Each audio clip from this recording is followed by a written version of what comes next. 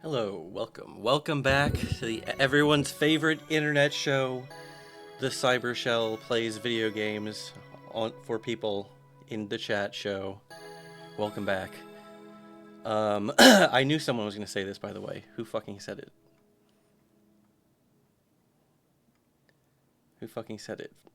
I think it was, what was it, Gak? Someone had to be like, oh yeah, Queen Maddie. You think of course someone's gonna point out that I'm freaking streaming this right after Germa streamed it, but here's the thing, I have to explain. It was actually completely unrelated to that, which is why I'm streaming this, which is my good pal, my old pal, Bernie, my co-host on my podcast. He started playing this game, and he was telling me, he was like, oh, it's good. You should play Look Outside and stuff. And then I had to do the thing. I just couldn't allow Bernie to have played more Look Outside than me. So I had to game mog him and beat it before he did.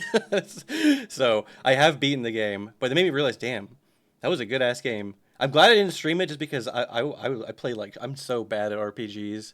Good God. But it was still a fun, rewarding experience.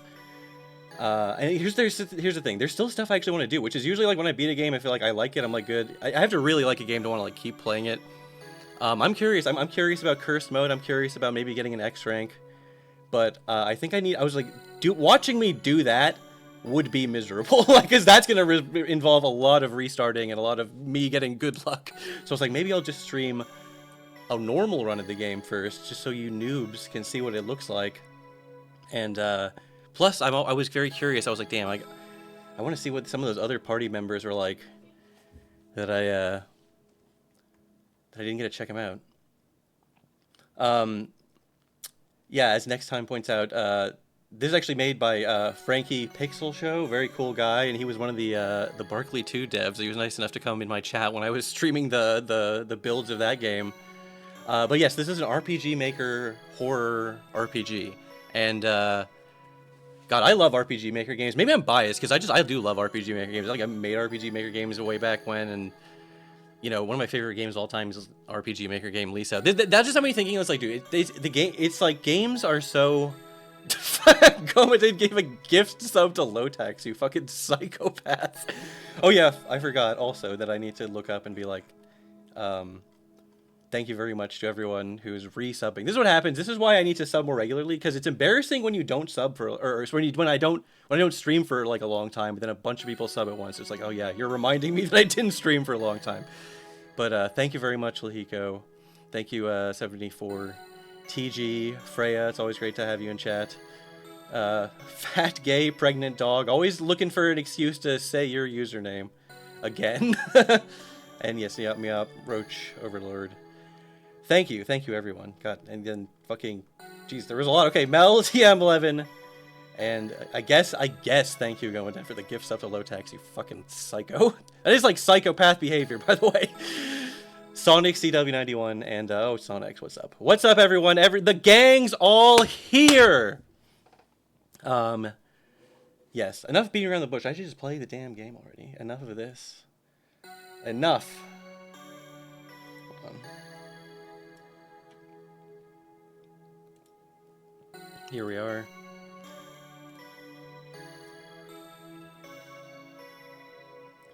Yeah, I guess we'll just start. Look outside. Okay, here's the thing. Like I said, I want to play in curse, but you can't bully me into doing this because I actually know how fucking hard this is. This is a pain in the ass. Here's the thing. If you're good, maybe I will stream a curse mode playthrough, because that will be funny, haha. Watch the streamer suffer. That'll be good, because I'm not like good at the game. But for now, I would like to like that. I want to show the game off and make the game look good by having a normal playthrough first. If you understand what I'm trying to say. And thank you very much, Elusivin. What's the prize? Oh, you know what? Maybe you'll get to find out. You have strange dreams tonight. A familiar voice beckons you to your window. There are stairs leading into the night sky. You awaken just as you begin to ascend them.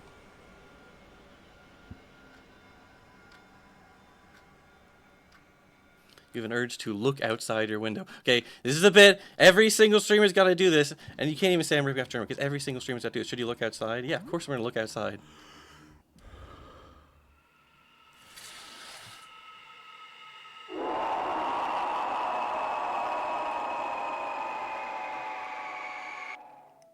I appreciate the restraint of just sending you to a non-standard game over and not actually, like, rolling the whole credits. That would have been a great bit, but, like, okay. I have to literally start the whole, I mean, quote-unquote, the whole game over. Why do you look like that? We're, like, 2 seconds into the game and people are already calling Sam ugly. What a poor guy.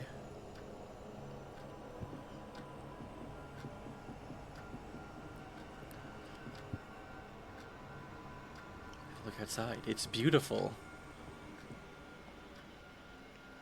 Hang on. Wait. No. Don't do it. I got confused. Don't look outside. It's bad. Hi. We don't speak very much. You're unemployed, right? I was fired just last month. Haven't had much luck getting a new job. How are you doing? Please stop spying on me. No, come on. We gotta be nice to Sybil. Yeah, I'm unemployed. I haven't been able to get anything else yet. I'll wait for this to blow over first. I heard this will blow over in 15 days, but until then, we should stay inside and block our windows. I think maybe we should talk more. We'll be isolated here for a while. I'll check on you tomorrow, okay? Okay, sure. Just don't make the mistake I did. Stay away from the windows. Still not sure what that did to me. Oh, before I go, what's your name? I'm Sybil. Let's just do default names. I'm sorry, I'm that kind of guy who plays Final Fantasy VII, and I just give him the default names, okay? And more power to you if you're a guy who names your fucking RPG characters after yourself and your neighbor. Nice to meet you, Sam. Okay. First of all, I just gotta get out of the way. Normally, you start the game, it's a little more atmospheric. You walk around, you're like, ooh, this, that. But it's like, once you played the game for 5 seconds, you're gonna be like holding the run button down, and then after doing that for like 5 minutes, you're gonna be like, just turn on always dash. All right, 15 days. 15 days. I don't have to think about my build for this playthrough. I'm gonna have to be thinking about all this little meta crap. Could take care of this plant for a while. They haven't watered enough lately. What will you do? Talk. Hey, plant. Any plans tonight? Right on, chilling at home. I like it. See, that's another thing I want to do. You can only do the whole talking to the plant, like, bit. You stop being able to talk to the plant as soon as you recruit more party members. I was considering doing, like, a solo Sam run for the achievement. I was like, damn, maybe I could stream that crap too. But again, that would be, I want to give people a more normal impression of the game first. So let's just do a normal playthrough. Okay, some cash you're setting aside to pay your rent. Your landlord, Mr. Henderson's been hounding you about it. Got $20 in cash, basically. I got some bad news for you, Sam. Your rent is a lot more than $20.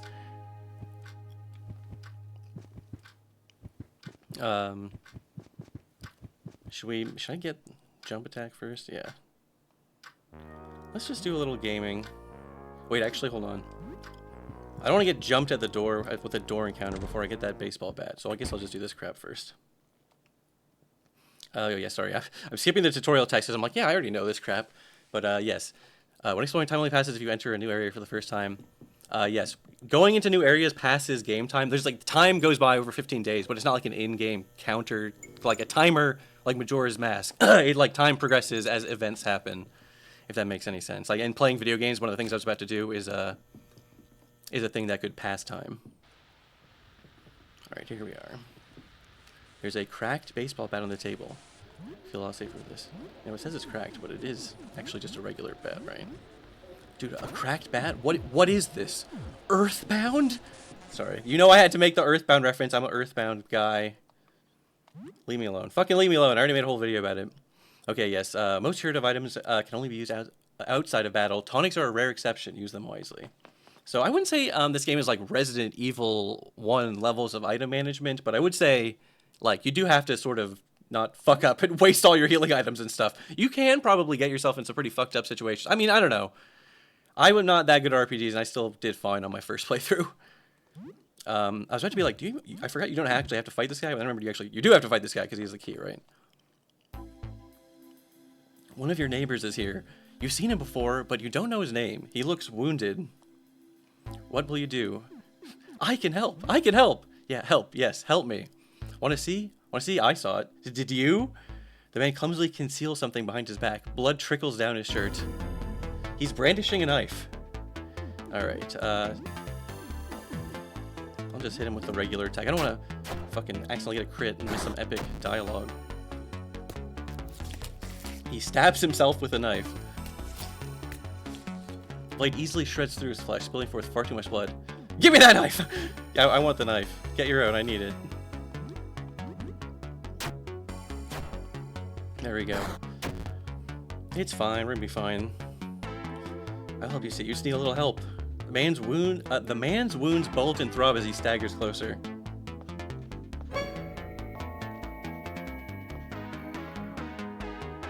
A grotesque eye peeks out of his gaping chest wound. You'll see too. All right, now let's get his ass. Hit with a home run. Damn, that did actually get his ass. That was a crit.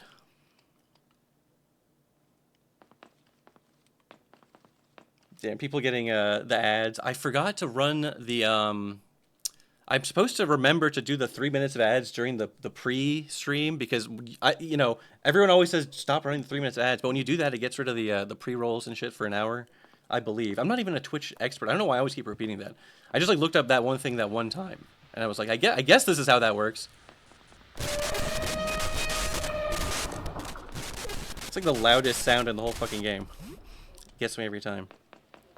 Oh yeah, you have to actually want to leave before this fucker spawns. I love these guys, the onlookers. Kind of cute, honestly. Look at them. Actually, they kind of look like Mitch McConnell. It's kind of freaking me out. I gotta conserve my stamina, which is, of course, your MP. This guy? Is this the guy with the claws? Nah, we'll be fine. We'll be fine. Does Twitch still do that thing where like it injects the ads directly into the stream, so it's like impossible to skip them? I swear some people are like, no, I got an ad block that skips Twitch streams or Twitch ads or whatever, and I'm like, damn, dude, I would love an ad block that skips whole Twitch streams. That I don't have to fucking watch or do any Twitch crap, right? What the fuck is the triangle? Is that 1 bit? Yeah, thank you for the 1 bit, Cool Nerd 20xd6. Thank you for the 1 bit. Okay, good. I actually do need this. I was actually like, do I even want to open this safe? But I'm gonna want those coins for later. Omega Blue says this game has some really nice art. Yeah, Frankie was like put on this planet to make cool monster art. So I'm glad he's able to, well, this and Malice, and I'm glad he's finally able to, have a project that like facilitates that, you know what I mean? Some ad blocks work on Twitch. Maybe I have been using uBlock Origin for too long. I don't know how to function without it or whatever. This is so early, I don't have any. No, I have to save my coins. I can't waste them on a regular non-sentient vending machine. But you know me, I'm hip. I'm say, hey, if you can install ad blocker, go nuts. Fuck, I'm not watching ads. Fuck ads. That's literally the only like reason that's like why I would recommend subbing. It's just, dude, then you don't have to watch ads.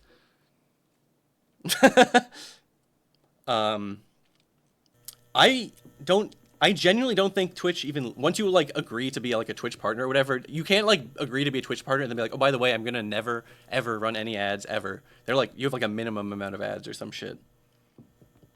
You sub to support the stream. No, do it for your own personal glory and edification. Don't do it on my behalf. Don't think that, you know, I mean, I appreciate it. I always say stuff like that. It's like, am I sounding like ungrateful? What I'm trying to say is just like, whatever. Who gives a shit? You get the gist of what I'm trying to say.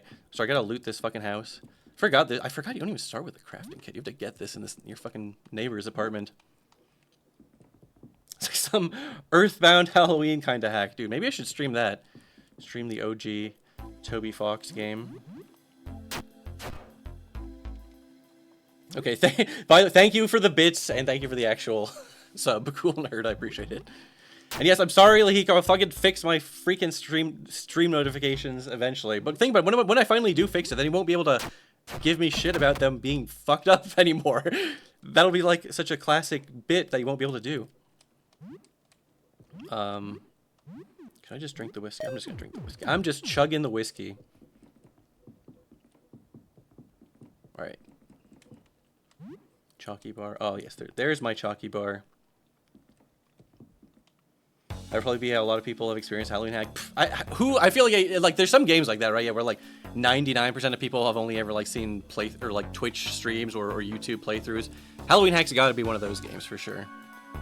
Okay, yes, Vincent, yes. Tiger Man conspicuously clutches his stomach. Hey, you didn't look outside, did you? Maybe I did. He's so coy. Come closer. Let me get closer. Let me close. Okay. So this is why I had to drink that damn whiskey.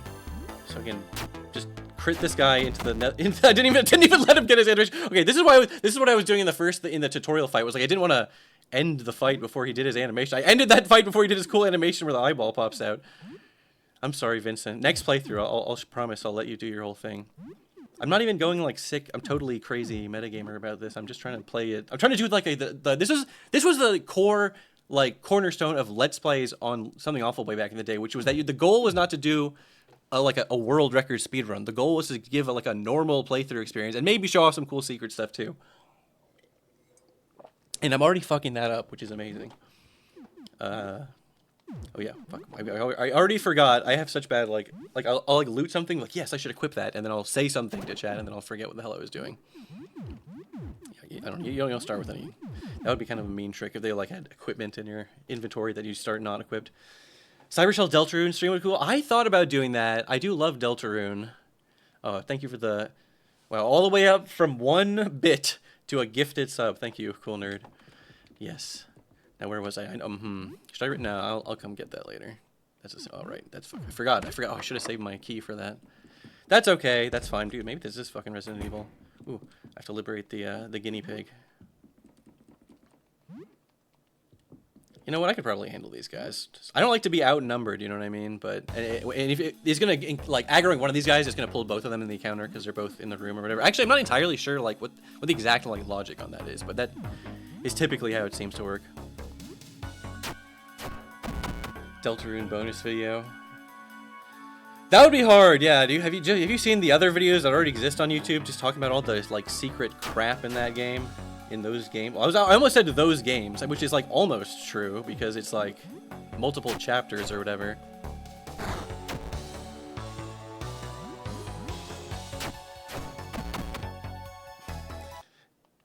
Fat Gay Pregnant Dog says, this is really specific, but I really like the door jiggling sound in this game. It's just a really good sound. You mean like the when you open the door sound? It's almost noon. Good, thanks for the reminder, game. Thank you, Davey ASMR. It'll be a year on 9/11. That's awesome. That's awesome, man. But yes, I agree with you, Fat Gay Pregnant Dog. This game has good like sound design, which is a sort of underrated aspect of a good game design, especially when you're like making like a RPG Maker game, right? You're probably not thinking so much about like, oh, I better make sure all the Foley is good, like the footstep sounds and the door opening sounds. I feel like if opening the door is like a big part of the game, that sounds stupid, but I'm trying to get like Resident Evil 1. It's like opening the door is like, wow, I opened the door. It's a big moment when you open the fucking door. Okay, that's all I'm trying to say. And it feels good. It feels good to open the door. This game also has awesome music by the wonderful Chef Boyardee himself. I'm glad he's still out there doing music and he also did some writing stuff for this game too. I don't know the full extent of it, but I'm glad he's still out there contributing to games like this and the Katana Zero.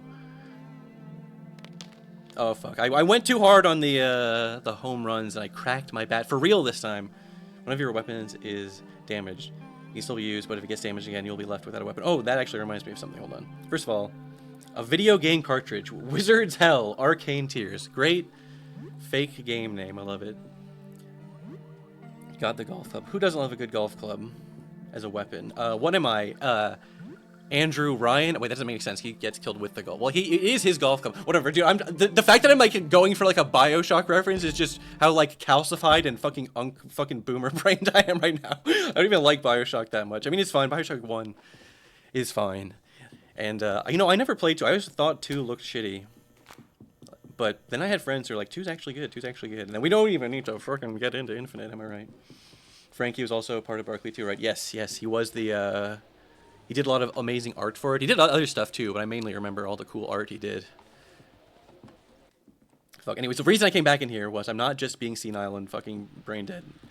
Well, I am in a different way in that I forgot that you can get the knife off of this guy. Which is interesting, by the way, because very, very, very few corpses in this game are actually inspectable. And I think that might be because, you know, enemies, well, they can follow you around, and when they die, they fall where they die, and it's like if they died in front of like a vending machine, it might be hard to like interact with the object. If they died in an inconvenient place or something, I could be wrong about that. That's just speculation. Use it. So hopefully Cybershell will get Dan follower. I might even have to save Scum for that, dude, because I would. First of all, if you're a streamer, you're like practically obligated to use Dan, right? I would love to use Dan, and I never had a chance to use Dan in my first playthrough. I got him really late, and I was just like, it's too late to change the team composition now. And then on my second playthrough, I didn't even get him once. I just didn't even see him. I would love to use him. That's one reason I'm literally happy to play this game again, because I would love to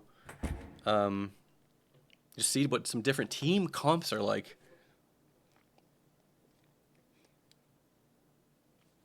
Boktai Ranger says, did you sing My Sweetest Passion? Is a recording of you singing a bit off-key? Well, if there was a recording of me singing, it would be not a bit off-key. It would be extremely off-key.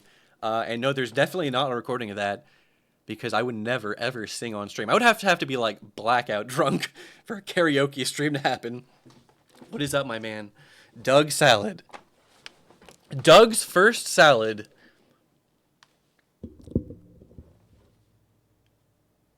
9-ounce nail says, I love it, how the carpet in this room looks. I want to tumble around in it. You were away for many hours. The danger was exciting. The danger was strangely thrilling. Exploration bonus plus 60 XP plus 4 morale. Oh, welcome back. To save your game, at your return from exploring, speak to Sybil. Okay, I will. Wait, no. I always do that, and then like talk to Sybil, and then I have to like, oh, now I have to do my like chores around the apartment, or chores in quotation marks, meaning like I have to remember to eat food. And crap. Oh yeah, I didn't even take my shower. I don't want to have a stinky Sam, which is literally a thing that can happen, and it like makes your stats worse. Or what does it do? It makes enemies target you more, or you can have all sorts. There's like all sorts of Sam. Just Sam has like his own fucking like The Sims meters, where if his social meter is too low, he gets all fucked up. What am I cooking? What are we cooking today? Let's just do pizza bites. Dude, I heard when you can have pizza on a bagel, you could have pizza anytime.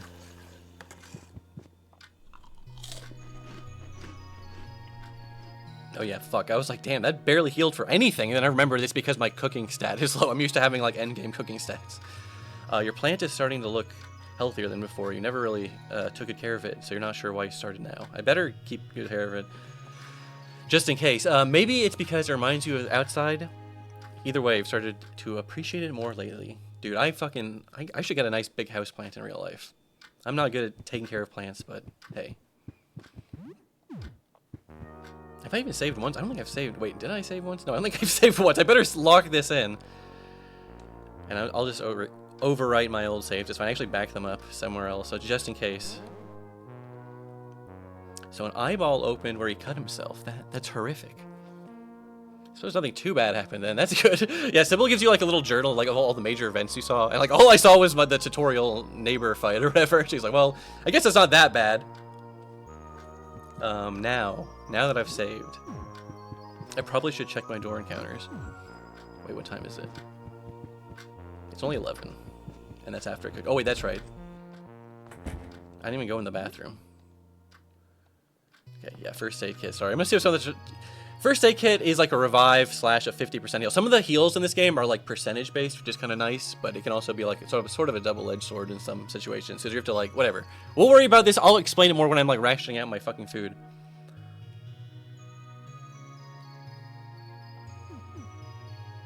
Accidentally leaked that he's an Audrey. I like Audrey. She's fucking good. She takes people always hyped her up, and she's a great character. But like in terms of like killing potential, she actually takes a while to come online. You need some pretty specific drops. So I'm getting ahead of myself. Anyways, look at our beautiful protagonist, Sam. Should you brush your teeth?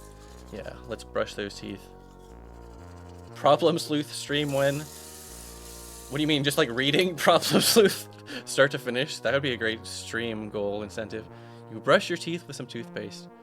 +8 hygiene. Fuck, I almost forgot toothpaste was like a limited resource. So is soap. It's not too hard to find a good amount of it, though. Will you take a shower? Yes, I will. Shower for about half an hour. You have soap and hot water, so the shower is very effective. Hygiene plus 60, calm plus 10, morale plus 4. See, look at all these fucking hidden stats.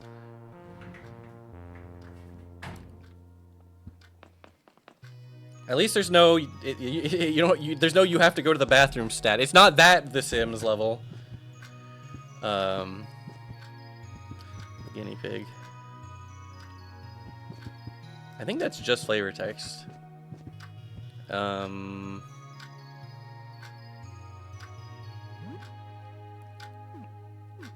forget. Fuck. I should really probably double check it and remember like which game skills are worth actually investing time into. Should I wait till I get Joel before I play Super Jump Plat? Yeah, you know what? Let's actually go beast mode on this playthrough.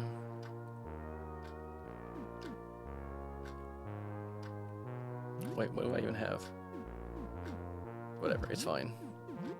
It's fine, we're fine. I don't have that many healing items, but we'll be fine.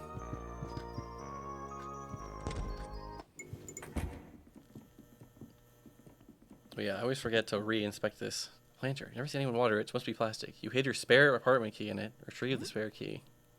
Oh, it's gone. Did you take it, forget it? Or maybe someone found it. Very ominous. I'm trying to remember, like... Oh, What should I equip? I guess I'll put on the knife. The knife's a good weapon. Okay, now that I just saved, I feel more comfortable trying to get in here and loot this place. Give me this crap. Okay, give me this crap. Okay, stop giving me the destroy the text. I'm just trying to loot it and get out before I get got by this monster. That's a scary guy. That guy can kill you. When did this game come out? This something really cool is this was originally just like a game jam game that eventually got fleshed out into a full game. The 1.0 release was last year, I forget. But it got a nice big content patch 2.0 earlier this year. And I think like now is honestly a great time to buy it. It's like even if you played it last year, it'd be a great time to replay it. But it's a great time to buy it because first of all, it's cheap. It's like $10, and if you really want to wait, it's like $6 on sale. It's like crazy cheap. And there's a lot of content. That's all I'll say. I guess that's all I need to say for now.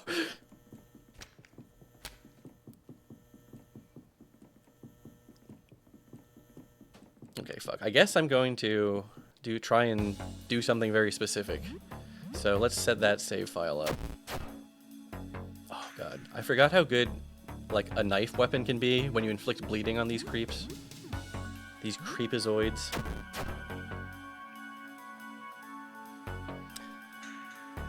Freya says, I wish I had the time to finish any of my RPG Maker projects. I've only finished my stupid shitpost RPG and a really, really short game jam game. Yeah, I love a good shitpost RPG. Those are hilarious and fun. I made a really long shitpost RPG one time. But yeah, I totally feel you. Like, it's one of those things where it's like, oh, even I'll be conscious of scale creep and I'll make a really simple toned down RPG Maker game. But even that, if it has any substance to it all, it takes so long. It's so much effort. There's so much writing and conditional if this and then bullshit event crap. And then having to like actually plan like make sure the gameplay is balanced. Like what the fuck? That's so hard. And again, something cool about this is Frankie streams like game dev streams. So you can there's like I'm assuming it's archived somewhere, but either way, like he streams so much of the development of this game, which is just cool because usually you don't get like such a, you know, you never see Nintendo letting you like watch them live stream them testing and like implementing new game features and stuff. That'd be kind of cool actually, but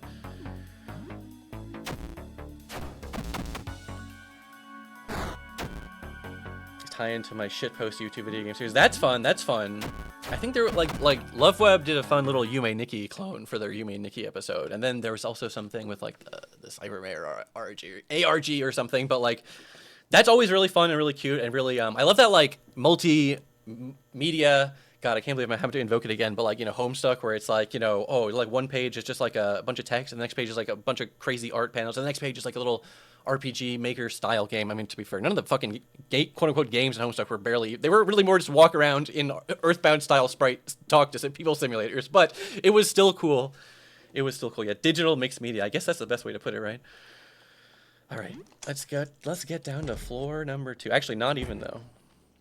I mean, yes, even. That is the next place to go. Floor number 2, because floor 1 is locked. And ground floor is locked with a crazy, like, disc electronic key situation. I guess the game is a little Resident Evil coded. One game design decision Frankie made that I appreciate so much is the fact that status effects are so important to this the game's combat later on. So many RPGs hate the idea of giving a boss bleed. Yeah, bosses will have like resistances to like bleed and confusion and crap, but it's, you know, you can still usually get some status effects off, and they do help a lot. That was something that was like, you know, when I remember being a kid and playing Earthbound, especially playing Pokemon, like, the idea that I would ever use, like, a move like Growl or anything that would ever do any move that was ever anything besides pure damage. Like, why would I ever waste my time doing that? It was only when I, like, played games more like Mother 3. Mother 3 has some really good, like, stat implementation stuff. Anyways, I didn't come down here to gawk at a dead body. I came down here to get that pool cue. That pool cue. Looking at it makes your stomach turn. The head bursts open like a pumpkin. Henderson, the landlord, is keeping his guns and ammo in the basement. I need to find some way to get his key. Must be in his apartment on the ground floor.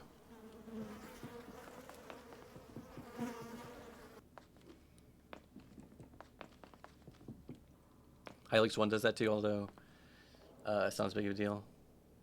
Or just my Hylix and status effects, says Guy with Their Eyes. Yeah, I've never actually played Hylix, and I saw someone stream it a zillion years ago, and I'm like, dude, this game is awesome. This game has aura, this game has style. And you know, this is what I mean. I feel that I always like put off like playing like quirky RPG Maker type games. That's why it took me so long to get around to playing this game. But I was like, then I finally played it. And I was like, damn, maybe I'm the idiot. Maybe I'm the idiot for not playing more RPG Maker games in my life. I do play a lot of indie stuff. Off is fantastic. Off is great. Everyone loves Off. Even Tobiathan Fox himself can't help but shout out. Well, not just shout out Off. He did the music for the re-release of it, which is like, that's fine that they had to do that. Okay, the whole music situation is complicated, although I have to say, dude, half of Off's aura is literally half of the aura of that game is just from the combat music. Pepper Steak, dude, that song is so fucking good. Okay, anyways, we have to talk to Astra now. Sorry, I shouldn't go on a whole tangent right when I open dialogue with another character. Is what I meant to be saying. Okay, Aster, hello, yes, Aster, he's a cool guy. Aha, another lucid individual. Well then, salutations and so on. I'm Aster, an astronomer. I'm researching our astral predicament. Perhaps you could help. I have questions.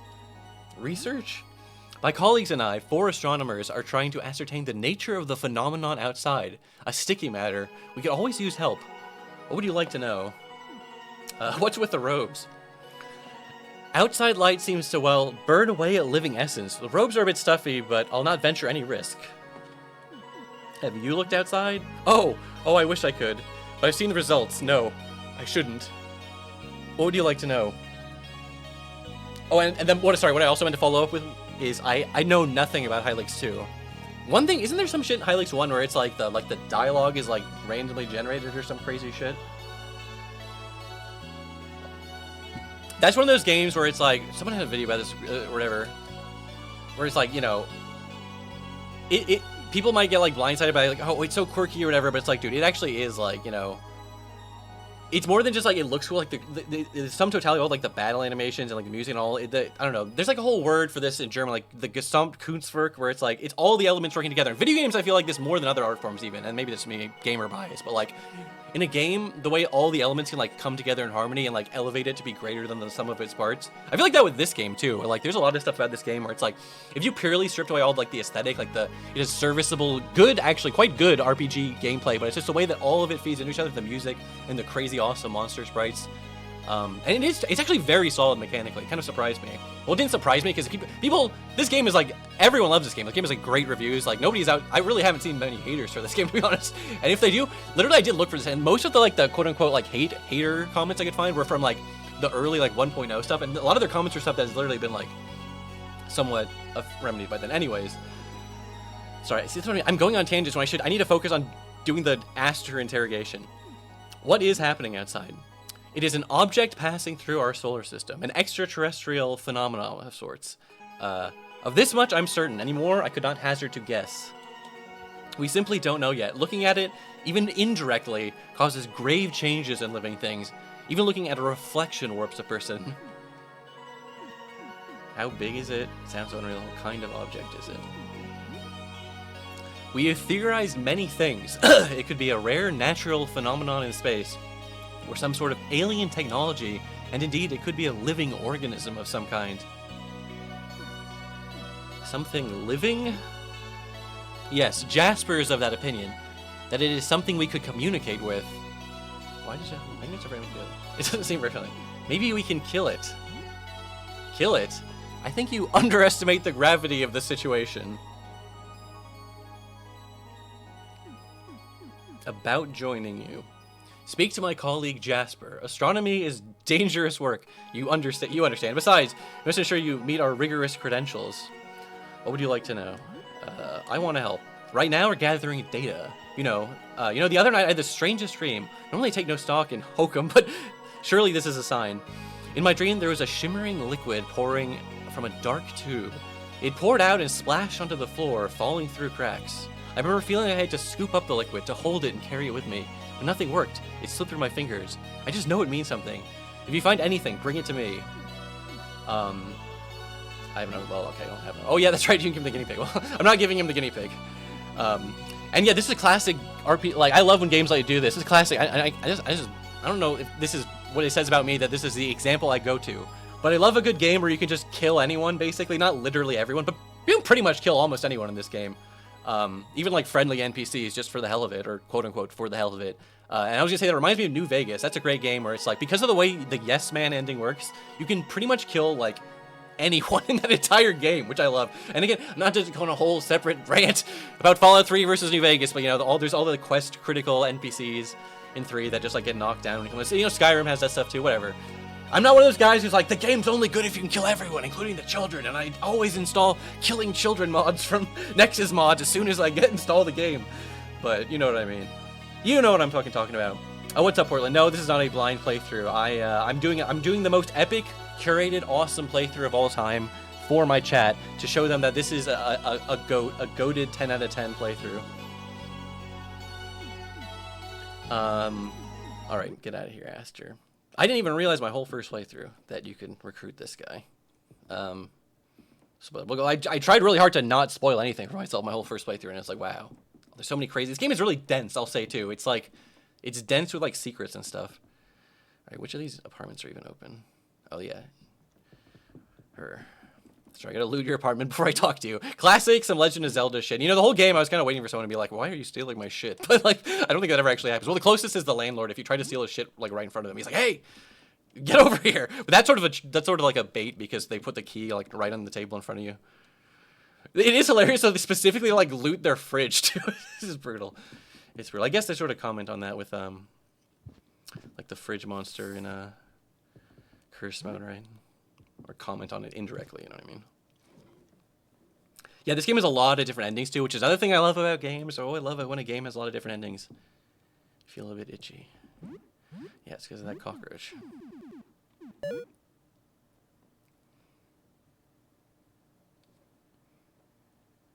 It's really, man. Kill it, toss it out, keep it. Obviously, we're gonna keep it. Obviously. How many endings have I gotten? If you're asking, are you asking me? If you're asking me, I've seen everything. I've seen everything. I've seen it all, even the mask ending. Hey, you're normal. That's good. Listen, I left a full load of clothes in the laundromat on the ground floor. I'm not really capable of leaving right now. I think I might be sick. Can you just grab my clothes for me? I'll pay you $50 for it. Cool? What's happening to you? It's fine. It's just a bit weird. I'll be all right. Reaching the laundromat. Yeah, it might be difficult to reach the ground floor at the moment, huh? Lyle, my neighbor across from here, told me there was a way down to floor 1 from his apartment. You should ask him. Attack! No, God. Again, like I said, it's just I love that the option's there. Sometimes there's reasons to like sort of kill people. I don't really think there's any reason to kill poor Jean.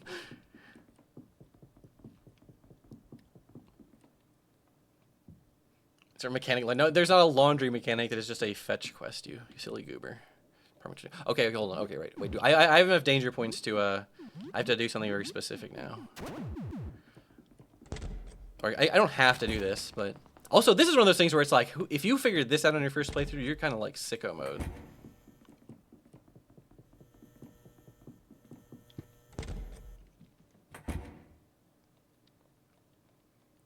Okay, level 4. Wait, what time is it? What time is it? Should get like a pocket watch so you could check the time on the go. Oh, my little cockroach friend. Yes, I need to drop another save. Because I'm gonna be needing to reload from this save.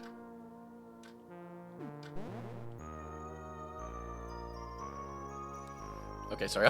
I'm skipping those instinctually because I know I'm gonna have to reload this. Okay.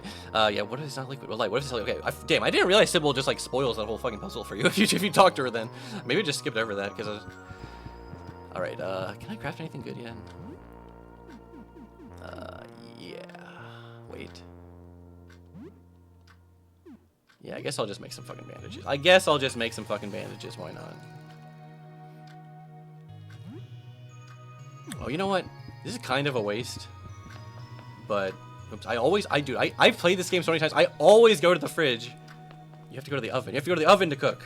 The fridge literally doesn't do anything. It just lets you see what food you have, which you can also do from the oven.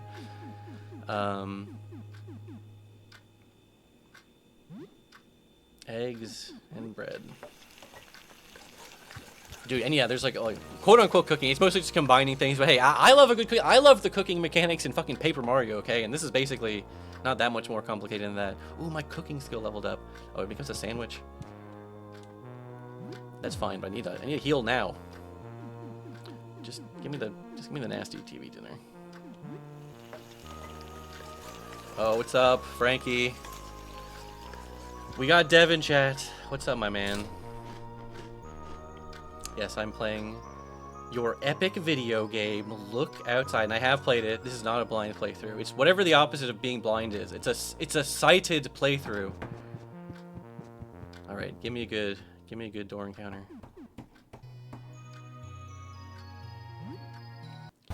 Yes, welcome to the cyber's hell. All right, hello. Selling food. Yes, yes. Of course I want food. This guy looks so wholesome, Chungus 100. He didn't kill me instantly. I love him. Wait, what do you even have? Do you even have anything good? Oh shit, he does have good shit. The lemon drink can. Rolling pin, dude. Rolling pin, classic, like old lady weapon. I love it. Potatoes. Frozen pizza. Let's just be conservative here and not buy anything too expensive.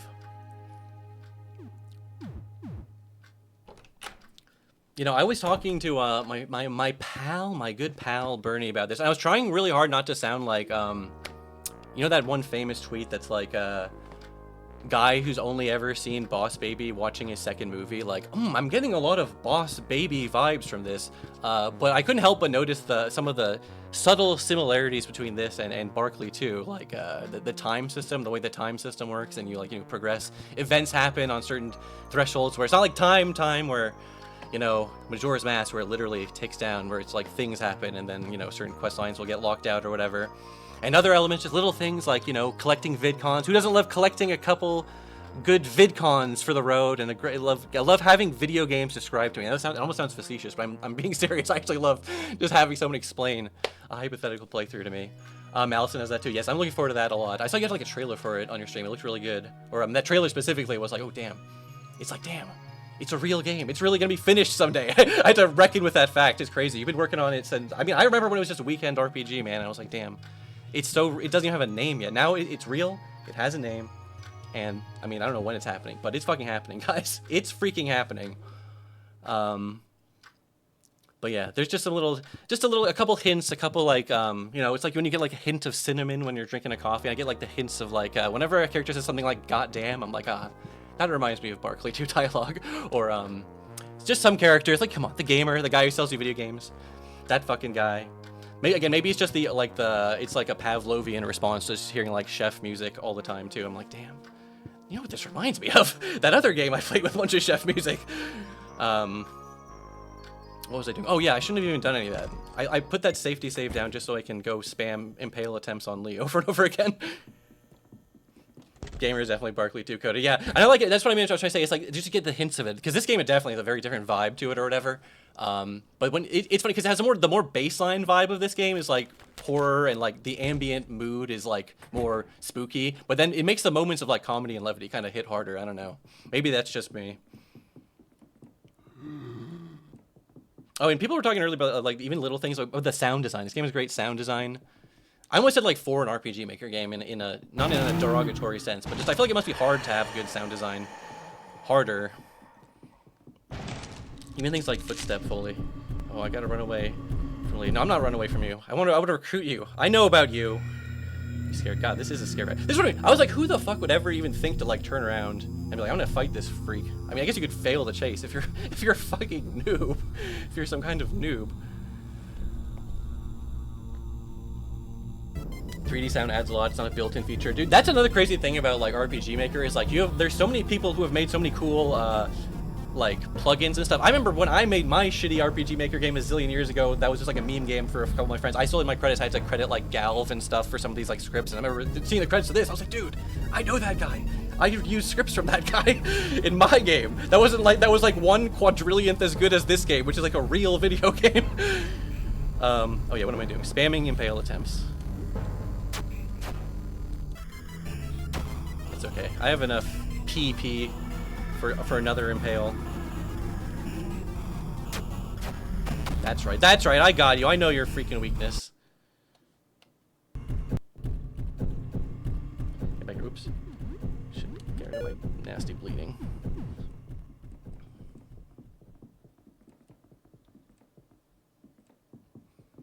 Yo.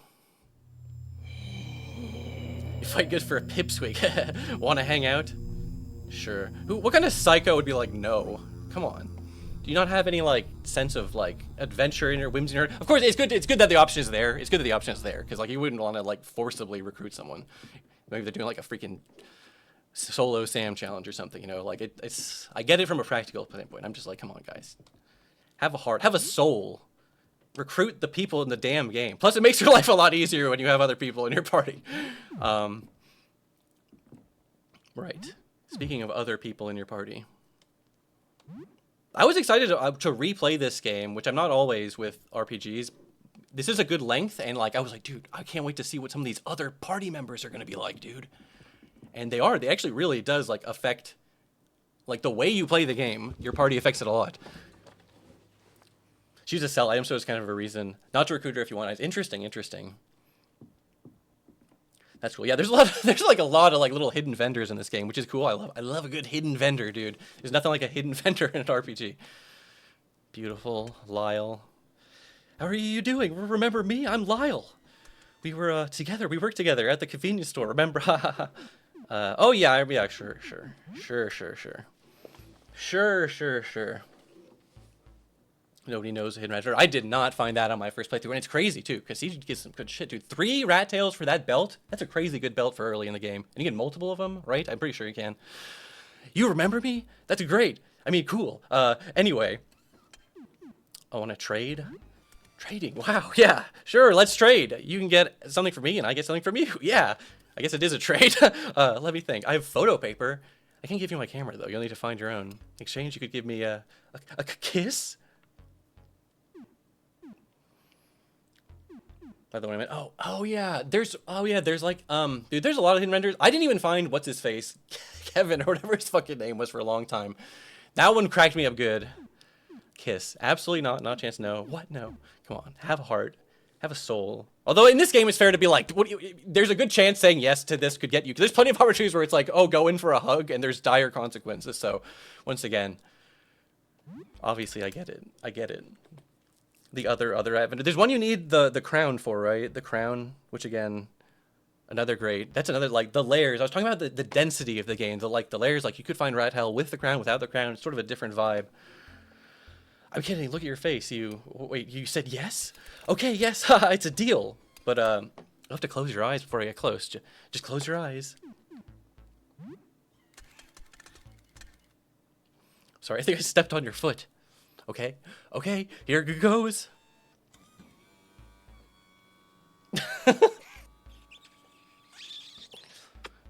My man be sounding like a damn fax machine over here. Feels like kissing a rounded, burning, hot piece of glass. Like a full pot just pulled out of the coffee maker. Oh, sorry, that went off on its own. I took a picture. I didn't mean to. It's alright if I could keep her, right? You can open your eyes again, okay. Gosh, thanks. Here's your photo paper. Receive photo paper. Careful now. All photo paper is very flammable. The sleeve should protect it, though. About the locked room. Room here? It's my dark room. It's where I develop film. Can't go in, though. I'm doing a big project, and it's a mess in there. This guy does kind of give off, like... I mean, I would say give off, like, boss vibes, which he is technically, but, like... I don't know. I like when characters are like, you can't really... It's hard to get a good vibe check from this guy. He's very creepy, but, you know, if you know about him, you know he's a big sweetheart. Why are you hiding? Oh, I'm just shy. Very sensitive to light. Just like photo paper. I was talking about how much I love just being the ability to be a complete psychopath and kill anyone. I mean, obviously, of course, if you're talking to some, like, obvious, like, mutant, cursed freak, it makes sense to be able to attack them. But even, like, people... Dude, the real... Dude, in the zombie apocalypse, like, the real monsters would be the people, dude. Give me that crossword book.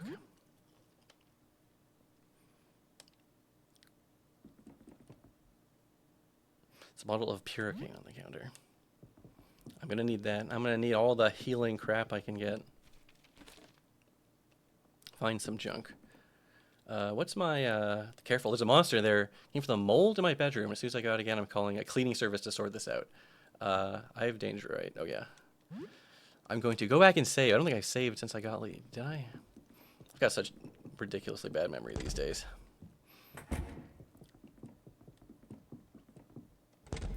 Fat, gay, pregnant dog says, Ella's my favorite door encounter because your intuition is be scared of her, but you can also casually let her in and end the encounter in like 4 text boxes. I agree with you. I have a soft spot for Helen. I found her. She was one of the people I found early on in my first playthrough, and I used her the whole game. The whole time I had her, for at least a really long time, I was really, really, really nervous. It was going to be one of those, like, let this person in your apartment events, and then you wake up and they've, like, killed all the other potential party members. But eventually I was like, okay, I guess she's just going to be chill. I guess she's just going to be chill.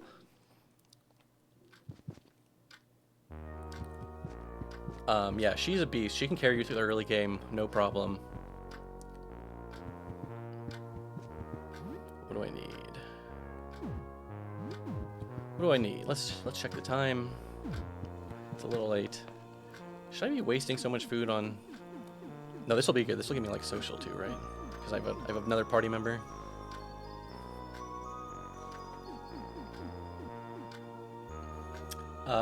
Pumpernickel Pickle Pie says, the characters in this game are great. I'm so grateful the writing and art are both phenomenal in this game. Yeah, I found myself way more endeared to some of these characters than I initially expected, because just through a lot of these little, like, just like the table, food, what's the right word? Interactions, not encounters.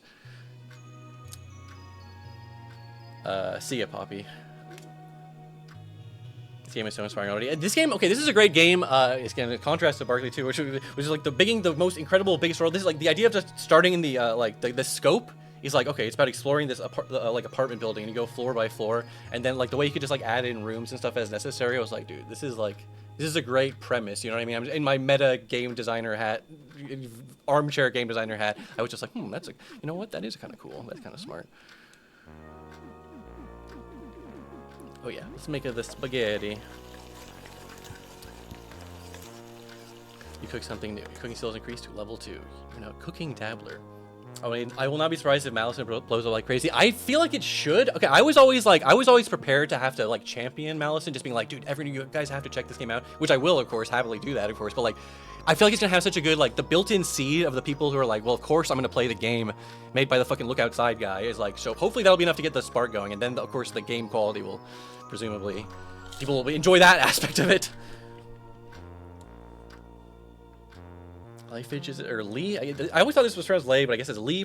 Lee fidgets as she eats her food. She can't keep her eyes off you, though she looks away whenever you make contact. Finally, she cracks. I want a rematch. I want to go again. You got me the first time, but I can take you this time.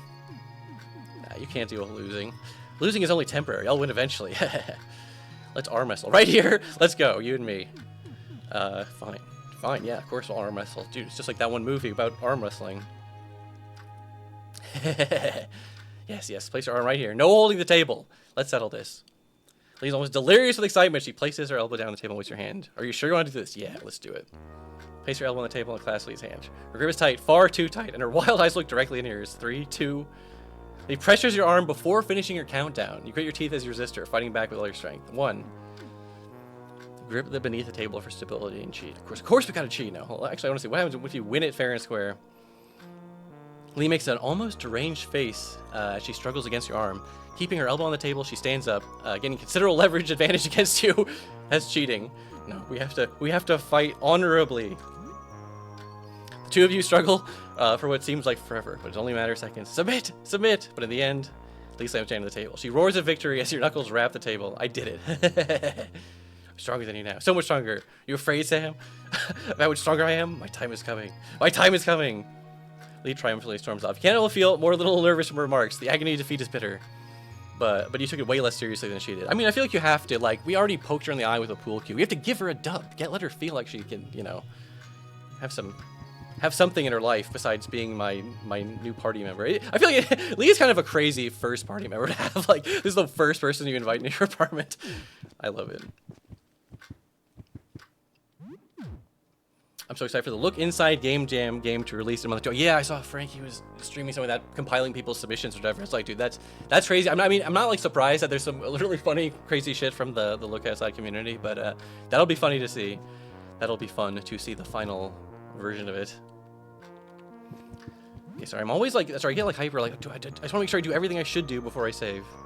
Because what if I have to reload the save and then I forget to do the thing I'm supposed to do, like showering? And I've definitely forgotten to do that on certain days on my last playthrough. Tell her a bit about recent events. Sure. I think I did hear something large moving below. To think that was a monster chasing you. You actually managed to beat that terrifying beast? Even from here, I could hear the fight going on. It sounded simply horrific. Well, it was 2 strikes with a pool cue. So she turned into a horrifying monster, chased you down the hallway, nearly killed you, and then you invited her into your home. Have you gone completely insane? That jumpy photographer sounds like a strange character. I wouldn't get too close to him, even if he is friendly.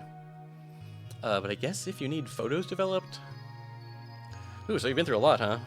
Have a good evening. I will. I will. Thank you, Sybil.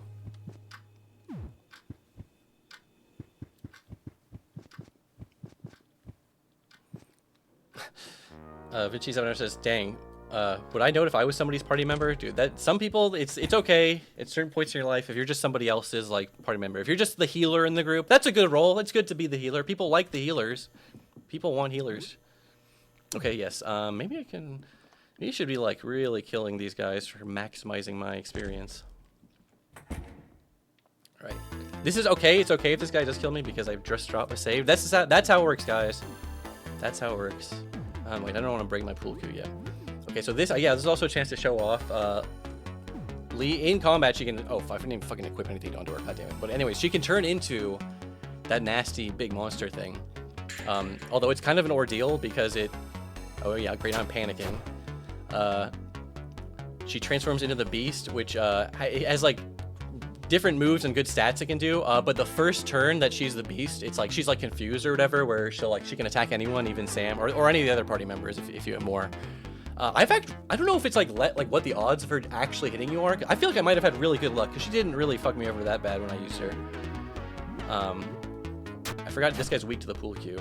That's good. Oh my god. She hit me twice. See, that's what can happen. This is why Lee is a bit of he's one of those, like, you know, it's not just like it's interesting party members. Party members feel very different to each other. All right. Hit him with the claws. Oh my god, Sam is getting absolutely annihilated.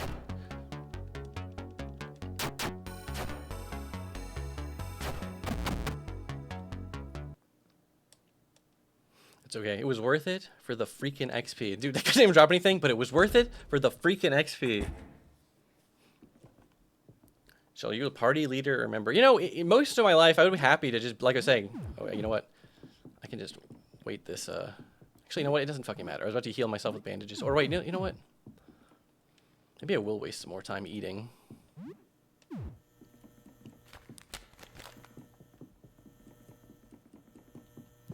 I would be happy to be someone's party member. Do you like the guy in the party who like does the status effect stuff, like the buffer? Who doesn't love the buffer? Although that is probably, honestly, it's better if that person is the same person as the healer, because you don't want too many. You need some people in the party doing some fucking raw damage, right?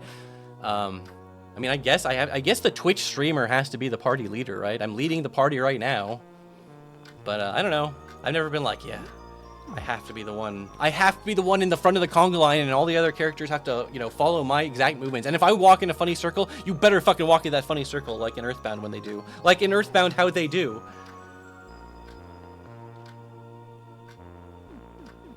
It's okay. I did one of those. Wait, no, not that. What am I going to cook? Raw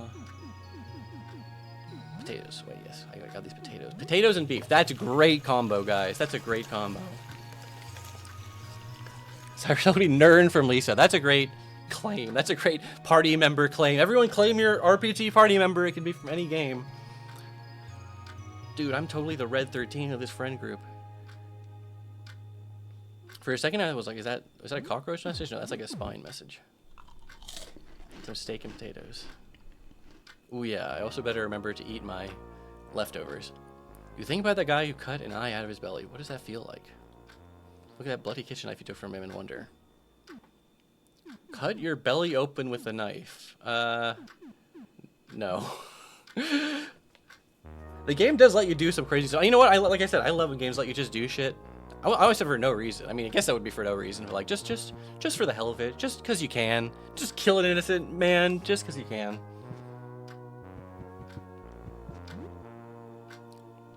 Okay, perfect. That's perfect. I was like, it didn't heal me all the way, but it gave me leftovers, which is fine. Although, this also heals stamina, so maybe I should not go too crazy with that. And I need to save my pool cue, my epic pool cue. Cleaver is such a fucking good weapon. How did I get a cleaver this early? Oh, and I got the pistol too. Can Lee? She can use guns, right? Helen? Could Helen not use guns? There's some party members like can't use guns or whatever. She can use guns, which is good. You know what? Maybe we'll keep Sam on the kitchen knife. Give her the. Wait, is this a bad idea? Nah, it's fine. It'll be fine. I choose to believe it'll be fine. Although now if we come across an enemy that's like resistant to slash damage. Oh yeah, this is another thing. Again, there's so many like gameplay elements where I'm like, oh yeah, I don't need to explain that. But like, as you can see on the bottom where it says like slash, like there's different types of damage like crush. This is why the pool cue is so good, because it does piercing damage, which is really good against certain types of enemies, specifically enemies with lots of eyeballs. So you know, it can sometimes it's good to stack everyone on the same damage type, especially if you know what you're up against. Oh yeah, and the gun. Don't be afraid to use the gun. I feel like guns are sort of like, not underrated in it, but like, I don't know. I might as well use Sam's gun arm while I can. Dude, what the fuck? Globe's message, dope username Freya got held. Why did that get held by Autobot? Because of dope? Are they like trying to block people from like dealing dope in Twitch chats or whatever? What the fuck is that about? Okay, whatever. I guess, I mean, it has to be dope counting as drug slang, right? That's the only possible explanation. Or no, it's just that like sensitive, like, you know, like when someone calls Homer Simpson a dope, it's like, dude, that's too harsh of language. That's too mean. All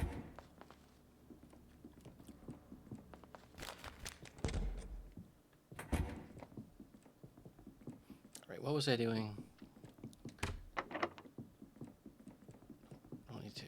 Oh yeah, this is the store, but it's not open yet. It's funny, if you don't do the chase down Lee, like, side quest, or not, whatever, I guess it is technically part of a side quest, which when you turn around and kill her, like, this door just, like, doesn't exist. It's kind of funny. Right, now, where were I? I was, doing this stuff in Lyle's apartment. Can I steal your shit? Leftovers and rotten leftovers. I think this is the only fridge in the game with fucking rotten leftovers in it, and an egg salad sandwich. All right. Broom, junk. Do I even have a small key? No.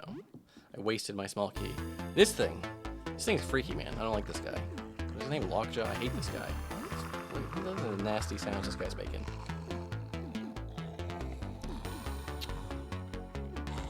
What do I want to use my precious stamina points on?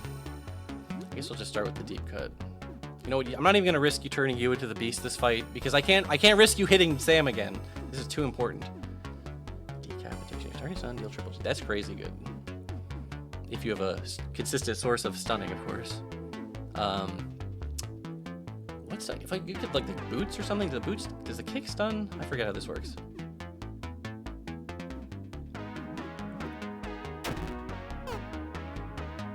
Oh yeah, this is like a Final Fantasy like Rose thing where it's like the enemy is like he's farther back, so it's harder to see. Now it'll be easier for me to hit him, or like I think certain weapons have better range. Like if I had the pool cue still equipped, I could have hit him on that first turn, or something. Dog, I can't remember all the dang details, but this is what I mean, dude. The RPG Maker combat it's a good baseline, but like using like elemental stuff and even stuff like piercing cleave, like that sort of is a kind of elemental damage in a weird way. You can do a lot with it. By the way, don't give Lee any guns. Her ballistic's basically the worst thing. And that makes sense. That makes sense. It feels like you're supposed to you do the grinning beast stuff with her. I mean, technically, throw any weapon in her hands if you want, but like, I don't know. Certain characters are more gun. I guess that's what the damn ballistic set is for. I don't know why I overthink this stuff so hard. This guy's weak to slashing damage, and this shouldn't be too bad. Even if he hits Sam again, that's no problem. Is this your first run? No, I'm doing an epic example run. Here's the thing. I actually kind of want to do like a cursed mode stream because I've never done cursed mode, but I don't want to. If I just stream curse mode, I'm gonna make the game look bad because it's gonna involve me dying over and over and over again. And I just want to show people this is the cool, awesome, epically balanced game. I'm gonna do it with some new party members I never used before, and then I'll show you guys some real shit. And then it's the best of both worlds because you get to see the game as it should be, and then the real sickos who just want to see me suffer, you'll get to see me suffer. I will suffer. Don't you worry. Yeah, curse mode is so much harder than normal. That's right. It literally warns you. It's one of those games that warns you. It says this is literally not the intended difficulty. It is literally like, don't come crying to me if this is unfair. It's not supposed to be fair. It's supposed to be the fucking alternate extra hard mode.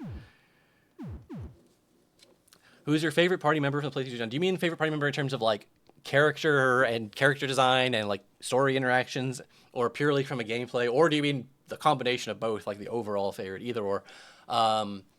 My first playthrough, my whole playthrough, I used the same party, which I got Monty and Zarya early on, and then I got Helen, and they were great. I've seen people be like, oh, they kind of, Helen kind of falls off in the late game, or just she doesn't scale as well as some of the other party members do. So I do have a soft spot for that team combo. But my second playthrough, I used, I used Lee and Joel up until I got Philip and Cockroaches, and then the other character I used the whole time was Audrey, and she was great. Audrey's great. She took a while to come online. I really like the roaches too. Roaches might be my favorite, honestly. Maybe that's kind of a meme answer, but roaches are crazy good and very funny. Also, not that hard to recruit, which I appreciate. Watch out, the eye thing might still be in there. It wandered in from the floor below. I hope it leaves soon. Bar of soap. Gotta get that soap. A bathtub. Weird. It looks elongated. The whole bathroom seems looks a bit stretched out, actually.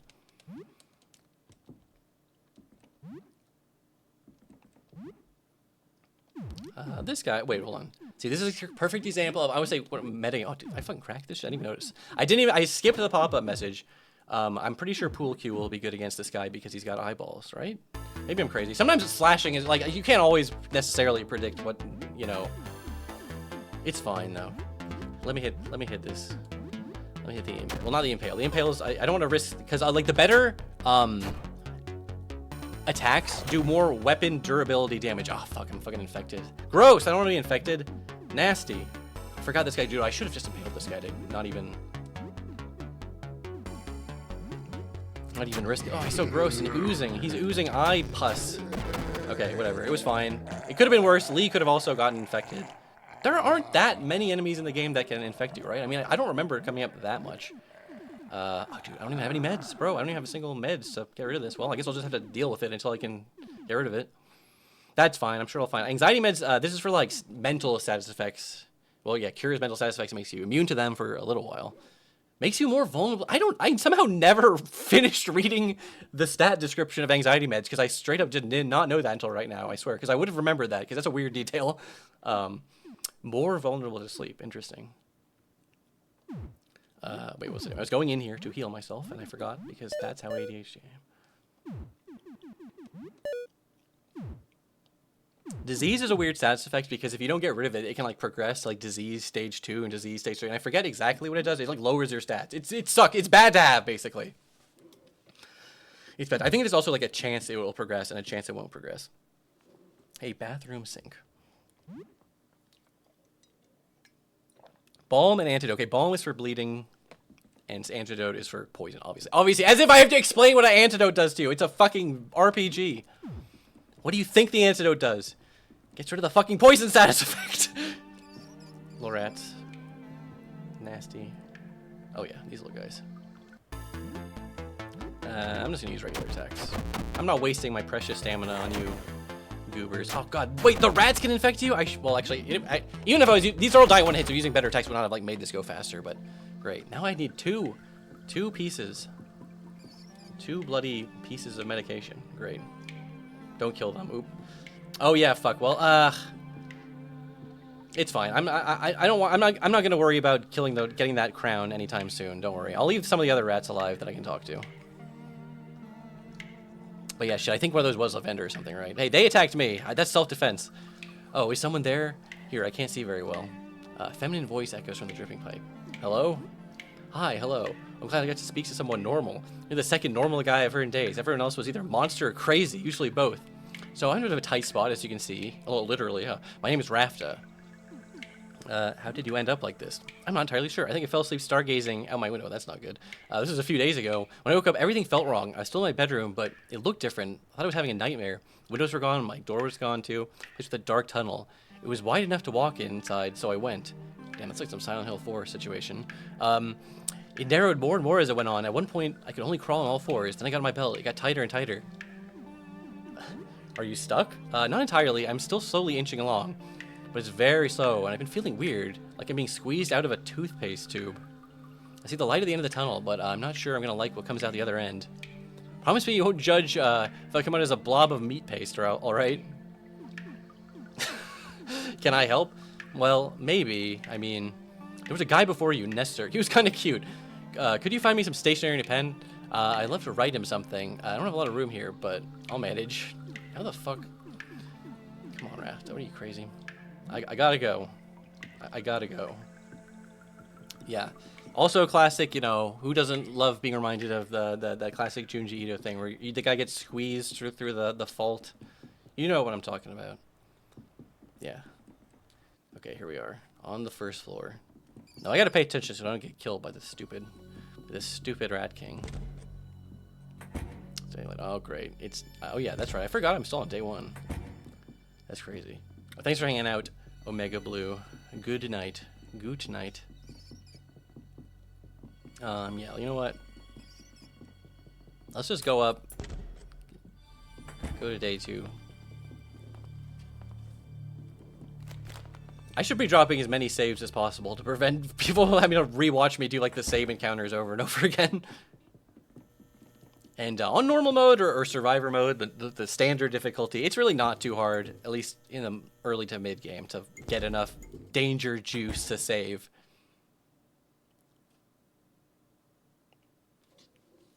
Yankfist, I don't think I answered this stream before, but any videos? Are you asking if I'm working on any videos? I am actually working on some videos. I'm working on a Sonic Mania video right now, actually. That should be fun. Maybe I'll stream Sonic Mania when that video drops. That'll be a fun, like, throwback. Because I think... No, the first thing I ever streamed on this... Well, not... Okay, fine. There's, like, eras of me streaming on this channel. Because I streamed on this dog shit Twitch channel in, like, 2013. Directly off my PS4, playing games like Binding of Isaac and Grand Theft Auto and shit. But, like, my first current era... okay, I guess 2017 is not even current era. I was gonna say, it was basically the first game I streamed. I did the test stream with Knuckles and Sonic 2. But basically the first real stream I did, if you don't count the test streams. Which, by the way, test stream is a complete joke. It doesn't even mean anything. But yeah, it's like, in my mind, I was like, well, I already did a Sonic Mania vid, but then I have to remember, oh yeah, that was 1,000 years ago, if you don't remember how long ago that game came out. So I was like, yeah, let's just look back, let's talk about it, let's talk about some secrets and this and that, you know, just random crap, you know, like just weird crap about the game, like that remember there was like a video game donkey Easter egg in the game, and then they had to remove it from the game, and then I can go on a whole rant and tangent about fucking, you know, we didn't get Sonic Mania 2. I guess I sort of went on that rant a little bit in the Superstars video, but specifically I was going to talk more about some of that stuff. Whatever, it's fine. And shout out, what's his face, Simon, and that. Well, I don't know if that he was doing a Kickstarter game which like didn't get funded. Whatever. I'll do all the research and I'll tell it to you then. You don't have to worry about it. You know what? I'm not even gonna waste food. I love wasting food. What happened with Sonic Mania 2? Give a teaser. Well, they just didn't make it. That's the big thing. And it was like not even that long ago, right? Christian Whitehead posted some like concept art of like this is like a concept of like a 3D thing we were talking about or whatever. It was a mini sequel 2.5D. Yeah, obviously I was gonna say I would prefer if it was all pixel art. I love pixel art so much too. This is another reason. Indie games. Who else is gonna give us beautiful pixel art besides indie games like this? You know what I mean? Nobody respects the pixel art. Sybil. So what's new? Anything interesting happened since we last spoke? Oh wait, fuck, I don't need to be doing this. I mean, I'll do it. Why not? Floor 1 seems very dangerous. I wonder what's so special about Floor 1 that was affected this way. Our floor doesn't go on forever. Did something happen there? I suppose nothing too bad happened then. That's good. Good night. I was saying I didn't need to do that because I'm going to sleep, and then you get a free save every day in the morning or whatever. So I'm going to get another save from Sybil, which is fine. You know what? I guess oh yeah, that's right. You can't play video games. I could do crosswords, but I don't need to worry about doing that. I don't need to worry about doing that right now. I can do a little crafting. Maybe this is time for crafting.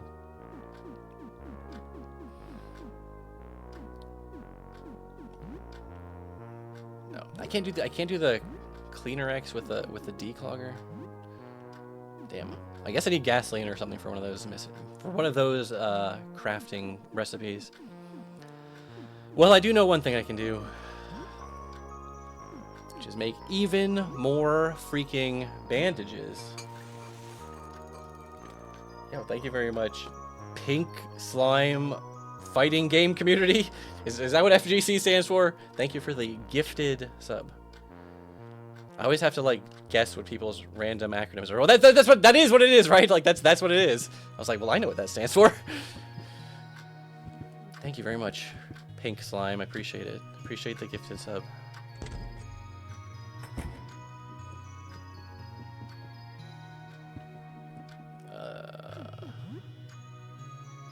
Oh yeah, I guess I should water my plant and stuff.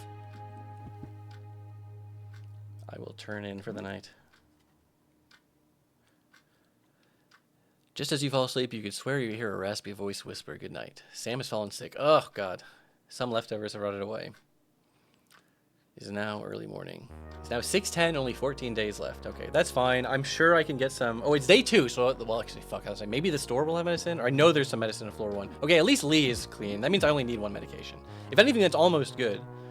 Because, oh, surely medication cures infection stage 2, right? Because this is not good to have. This is not good to have, guys. Every time you say Sam is, I hear Samus. Dude, I was literally randomly for like no reason. Literally for no reason. I was just thinking, I was like earlier today, I was like, dude, Super Metroid is such a good game. I was thinking of like ontologically perfect games, which is completely like, you know, whatever. Nothing's perfect. No game is 10 out of 10. Again, every game that you love that's a 10 out of 10 to you is a 10 out of 10. But it's like, damn, Super Metroid is just such a fucking good game. It's like Tetris, you know what I mean? It's like you can personally not like Tetris, but you can't be like, oh, it's a mistake that they put the J block in the game. It's like, shut up. It's fine. When are we getting the Seaman stream? We watched that weirdo fish invade your privacy and ask really personal questions. I would love to do a good Seaman stream sometime. Fat, yay, pregnant dog. I swear, way back when, it wasn't really something you could do with emulator. Like, I don't know why. Like, cause like not that many Dreamcast games use a microphone, and I'm surely there's ways to do it now, right? Surely there's a compatible thing. Germa did on actual hardware, which I have Seaman and I have all the stuff except I have a shitty. The Dreamcast mic that I got with my copy of Seaman was like fucked up and it didn't really work that well. And then someone else was saying, that doesn't matter, dude. You can just plug a different kind of microphone into it. So either way, I'll figure out some way to get it going. Copying Germa, I know. Yeah, but here's the thing. I'm the real Sega freak. He didn't even deserve to play Seaman, except he did. That was a really good playthrough. That was a really funny one. I would rather people experience Seaman via watching Germa's playthrough than just like watching the AVGN video, which is not that it's a bad video, but like to get the full Seaman experience, like you really need, it's like an in-depth thing. You can't just watch like a 5-minute Seaman video, but oh, I get it. Like there's so much weird, funny shit he can say. I didn't play Dread yet. I thought Dread was good. Maybe here's the thing. I'm not the biggest Metroid head in the world. Maybe that sounded like I was the way I was just going crazy over Super Metroid, because Super Metroid is just so fucking good, dude. But like, I never even played freaking Metroid on NES or Metroid 2. I'm a poser. I'm a fake fan. But I like it. Well, Dread. I was just impressed with Dread because it was like, dude, what was the time gap between Metroid 4 and Metroid 5? It was a long fucking time. Frey says, I love Super Metroid, but I couldn't figure out where to go because I played it when I was 8 to 9, and I never played an exploration game before. I also didn't know. Here's the thing. I also like tried it a little bit as a kid, and I kind of bounced off it. It really wasn't. Super Metroid was not one of my favorite Super Nintendo games until I was like a late teenager. Yeah, I was in my teens when I rediscovered Super Metroid. Only Metroid played some Metroid Pinball. Just Metroid Pinball is kind of a weird pull, but that's fine. That's fine. All right. Good morning. How are you doing today? This morning I heard a crash in the hall and then someone stumbling around. I think they might still be there. They were muttering something about tooth pain. They didn't come close to my door, so I couldn't see. It is very close to your door, so be careful. Thanks for the warning, Civil. No problem. Just be careful. That's funny she gives that warning before the save, because usually she does all her dialogue after you save. There's no reason for me to do this on another slot.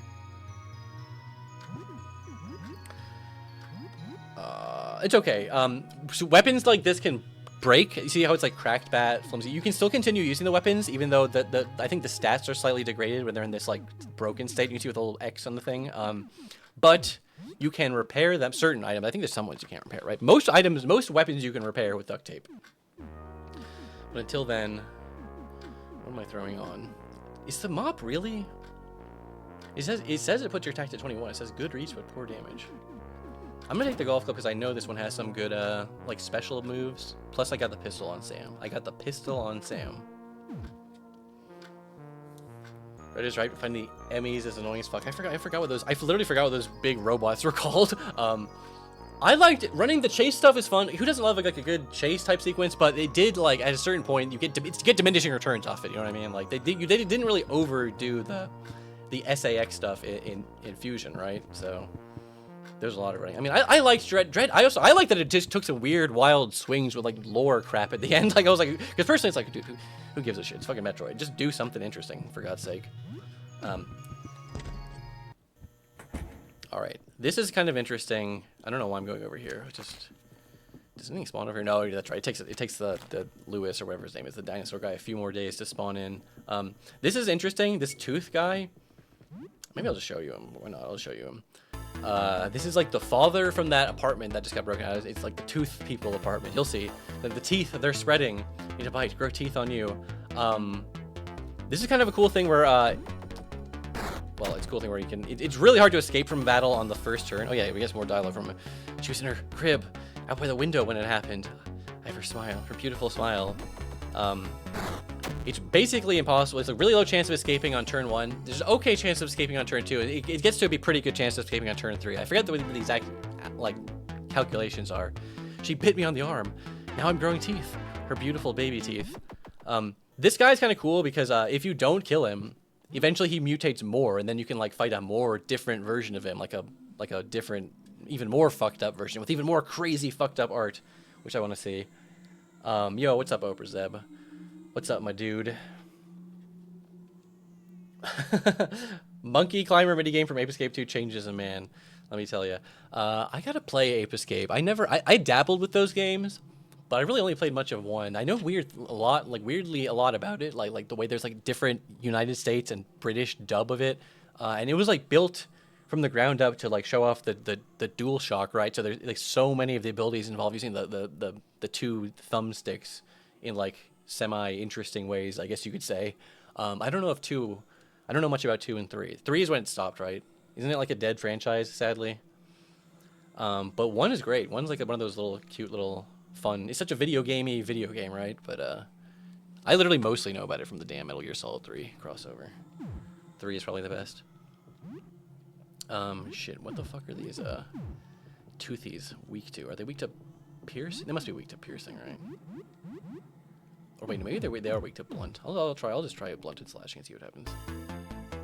3 has yeah, that's the coolest thing about it. Yeah, 3 has the hunt the monkeys in 3, and then in Metal Gear Solid 3 has the apist hunting minigame, or whatever, I forget what it's called, which is bad because I really should remember what it's called. But then yeah, I know 3 has its own Metal Gear Solid styled minigame. So like they both have minigames based off each other, which is very cute. Like that's the cutest possible way to do like a crossover, right? Okay, resistance to slashing. Right, that makes sense. Although it didn't matter. These things have like got no fucking health. Nevertheless, don't waste the damn damn, dude, all my weapons are kind of fucked. Don't waste the damn cleaver on shit that it's fucking weak against. Hello, FF Jazz 13. I still keep meaning to turn off follow notifications because I'm like, just because it's like, I don't know. I personally, I think normal streamers keep it on. I don't like if I'm following, or if I'm watching a stream and I click follow and then my name shows on a stream, that's too much pressure on me, man. And I mean this even in a situation where I'm like not at E-Slab, because that's a whole separate thing where it's like I don't want to derail the chat and have people start talking about me. But just genuinely, just like, damn, I'm too shy for that, I guess. Oprah Zev says, anyways, I planned on ending stream an hour and a half ago, but the minigame took over my life, so I'm head out. You have a good one. You have a good one, too. I know what that's like when you're like, oh, I'm just going to end stream. I just got to do one last thing. FF Jess says, hi, I'm subbed on YouTube. I didn't know you had a Twitch channel, so I was surprised to see you pop up. Yeah, if you had asked me 2 months ago, I would have been like, yeah, I don't really, I'm obviously a YouTuber first and foremost, but I've been streaming more regularly lately. I can't really say that today. I've not been streaming. Well, I have regularly been not streaming for the past month. I guess it's a kind of regularity. Anyways, the point is, I like to stream on the side. I did directly shout it out in my Super Tempo video, but then I'm always like, yeah, dude, I shouted out my Twitch channel in the Super Tempo video, so I don't need to, like, everyone knows about it now. I don't need to shout it out again. I have to remind myself that not everyone who subscribed to me watched that Super Tempo video, let alone, like, either way. I'm also of the mindset where it's like, dude, well, if they cared that I had a Twitch channel, they would just see that I have a link to it in the description or on my profile, which is like, that's fine. But in the real world, it's actually good. You actually are supposed to, like, shout out your own shit. You have to do self-promo, you know what I mean? I've never been, like, smart or good at that. And you have to, like, you just have to do it, is what I'm trying to say. You have to, like, get over the inclination to want to not do it, which I understand perfectly, frankly. All right, these things aren't worth using any special moves on.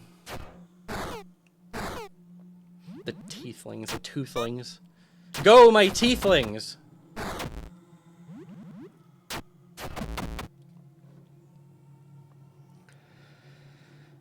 That's a hot take, I think. Sir Salajul 25. MGS3 is better with the original camera. I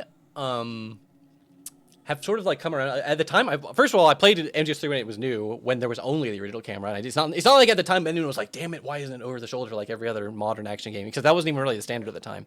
Then Subsistence or whatever came out, or yeah, it was Subsistence, right? That's the one that put it the over the shoulder camera. And I was like, oh, this is cool. I mean, because it is cool. It's cool just to be able to see one of your favorite games from a new camera angle. But it does sort of rub me the wrong way how that just became the default, like, of course we have to play that. Of course that's going to be the default in Delta. Not that I even give a shit about anything about Delta, but like because there was some artistry to the way the shots were composed. Like the same way like when they composed shots for Resident Evil 1, like with the fixed camera angles, like the shots were composed like as if you were filming a movie scene. Like they put time and thought into it. And the same way, like, you wouldn't want to play Metal Gear Solid 2 specifically with like the over-the-shoulder camera, right? That would be so fucking weird and sacrilegious to me. Like the top-down camera is really important part of the identity of those first 2 games. So it is a little weird that like people are just so happy to throw it in the trash for 3. It would be weird to force it on a game where it wasn't like built from the ground up for that, like 4. And it's not like I was like seething that 4 didn't have the top-down camera. This is what I mean, dude. I need to just play the game and not get like so stun-locked by like Metal Gear Solid discussions. I guess I need to just be one of those streamers that can do both. I'm really more of like a talk or play streamer, which is like the worst type of streamer to be. Uh-oh, it's the spirited away, no-faced ass motherfucker. A dark shape with a pale face observes you.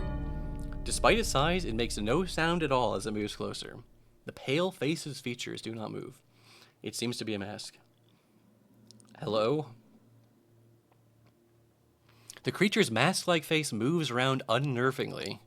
It makes no other response. It seems like it cannot talk.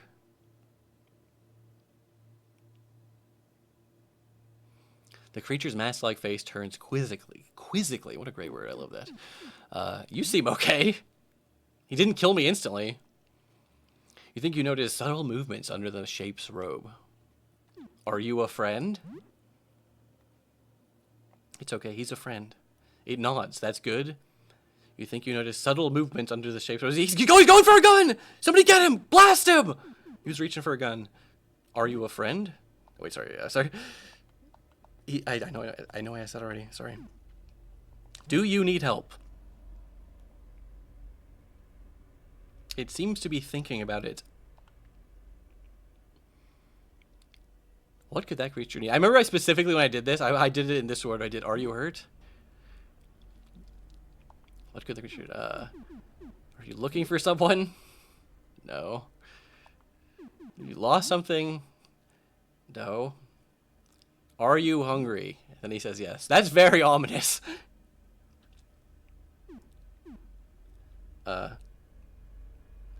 Classic game Mario Bros 2, or should I say Doki Doki Panic Literature Club 2 reference. No, I know. Offer some food. Oh yeah, that's right. He's hungry. And I got the perfect thing for you, buddy. You know what? I really should just give this chump nothing. I'm not doing the mask ending. Fuck that. But you know what? I'm still... maybe... I guess it couldn't hurt. I guess you can give him in your apartment and he'll, like, give you shitty gifts. He's cute. I like him. It seems like he enjoys the food a lot. Still facing you, it backs away. It's gone.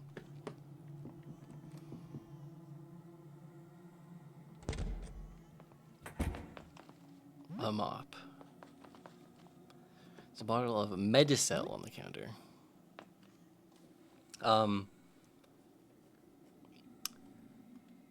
Bluepoint actually almost added a third-person camera for Metal Gear Solid 2 HD. The recent leak had code for it just disabled.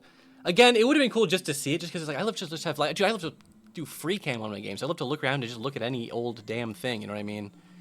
But I still think it's good. Maybe, do you think they realized it, or like they're just like, nah, fuck this? Or maybe it's like it's also one of those things where it's like adding that to a game where like they weren't expecting you to be able, like they were expecting you to be able to go first person, so you can look up. But it's just like the game wasn't designed around it. You know what I mean?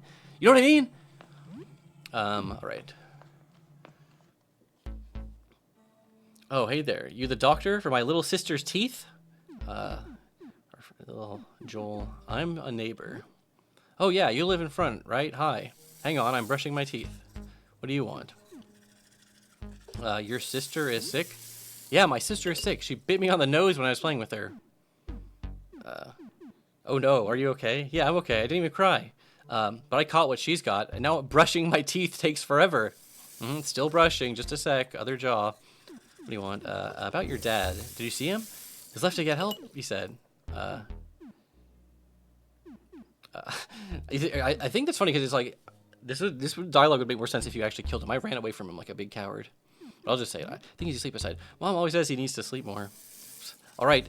That's the first 3 rows done. I'm halfway there. What do you want? About your brother, yeah. As bad as I got it, Ben got it way worse. He got too close and she jumped on him and bit him a lot. He almost died, but he's all better now. He's in our bedroom right now if you want to see him. Well, what's left of him. Almost done, just, after reach these teeth that grew at the back of my throat. Do you know what's happening outside? This kid seems like he might know what's going on outside.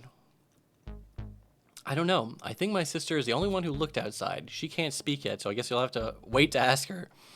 Although the rate she's growing, she's going to start talking soon, I bet. Okay, I'm all done. Every day the brushing routine gets worse. I hope they stop growing soon. I feel more growing already. Yesterday my mouth grew into my eye, so I lost it. It felt funny. I think my other eye's about to go. I think the teeth, they're growing in my head. I can't think. I'm scared. Fuzzy. So that's a pretty, like, clear hint that he wants his teddy bear. It's very funny because my first playthrough, I was still in, like, my getting used to things mode, so I just annihilated Joel. I just fucking annihilated him. Killed him instantly.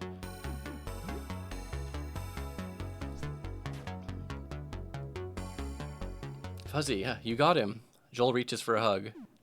Sure. Let's hug him. It counts as a biting attack. His teeth dig into you as you hug. Here, for you. You receive a doorknob. I wonder what percentage of players just kill Joel versus they actually bother figuring out how to give him the teddy bear. I guess you can just run away from it. Well, you have to kill him to get the doorknob if you don't do that. Oh yeah, here's his creepy little brother. I'll come back for him when I've got the thing that he wants.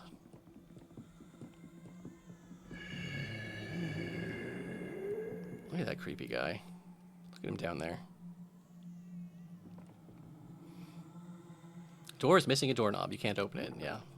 Maybe you should have, you know, sometimes it's like I'm just finding the keys before I'm showing you the locked doors. But there is like a progression gated system or whatever. Oh yeah, that's right. I need to fucking heal. heal my Sam since he got bit. He got bited. There is a tank top on the table. Oh yeah, gotta throw that tank top on Lee.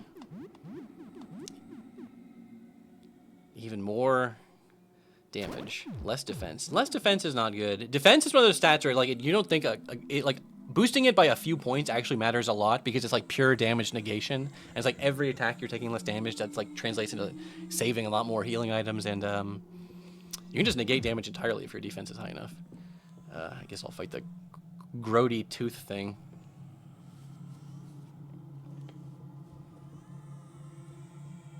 I think the game really frames it to make you think you have to fight / kill Joel, which is fun to figure out what a monster you are on a replay. Yeah, it is interesting. This is what I mean, where it's like this game really like you don't always necessarily think of quote unquote like a linear JRPG style or RPG Maker type game to have like a lot of replayability, but like just the different kind of parties you can run, the different party interactions, the different like solutions to certain problems, and like there's like plus the door events. Like it's not like a roguelike, but like I said, in my first run, I got Monty and Zarya and Helen from door encounters pretty early on, and like that really affected my like early and mid game. Like I've seen people who like if you don't know what you're doing and you get bad luck, you can just not get a full party for a really long time, which can kind of like really start to be a painful struggle when you get down to like the ground floor.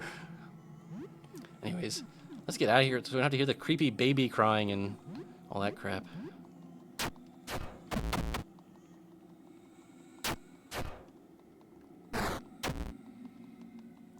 Yeah, maybe I should have focused on the nasty big guy first. Teratoma, classic. I gotta get some damage on Sam. He's so weak right now with this stupid, diseased body. His stupid diseased body.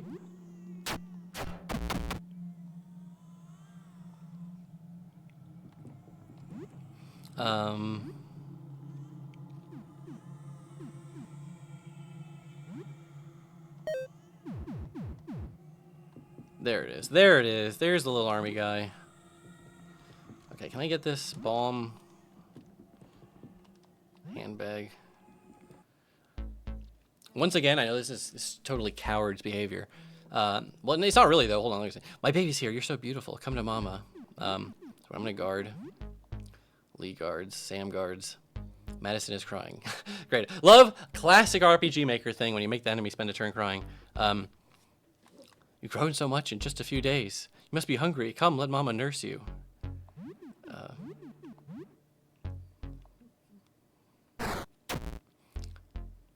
I know, your teeth hurt. It's okay.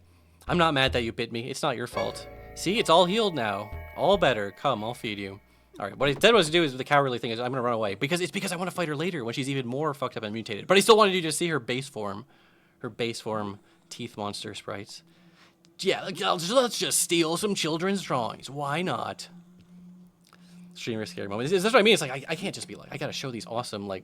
It's like the guy with like when the first eyeball reveal, and then just that little like cutscene where he walks towards you. It's so unnerving. I love stealing people's food. I love it. Sam, you nasty. Oh yeah, I gotta remember to use my I'm so stingy with my using my my healing items, and then I end up fucking dying because of it. It's fine. I will be overflowing with bandages someday. Okay, can I juke you and get around? It's fine. I might just have to run away again. Oh yeah, this nasty creature. Well, at least we gotta say hi. God, I forgot how fucking creepy this fight sounds. Maybe I'll just get like crazy lucky. I'll just waste all my durability. See, this is what I mean, crazy luck with the stuns. Dude, I'm not doing enough damage. I'm getting resisted. Okay, fuck this. I need to come with weapons that do damage to this monster.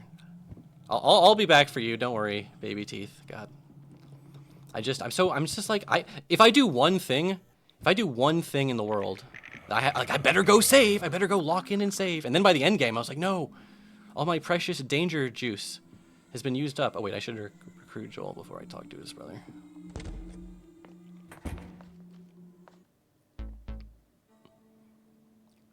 Help my sister. I don't know if I can. Oh, okay. No, sorry. Oh, that's right. Yeah, you can't stay here. Where can I go?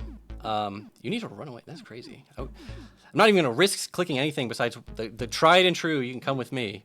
You live close. You're our neighbor. Okay, I'll go with you. Joel joins your party. Now, Joel is a very interesting character because of his devour thing, where his max HP increases every time he gets the final blow on a critter. Fuck, I should have recruited him before I killed all these basic tooth monsters. Whatever, it's I meta game too hard, and I'm like, no, I shouldn't have even killed these tiny guys. Where it's like, it's fine, just relax, it's fine. All right, let's see if I can do this. A grotesquely deformed child is playing with his toys. Seems to be rooted to the ground. Dude, who isn't rooted to the ground these days? Yep, that's my little brother, Benjamin. He got bit up pretty bad, huh? Attack the child. Do that with Joel right next to you? That's sicko mode. Sit down. The grotesque child isn't paying attention to you. He's only looking at his toys. Hi there. The child ignores you. What happened to you? Okay.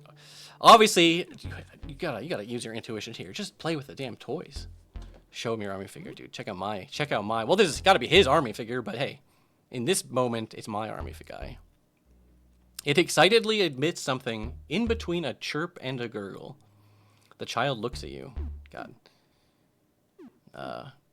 What are you playing? Corks his head, shows you a little plastic tank.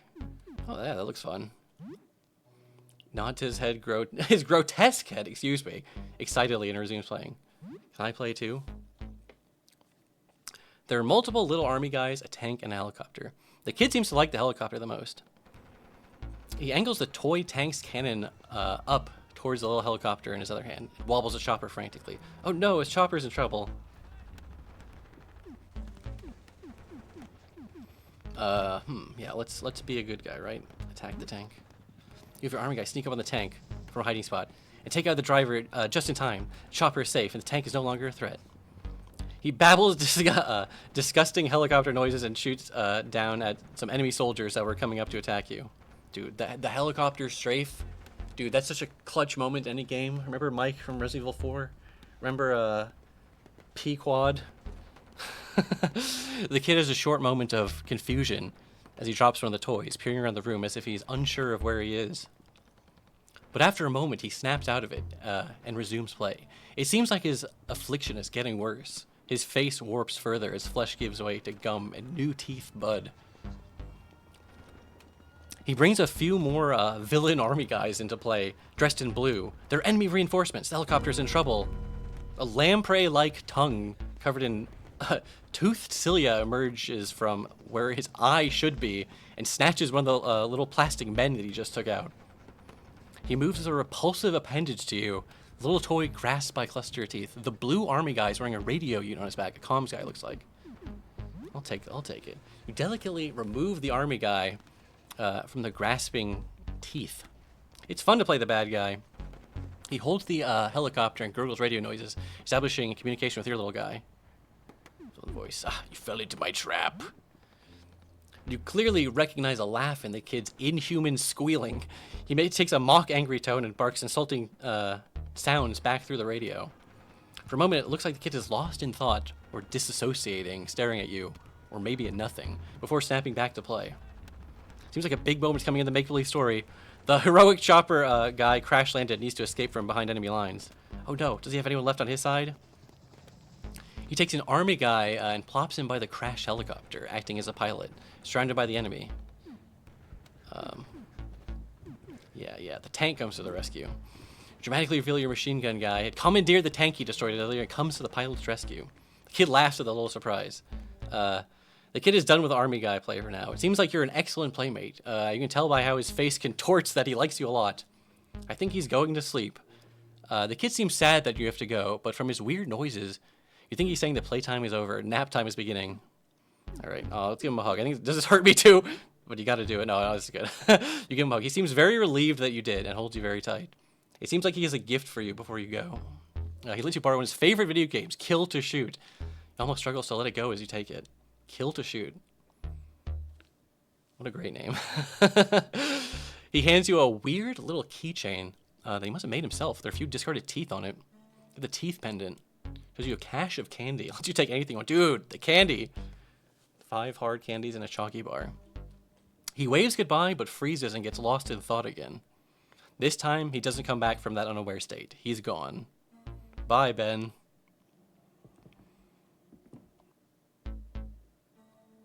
Yeah, he's just in his, well, he will continue to grow. At least that's good, right? Well, I guess it's not good or bad if he doesn't think, if he's completely, like, unthinking at this point. Damn, yeah, I forgot he can give you some good-ass shit. Oh, yeah, tooth pendant. I might as well throw this on Lee since she's already has such a low defense for my already fucked her defense up. Well, what would her defense be without any of that? 2? Whatever, it's fine. You'll just be our nuke.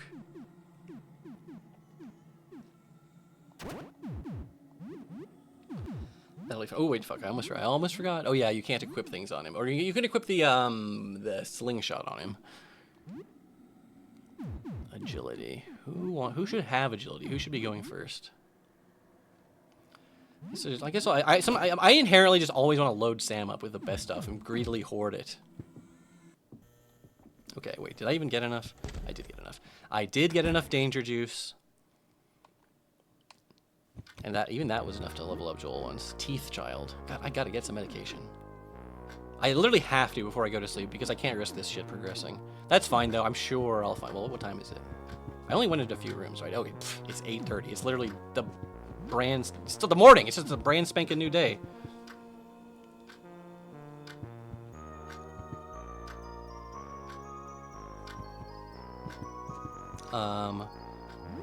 Should I heal or eat?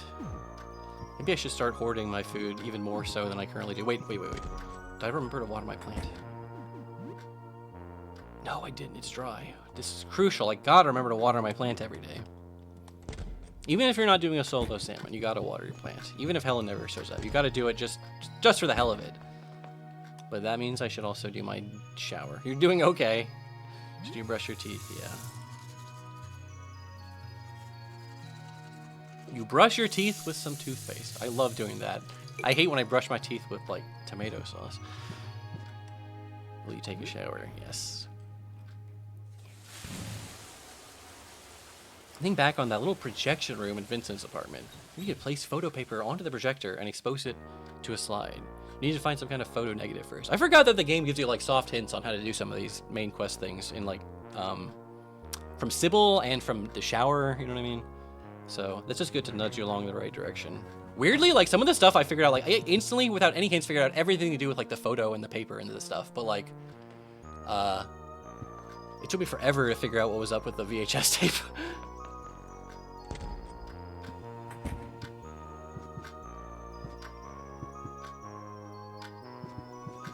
Oh, yeah, sorry. I was locked in on... when I'm in my home, I'm doing my tasks, okay? I'm not reading chat at all. But, yes, hello, Immortal Phoenix. Are you active with chat? I guess so. Sometimes I read chat. Sometimes I go... okay, here's the worst part. When I'm, like, playing, like, an action game, at least I have a fucking excuse, right? Which is, like, I need to be locked in and... but the game takes 100% of my focus. When I'm playing an RPG, literally at any moment, I can just stop progressing the action. Like, stand still or... stop, you know, even in the middle of a fight, I can just stop and look over and read chat, you know what I mean? But I still won't do it. I'll still, like, be, like, just completely locked in on an RPG for extended periods of time. Yeah, more bandages. Give me... waiter, I would like some more bandages, please. This is a waste of the Metacell. Can the Metacell be better used? Because I like to do the 4x bandages. Whatever, I need them. It's early game. I don't need to be, like, min-maxing my damn, like... because I would go... the first playthrough, just use your damn... don't, like, hoard everything. Use your damn resources as you get them, and it's fine. The game is not, like, super stingy, like... but by the end of the game, then I was starting to be like, fuck, why did I use all those, like, gasolines on those weak enemies? I should have saved them, but whatever. It's fine. It's good, and it's fine. Guinea pig. Oh, yeah. Does this even move time? I'm sure that gives, like, a hidden bonus to your freaking happiness or some crap. All right, we're saving. We got Joel. We did some of the teeth stuff. Some of the teeth apartment stuff. But we didn't kill the little boss in there. That's okay. We have a couple days until it progresses.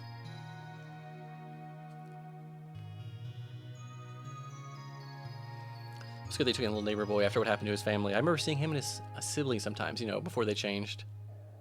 Well, that wasn't too bad. Have a good day. Queen Maddie. There's not much reason to reach out. 50% of viewers are using a sleep aid. It's very late, and you know what? This is something you just had to accept as a streamer and as a YouTuber, but especially as, well, I guess actually even probably more so as a YouTuber, which is hey, sometimes people are going to be like actively engaged with your content. They're in the chat. They're watching everything you do. They're listening to what you say. They're chatting with other chatters. And then some people are going to have you on the second monitor. They're barely paying attention to you. They glance over every once in a while. And you know what? That's fine. You have to be okay with that. That's totally fine, and that's totally chill. And then there's people that you're not even on the fucking second monitor. You're nothing to them. You're just in the audio. You're just audio in the background. And they might even have like other shit playing. I guess I'm going to have a quick bathroom break. I'm going to run ads just so it gets rid of the pre-rolls or whatnot. But you won't miss anything. Don't worry. Feel free. This is your chance to stretch, bathroom break, whatever. Do whatever you got to do. Go take the trash out, grab some mail, make a sandwich. As long as you can do it in 3 to 4 minutes. 3 to 4 to 5 minutes. We'll see.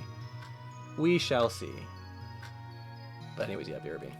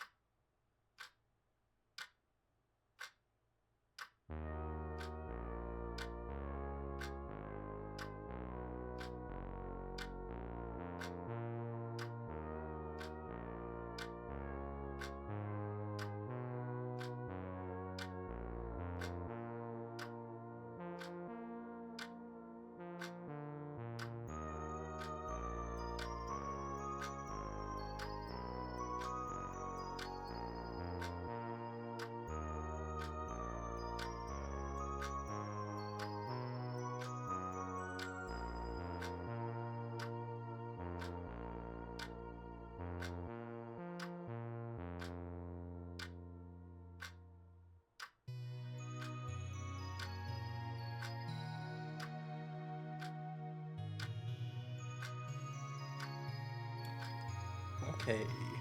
You survived the bathroom break. Congratulations! You did it. Give yourself a round of applause. Okay. Now, oh yeah. Will someone answer that damn clock? You don't have to answer a clock if it's just ticking. That's just what clocks do. Although it is kind of cute. They give you the option to stop the pendulum. I can turn it back on, right? Yeah, good. Because I just left it on mine, but I wonder if someone that was like a playtester was like, that fucking ticking is too fucking annoying. I like it. I love being constantly reminded that we're on the slow one-way march to death, and every single second and heartbeat, it's a second you're never getting back, and you're wasting it watching a Twitch stream. What are you fucking doing? Actually, never mind. Let's play some video games inside a video game. This is why I wanted to do this earlier. Super Jump Lad. This is cute, by the way. I was saying this earlier. I literally love fake video games inside of another video game. We got Wizard's Hell, Arcane Tears. A peculiar game where you manage a circle of hell where wizards are punished. We got Super Jump Lad, a mascot platformer. Very easy but fun. You played Jump Lad a lot as a kid. Mad Wheels 97, racing game with vehicular combat. Dude doesn't love vehicular combat. Dude. Mortal Phoenix says, excellent YouTube videos, by the way. Thank you very much. I think that's how I found you. That should be how I found you. Dude, that would literally, I would have my mind blown if someone was like, dude, I only know you from your streams. I never knew you made YouTube videos. That would be crazy. But yes, yeah, of course. Some streamers do in 20 seconds. Of course, you gotta have a long bathroom break and wash your hands and all that jazz. Dude, bathroom break, I luxurious. Like, dude, I get to be away from stream for like 3 to 5 minutes. This is great. I don't know, leisurely. I go take my time. It's wonderful. Anyways, yes. Okay, Kill to Shoot. This is the game we got from Benjamin. War-themed first-person shooter with realistic violence and dubious politics. In Myrmidon, top-down squad tactics game with little ant people. So, dude, Ant XCOM. They actually sounds sick though. It's like, dude, I want to play this for real. Of course, we gotta play Super Jump Lad. Dude, fuck Super Jump Lad. Super Speed Hedgehog is better than Super freaking Jump Lad. Am I right, gamers? Am I right, gamers? But anyways, the reason I took so long to play this is because certain party members will have different interactions, or additional interactions, and I wanted to wait until I got Joel. Play a bit of Super Jump Lad. You played this a lot as a kid, but haven't really played recently. Joel loves this game. You take turns passing the controller every time you die or complete a level. You're not sure he can see it, still see, considering he doesn't really have a face anymore. You get the feeling something good might happen to beat this game. Maybe you should play again sometime. This is still a lot of fun. Plus 20 experience and 20 calm. I didn't put a Sonic in there because I don't like Sonic games. You know what? That's completely fine. It's more important to put authentic references to things you actually are, like, interested in than, like, ooh, I better put in, like, a Shrek reference because I bet everyone will think that is funny or whatever, you know what I mean? Like, the kinds of games you can find are, like, it's interesting to me. Okay, we got a door encounter. We got a door encounter. Oh god. Man, modified football gear. Towers in front of the door where you rest a baseball bat over his shoulder. Hello. You want sports stuff? I got sports stuff. All the sports stuff a guy could ever want. Sure. We just saved, so even if this is the cursed version, I guess it'll be fine. Oh, it is the cursed version. Great. This is fine because I don't even really mind that much if first of all, if I die, it's like, I would prefer not to die, but like, at least I just saved. But this is a vendor I can live without in the item vendor pool, to be honest. Some of them I can't. Some of them, if I like fucked up the encounter with like, actually, I guess Gamer doesn't even have a cursed version. Alright, Joel. Okay, fuck. We've got like level 1 Joel. Dude, he's gonna get one hit. He's gonna get hit in one hit and he's gonna go down. He doesn't even have tooth candy. He doesn't have anything. Fuck. Okay, that's fine. That's fine. You can still do teething though. Oh, I just opened the door and this poor child I just adopted just got absolutely knocked in the stressor. Okay, Beast, you have to not target Sam. If you target Sam, we're fucked. This is their one crucial moment. You literally have to not target Sam. Ooh, okay, well, great. Okay, this is good because now she can't target Sam. Oh shit, she barely is doing any damage to this guy. Yeah, this guy is a monster. This guy is a fucking monster. Well, that's okay. This is what I mean. I'm normally I'm terrified. I'm pants-shittingly terrified of all door encounters. So the only time I'll ever do them is right after I save. Of course, now I gotta play Jump Lad again, but that's fine. That's fine. Getting through dialogue you've already seen in this game is actually not a problem at all. Just hold the interact button down, and it goes. It goes. They even speeded up that little animation, which I appreciate. I was curious about speedruns for this game. I'm not even always the type of guy who, when you beat the game, he's like, I better see what a speedrun of this game looks like. But I was curious because I was just like, damn, dude, if you master everything, if you're one of those people that can actually like menu properly, dude, these fucking speedrunner freaks to do this shit where they can just go like, and they do this, and it's like all their shit gets equipped properly, and it's like, dude, how the fuck do these freaks do this? Well, I know how, because it's literally just like, it's the same inputs every time. You just do it really fast. But like, the point is, if you can beat this game pretty fast if you know what you're doing. All right. Go away. I don't want to fight you right now. You're like a mid to end game encounter. Or, I mean, I don't know. I guess technically, that's the whole point, is that you could get anyone at any time. Please leave. And that's good, because now I think I didn't despawn the real sports vendor. That's fine though. Yeah, the plan was to keep gaming. The plan was to continue gaming. Continue fake gaming inside the game, I mean. You want to feel sick to your core just watching I Want to Be the Guy speedrun? Dude. I mean, just, dude, you don't have to be, you have to be insane, like literally like sick in the head to beat that game. To literally just beat the game. To beat it once ever. To speedrun that game, you have to be like cracked. You have to have like childhood traumas manifesting in the form of unconditional devotion to speedrunning a troll game. Although I guess to be fair, maybe it's one of those games where it's like the more you speedrun it, like that game is all about tricky tricks and traps, and when you know they're all there, it's really not that bad. Except it kind of is. It kind of fucking is, dude. There's some parts of that game that are fucking miserably hard. Trying to take more time with my YouTube videos. Any tips for success? I feel like vid titles are overrated when your vids is like the keyword mash. I don't know if I would do that necessarily if you're like a brand new channel. I felt like that was kind of a gag you can get away with once you have like a established subscription base. Because I was also just like, there is something to it where it's like, I just had to do that plus a weird thumbnail. It's like intriguing. I might have to check that out. Titles are important though. I agree with you. The spirit of your question, which is that, like they are important, but like, it's a title thumbnail combo, and it's not about like, you do want to have like, there's a lot of tricks people who, like make the title a question, then you put the question in someone's head, they feel like they have to click the video to find it out, or it doesn't have to literally be the thing. Again, you could put the question in the thumbnail and have like a normal title. Just there's some pitfalls not to fall into. Like, you don't ever put like an episode number. Like, this used to be the meta on like Let's Plays. You'd be like, oh, did you check out Game Grumps episode Let's Play number 40? Although, did they do episode numbers? I really wasn't a Game Grumps guy. But the point is, unless you're literally like, yeah, Chugga Conroy, nobody's clicking on part 37 of like Mother 3. You know what I mean? Like, just put the title, just literally just one for one rip off Super Eye Patch Roll. Just call your video like How Mother 3 Broke Me. Even if the video is not even about Mother 3, just make that the title. People will click on it. Anyways, back to what's important in life, not YouTube garbage. Super Jump Lad. You play a bit of Super Jump Lad. You and Joel take turns playing and manage to beat the game. This is still a lot of fun.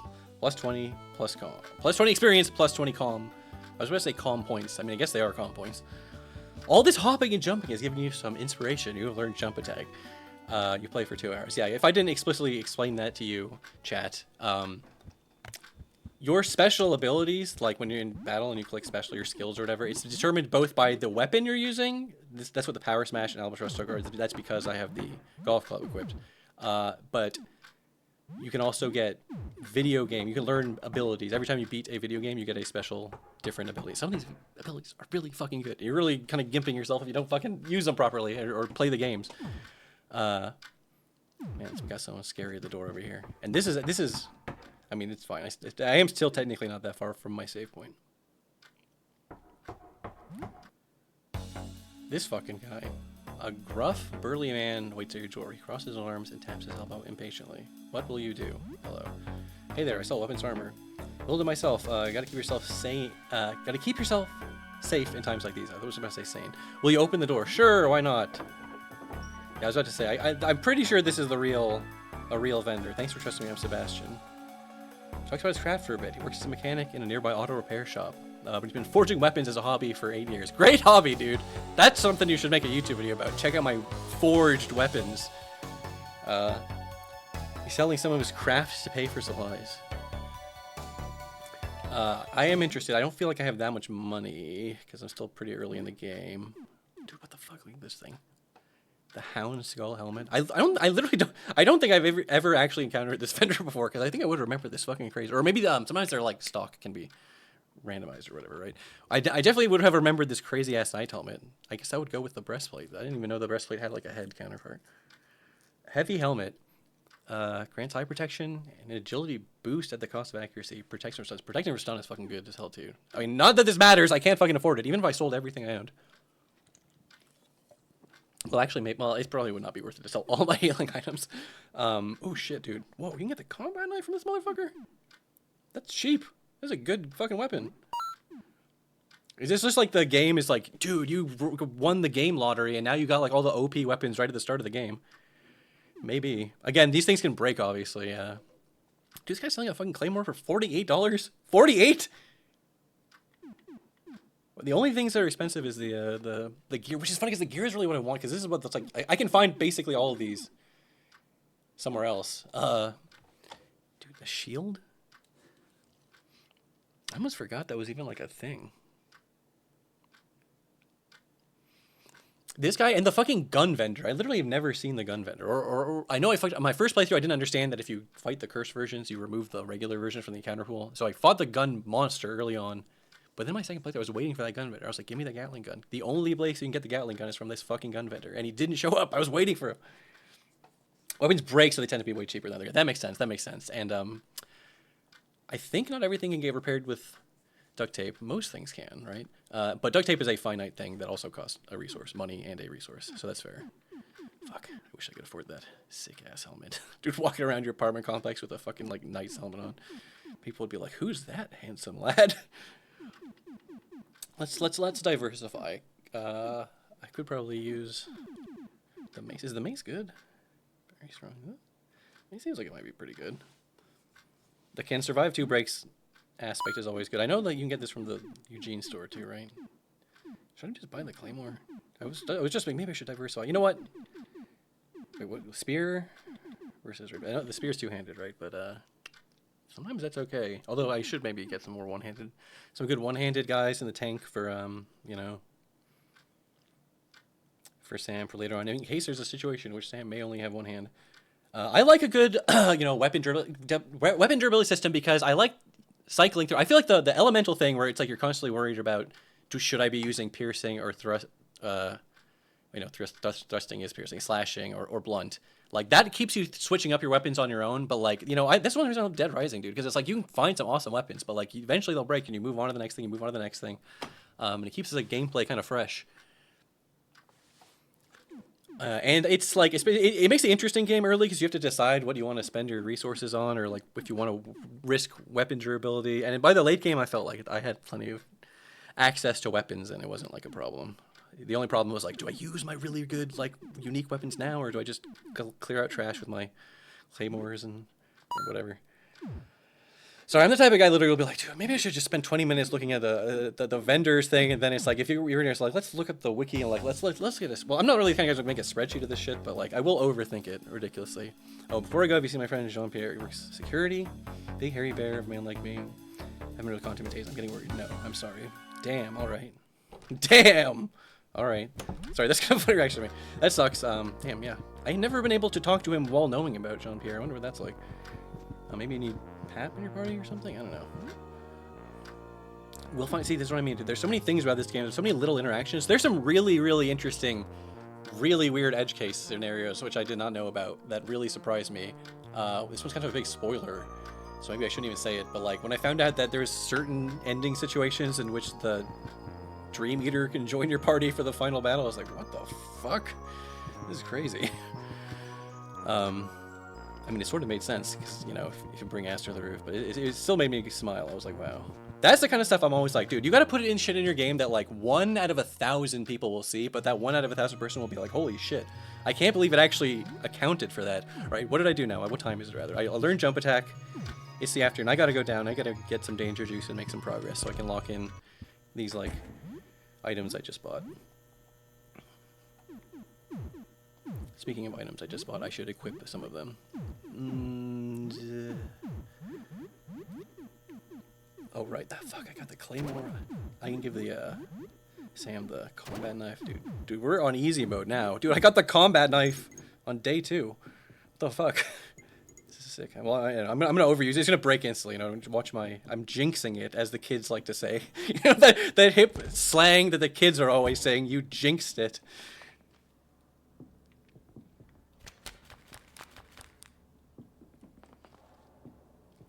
Okay, also very important note to self. Don't look at chat and then run directly into the Rat King and then get killed. It's funny, I've played this game a lot. I still, whenever I want to find something on floor 1, I'm just like, time to walk around randomly until I stumble across it. I refuse to learn the layout. I mean, I understand. It's not even that big. It's a pretty small little lattice or whatever, and it just repeats on certain routes, but whatever. I understand how to get to certain places. Like, I understand to get to the painters, you just go left, down, left from the stairs. Like, I understand a few little routes like that, okay? But, oh no, oh god, fuck.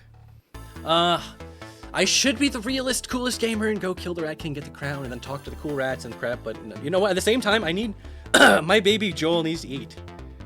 He needs to eat. In fact, you know, he needs to eat so much. I think I might let him. Well, okay, I don't know. Yeah, he can. Well, is he too weak to one-shot the rats at this point? No, see. Does Joel have that? Does he have that ability where it's like he'll do more damage if it would kill? It's like the coup de grace thing or whatever. But either way, if he gets the last hit on a critter, his HP goes up by 1, I think. I read somewhere that this used to be more OP, and people would just feed Joel every single enemy in the whole fucking game, and then he would just scale ungodly strong, and then they had to tune that down a little bit. Because because now it is, you kind of have to have Joel in your party. You have to kind of be committed to feeding this little critter rats and whatnot. But this is what I was trying to say earlier, Lee, and like, the different party members are not just like different stats on a spreadsheet. I mean, they are, but they play different. You have to think different about how you play the game. So like Monty and Zarya was great because I really had to think about like my turn. They worked great with Helen because I could have like the turn where like you do the damage, and then there's like the off turn where I have to like slap Monty, and then Helen could stalk, and then, you know, whatever. I got a good cycle going. There used to be a +1 max HP minimum that it would always give no matter how small. Oh, okay, so it would just get, the minimum was different, I see. Really weak enemies give a fraction of 1 HP. Okay, that makes sense, Because otherwise there's probably some places you could farm some weak ass enemies, right? Because I was thinking about that, because otherwise you have to actually think about like how much damage have I done to this guy, and then to specifically make sure Joel gets that last hit on them. Whereas with these little critters, I'm just more just like, just do it. Just fucking do it already. Bad freak that spawn rats. Yeah, there's a couple repeatable encounters in the game. And not all or not many encounters move time, right? Or do most battles move time? I was never 100% clear on that because I can't always check the timer, you know what I mean? But I know they're like the repeatable ones, like that long snake guy or whatever. Like, I know that fight moves time forward because, you know, otherwise you could grind on him forever, right?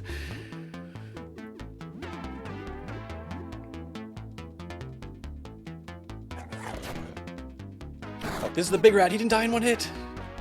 Thankfully, they're so weak that it's like, you know, it's chill. I like that Sam and Lee are just like, they're just like cheering Joel on, like, you can do it, Joel. Eat those fucking rats. Oh yeah, he got closer. We got to see his big sprite. Oh, run from the fight, then start it over. See, it's always shit like that I would never think of, which is probably like so obvious to most people who think about it for 5 seconds. Yeah, run from the fight. Yeah, because the enemies that spawn enemies, right? That's always tricky. Grandma's ashes, great item. Great item because it's a treasure item you can sell, or you can use it in combat to blind the enemy. And it's unique too, so I'm just having this, okay, I have this brain problem where it's like, if I'm getting a unique item in an RPG, I'm like, well, I better hold on to that the whole game. But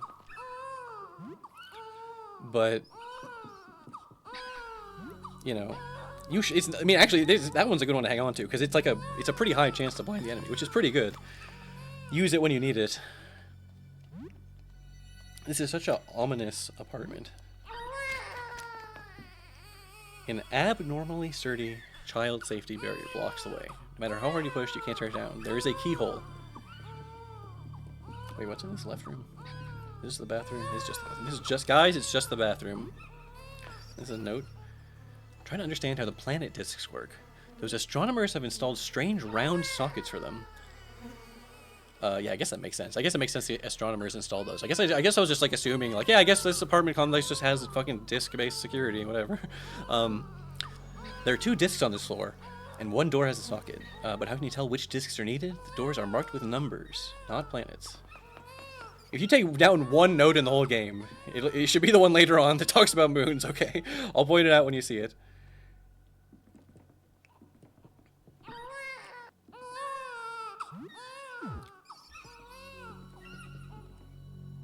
Oh, dude, the denim jacket, first of all. You gotta look styling with the denim jacket. Alright, now I can do hand-me-downs. Wait, Joel, can you wear my polo shirt? Yes, you can. Might be a little big on you, Joel, but that's fine. Okay, this guy, on the other hand, this guy is no joke. I mean, he's actually not that strong as far as enemies go. Tail rat, I mean, that guy. I'm not gonna let you just wallop my party while Joel patiently eats the other rats. You're getting it.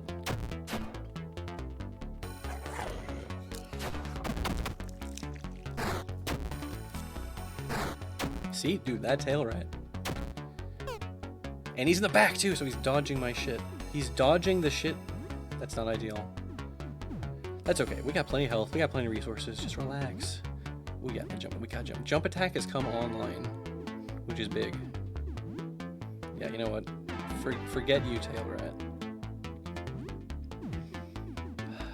Yeah, Joel, you still trying to eat the big rat. Why did I think that was gonna work? And the jumping attack was gonna work, but why did I think that was gonna work? Oh, I've got good news for you. You can definitely turn off that annoying baby sound. You can turn it all the way off, if you know what I'm saying. You'll see. Oh wait, can these things give disease? I should be taking this shit more seriously, because I need to have my guys not get more disease. Did that guy drop the belt? That's a good drop, dude. I'll take a free rat tail belt. This will save me 3 more rat tails. The rat tail economy is in ruins because of this one random drop. Okay, whatever. Oh yeah, that's right. I almost forgot. The other magazines, dude, dirty magazines. Dude, I gotta save these. These could be currency in the post-apocalypse after the 15 days are over, if Lisa taught me anything. Alright. The abnormally sturdy child safety barrier. Which is a great kind of barrier, honestly. Some bandages. Gotta loot the place first, kid, sorry. A child restlessly squirms beneath the blankets in this crib. Pick up the child. Oh, look at him. It's a little rat baby. You're not sure what you expected. What should you do with this thing? Take it with you, kill it, leave it in the crib. Take it with you. Despite its repulsiveness, you feel inexplicably protective of the creature. You reach down to take it with you, but hesitate. The chattering teeth, the wriggling legs. You just can't stand looking at it. You leave it. You put the creature back in the crib and wipe your hands on your pants. It's a great detail. You hear the skitter of little claws behind you. Look, it's that thing. The weird rat baby thing is following you. It crawls up your leg and buries itself in your pack. Looks like you won't be getting rid of it that easily. You're the proud parent of a rat baby thing. Congratulations. I will be a proud parent. I'll take good care of it this playthrough. If you know what I'm saying. If you know what I'm saying. Speaking of which, maybe I should just do that now. Should I do that now? Yeah, I'll just do it now. Well, should I do it now? Should I explore maybe I'll explore the first floor. Oh, hey, look at this. It's just a vending machine. Add more coins. Yeah, I got those dollar coins. Confirm to buy a can. Cola, lemon juice, orange soda, juice box. I'm pretty sure every single one of these colas is just like a stamina boost, maybe with like a slight health boost. Obviously, it's... I guess it's okay to waste your... Well, I would say coffees might be a better... Either way, the point is, save your quarters, but it is important to buy from this machine because you can buy the advice cans. You wait for nearly a minute. Then with a laborious grinding whir of old machinery, it finally dispenses a can. An empty can falls into the tray. Black text is printed on the aluminum. Hello, I'm Audrey. Please be careful. There is a big monster nearby. It's very dangerous. That is some great advice. You really have to give her credit. It's just funny because it's like, dude, the odds. I didn't even see Audrey. It's for like. I had already been very much well acquainted with the Rat King, which is just that makes it extra funny. Thank you, Audrey. Are you a talking soda can? the can doesn't even talk. It just has text written on it. Thank you, Audrey. Add more coins. Yeah, I think you have to do this twice. At least twice. Now. Another empty can falls trays. More text printed onto it. No problem. I'm happy to help. There's a drawing of a smiley face. The back of a can. Small text. Ask a question after you insert coins, and I'll answer as best I can. Right. I could afford more, but I'll worry about that later. I'll go talk to Ernest. By the way, one of the only people I still have never recruited because I fucked up horribly my first playthrough because I didn't understand. And then even my second playthrough, I was like, oh yeah, now I understand what Ernest DL is and the whole rat thing. But then I didn't understand it was a timed event where it's after you, whatever. I can't help but spoil certain things, but I'm not even going to show you what happens when you fail this quest, so I might as well say. Once you go down a level to the ground floor, it becomes a timed thing where you have to deal with this. Which is cool. I like that this game is timed events, by the way. There's like interesting things that happen on certain set days. There's things that happen X amount of time after you do a certain thing. It's interesting. It's interesting, and then trying to it makes it feel interesting the first time you play through because it kind of feels like, ooh, you don't know, it's like events are happening and it's like things are shifting, changing around you. But then even when you do know about that stuff, you're trying to route around that stuff specifically to get to a certain thing by a certain day. If you've beaten the game and gotten all this shit, you know what I'm talking about. Anyways, Ernest, get out of the. Okay, I guess I can just talk to him under his little. He's hiding from me. Who the heck are you? This is my home. You lost? Well, come on in, I guess. I'm old Ernest. And this handsome daredevil here is Colonel Squeakums. Say hello, Colonel. Squeak. That's our Colonel. Says he likes the cut of your jib. A solid jib cut, he says. But I say your jib could use a little more cutting if you're getting lost in the labyrinth. Old Ernest knows it like the back of his hand. Maybe he needs some help? How long has it been now? It feels like I've been here for years now. I think it's starting to get to the old brain pan. Squeak, squeak. What will you do? Let's chat. Let's chat, Ernest. Yeah, what's your story? Just give me the whole story. My story? Oh, I don't know. I've been all over. Done and seen it all. You want the long version or short version? You know we gotta pick that long version, bro. Well, I don't remember the long version. I traveled around as a roadie for a bunch of bands before meeting up with the Colonel and settling down here. Been hard living for a while. Times are tough. I should have picked a better place than a labyrinth to plant my roots in. Oh, and the government's shooting radio waves into my brain. Do you know birds are spy drones? Oh, so true, bestie. So true. All right, how long have you been here? I don't know. Can't remember. It feels like forever, years. Oh, are you trapped here? Trapped? Trapped like a rat. Good one, right, Colonel? Squeak. Squeak. Nah, old Ernest knows this labyrinth like the back of his hand. I just don't want to go back out there. Understandable. I believe I cannot recruit Ernest at the moment. Because, again, it's kind of interesting conditional thing where, oh, you'll be fine. Find the maze ain't so bad when you got a co-pilot. Ain't that right, Colonel? Squeak. He will be willing to join you if you don't... I thought it was if you don't have any other party members. I think you can have one other party member. And then he can be a temporary companion. And then there's even more shit to do with him after you get to the ground floor, as I alluded to earlier. I don't understand the maze.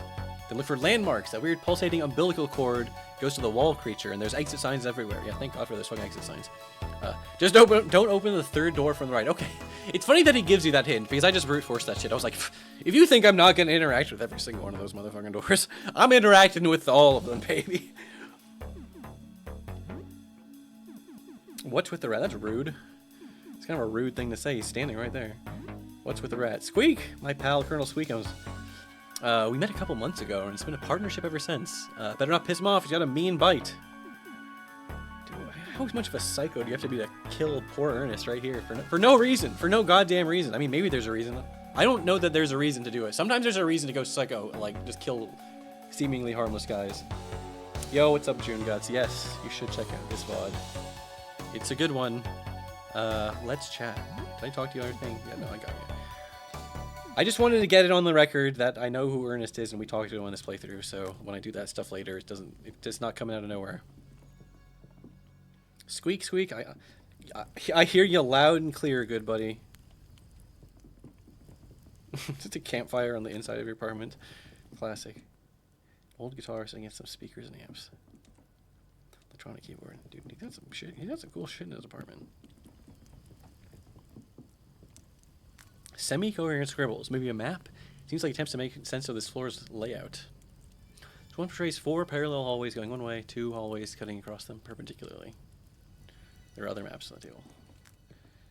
Oh yeah, I was about to say, is there anything I can steal from this poor bastard? And there is. Thank God there is. There's vodka. I'm stealing Ernest. I feel like he needs it, dude. I feel like there should be options like just.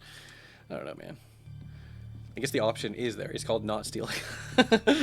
But sometimes you have to go, you know, you have to be like, I can't have empathy for an NPC. I mean, you can have empathy for the NPC, but like, if they're not going to say anything if you steal the food out of their fridge, then I'm stealing the fucking food. Wait. Ooh. A discard letter addressed to Jasper. It's dated to about 3 months ago. I destroyed the negatives. They were too dangerous. I know you said you wanted a picture, but it's a bad idea. I only glanced at the projection for an instant, and now plagued with migraines. Seems that even indirect observation carries deleterious consequences. If word got out, images would spread like wildfire and cause untold damage. Really stopping all of our activities is the only safe course of action. I have half a mind to destroy my telescope and blank discs too. Get rid of all my notes. You just forget we ever found this. I'll just lock it all away for now. I don't want to get anywhere near this. Your worried friend Edwin, apartment 31. Oh, Edwin. Dude, Edwin. Classic Edwin dialogue. He's not really too much dialogue from him by the time we meet him. Let's put it that way. But look, this is what. Remember when I was getting all excited about Rat Tails 48 seconds ago? It's because of this. It's because of this area.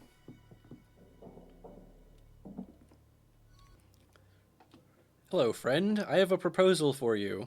It's nothing too bad. I just need help from someone who can still get around. No doubt you noticed that the rats have infested this floor. If you kill some of them, collect their tails and bring them to me. I'll trade you for some of my stuff. They're collectibles. Dude, they're collectibles! Disgusting. I want to... Dude, come on. What kind of Sam would say that at this point? At this point? I'm glad you... I mean, I'm glad to give you the role-playing options here, but... Sure. Sure, I'm just a sure. Instantly, no questions asked. I have rat tails to trade. You need them? I got them. Filth bomb, rat tail, whip, belt, skull. The belt? Shit. Usually I have better head options by this point. The skull actually isn't that bad. I think I might... This drops. This is a chance to drop from guys. I think I'm just going to go with the belt. Because I knew I could afford that. I already have one. And, oh yeah, sorry. I'm just used to talking about this guy. He's just like giving me... Because I'm used to buying a lot of like from filth bombs from this guy. But he's like, oh yeah.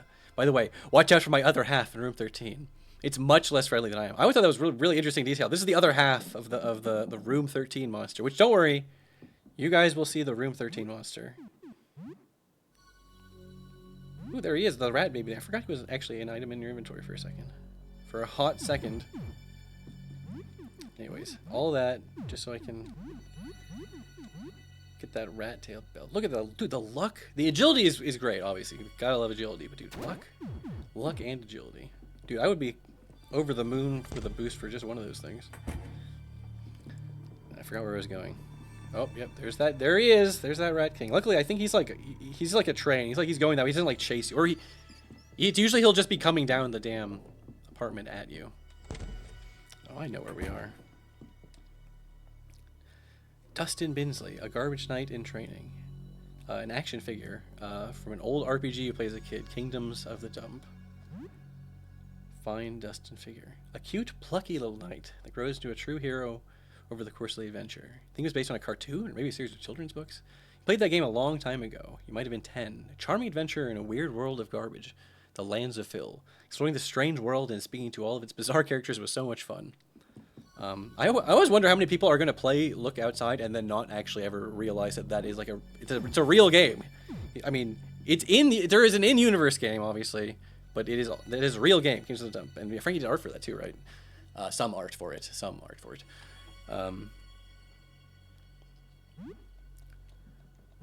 I have not played it yet, but you know what? Maybe I'll give it a shot. Maybe I'll check it out after I look outside. Because I was like, you know, I'm always like, do I need to start an RPG right now? Because I'm always like wary about starting really long games. That's why this game is good, because it's long. It's really, I feel like this game is just long enough to be like feel really substantial from even one good playthrough, and then like it's like really substantial if you want to actually dig into like all the other endings and stuff. This game was like 40 hours long, and they were like, oh, by the way, to get the other ending, you have to start from the beginning. I would have been like, fuck. I mean, I probably would have done it because I like this game, but like, I would have been like, well, time to block out this is my gamer life for the next year. Plus, this is what I mean. If I'm streaming this, it's like an excuse to play even more, to look outside, even though I've already played it. 40-hour stream incoming. This might just have to be a multi-part odyssey. Like I said, I'm curious about my own, like, where, like, do I have the chutzpah to even do a solo Sam run? Can I even pull that off? Because now, like, I'm not even a big metagamer. I'm trying to think, like, there's so many things you'd have to do to have that be possible. You would, like, have to get gamer early on so you could get numbness. You probably want the breastplate or coat of arms.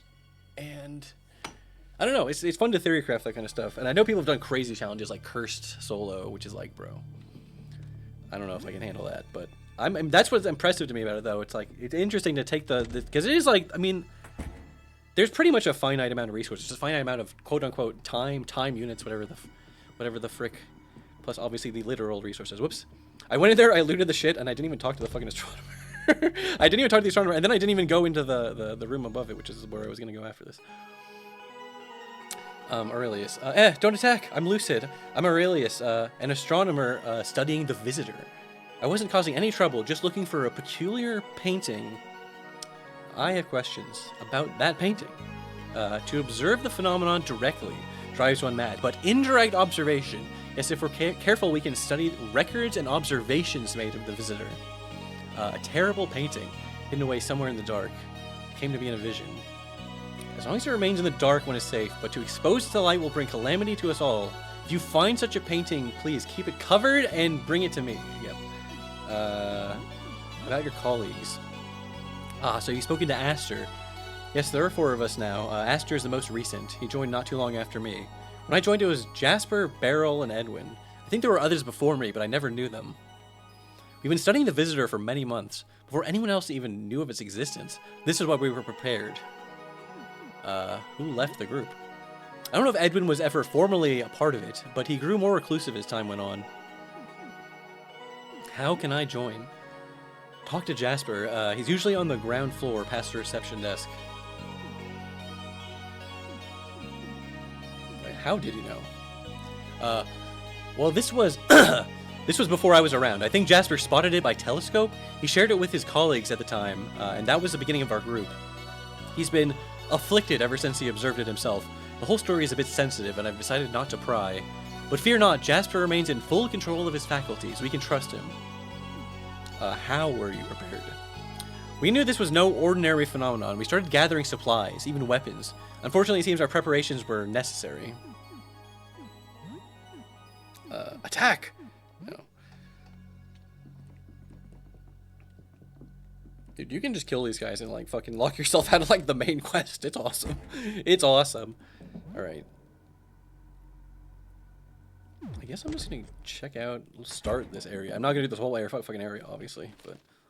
Beer. Dude, I love beer from the trash. It's my favorite kind of beer, if I'm being perfectly honest. Oh yeah, thank you.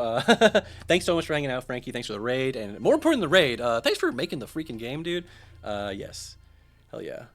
I will graciously take your good luck, and I will use it wisely. Cheese sticks. Oh yeah.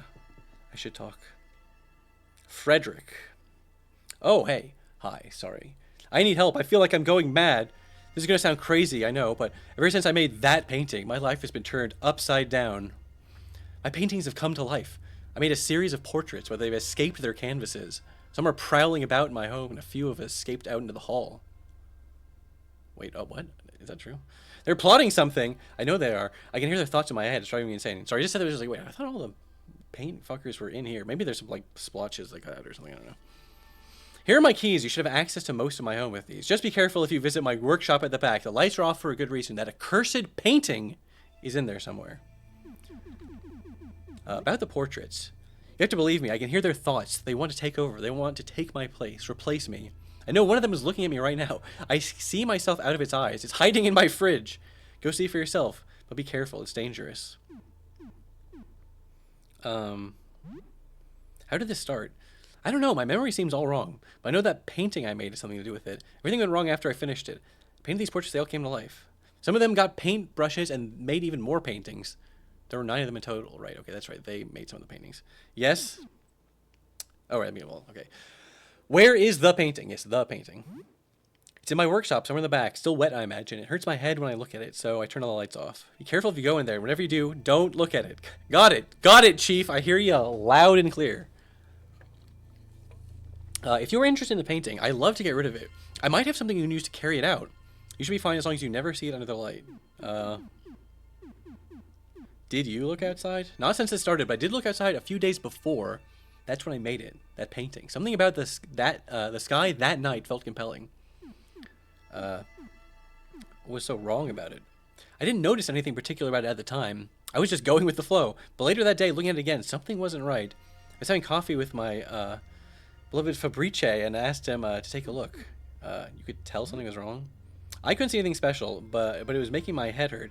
I figured it had some problem that needed fresh eyes. As the artist, you might miss something that's plain just for everyone else. Yeah, dude, that's so true. That's so true, gang. That's classic hashtag art tips. I figured this was one of those times. I guess I was right. When Fabrice looked at it, he made this horrible noise. He looked horrified. I looked back at the painting, but I still don't see it. As I stared at the painting, I heard Fabrice run out the door. He started howling mad, snarling like a beast, and I haven't seen him since.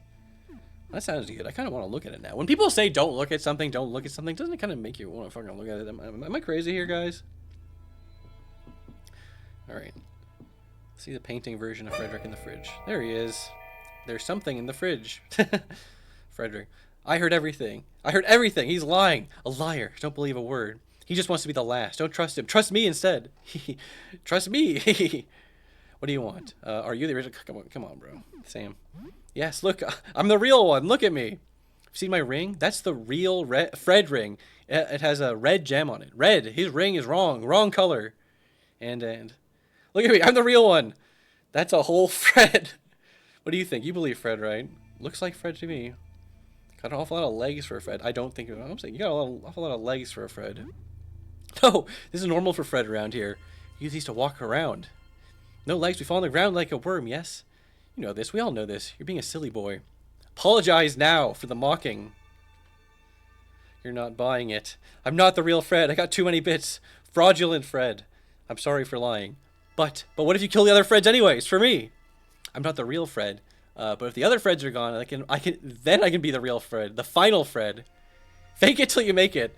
That's what Fred always said. I'm a better Fred. New and improved. I don't know. He's making some good points. What did you do? Kill the other Freds for me? Yeah, sure. Why not? Very good. Thank you. Hero. You'll get a special prize for killing them all. A secret prize. So yeah, what happened? There was this painting I made that is bad to look at. I started painting my face, but it's hard. I don't remember right. And the face comes up out of the painting and then starts painting too. And now there's a bunch of Freds. And then the big headache comes on. The voices. It's very bad. I run into the fridge to get them to stop. Then you come in and help me become my best friend. That's the whole thing. Sure. So anyways, yes, if you couldn't tell from the gist of this, that this apartment has, 9 different Freds in them. And, they all want you to kill all the other Freds, and then they all each have their own unique reward, or well, most of them do. I mean, one or two of them might be not, like the one that's just like a big tower of flesh that's like begging you to kill it. I don't know if that one has a reward, but there's a lot of different ways this quest can end, which is pretty cool. So I'm not sure what I want to, if I should lock in on killing, who I should lock in on killing. You know what I mean? Kill that one? No, but he's so cute with all his weird little arms. I probably am gonna kill this one, to be honest. Let's see what else we got here. Dude, a vintage game console. Any hashtag gamers in chat? All right, take the vintage game console, dude. There's nothing better than looting. Anyone else hashtag love looting? All right, a bottle of whiskey. Look at this nasty green thing. Green paintling A, green paintling B. All right, Joel. Is there any chance you can eat green paintling B? I have to, you know what? I was going to do some of this little area.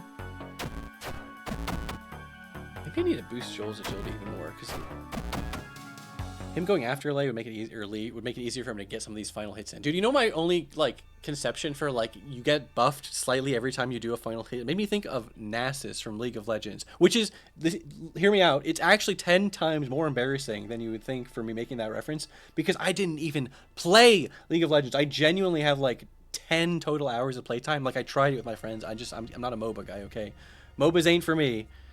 I just never clicked with MOBAs the way a lot of people did, but for some reason now he was like the one character I play a lot of, and I remember that mechanic. I was like, dude, if you get every last hit, you become a beast.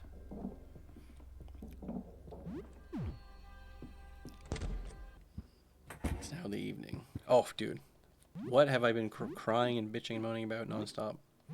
Getting some medication cures most physical status effects, including hopefully this nasty infection. See, you can tell it didn't heal me, but my health bar, it looked like it went down, but it's actually that the maximum got bigger, because when you have that disease, like, it lowers your total potential max health.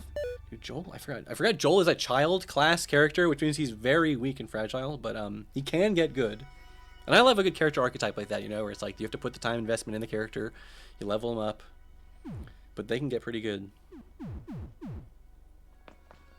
A bottle of tonic.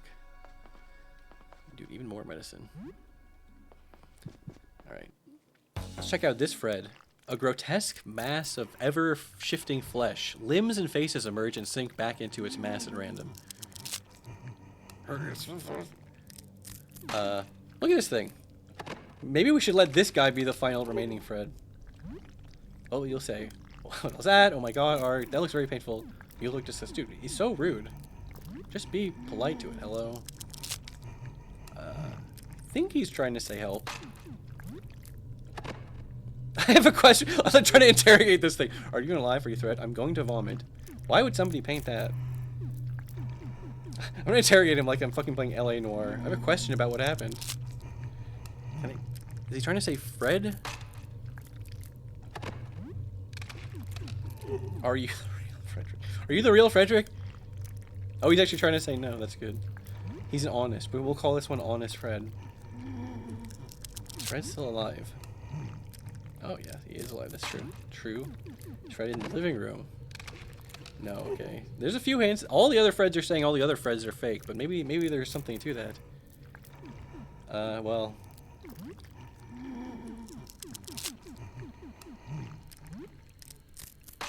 Alright, I forget what dialogue tree can do, but if there's a way to ask, hey, do you want us to kill you? And he basically says yes. So I don't even, this is the one we're allowed to kill without even feeling bad about it, okay? I forget, I don't think he's hard. He's not tough, right? He's not gonna be hard to beat. Joel. This is kind of interesting. Some of Joel's moves will, they don't take stamina, they take like health. He's another thing too, where instead of guarding, he has the ability to, teething, which also damages him, but it gives him a buff.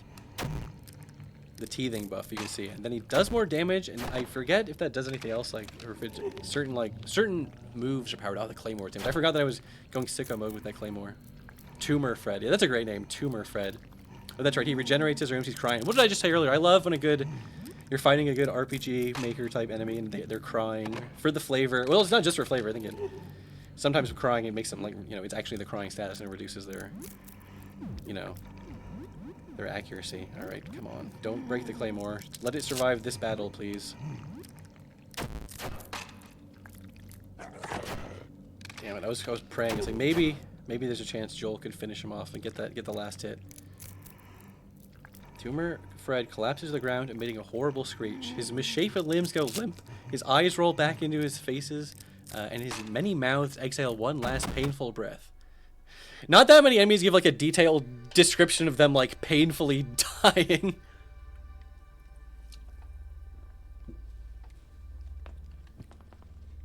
It seems like even in death his body needs to shift and change. Okay, I thought that. It's like very few enemies have like inspectable corpses. Except they're more likely to if they're immobile, you know what I mean? Because like I said, I think it's the fact that they can move around and then you can get their death message in a weird spot. That's the main reason why there aren't more of those. Here, look at this guy. Look at this Fred. Okay, spoiler alert for me personally. Spoiler for my own preferences. Joel has lost. That just means his teething status, the one we put on him in that battle, went away. I guess I almost forgot it can actually persist between battles. Anyway, the spoiler alert is just that this is my favorite Fred. I love this guy. It's okay. It's okay. I'm not your enemy. I know I look odd, but I just want to help. I can patch you up if you're hurt. I have a gift. I have a gift. It takes a lot out of me, but I can help. I don't want to fight. Tell me how I can help. So can you heal me? Of course. Just hold still. This takes a lot of focus. His viscid face freezes and then melts into the rest of his mass. Then dozens of oily strands of dried paint extrude from his body and begin expertly stitching your wounds. Your party recovers 37 HP. His work included, the strands of paint retract into his mass, and his blubbery paint face gradually rematerializes. There! It's done. I've done a good job considering the circumstances. I could do a much better job if I could quiet down all those thoughts. But there's nothing we can really do about that. See, he doesn't even ask you to kill the other ones, does he? How are you doing? Well, my situation isn't currently ideal, and I don't just mean my bizarre form. I have the screaming of a bunch of paintings in my head, but thank you for your regards. I can't focus, I can't think, I can't even paint. Without painting, am I still really Frederick? I just wanted to stop. I've spoken to them, tried to convince them, but many are unreasonable. I won't fight. I've always been a lover, not a fighter. I'll just have to learn to bear this burden. Now, tell me how I can help you. So yeah, the more of the other Freds you kill, the better his group healing is. And you can only do it once per day, but like, dude, he's free heal Fred. I fucking love this guy. Are you the real Frederick? I'm certain I must be the real one. I must be.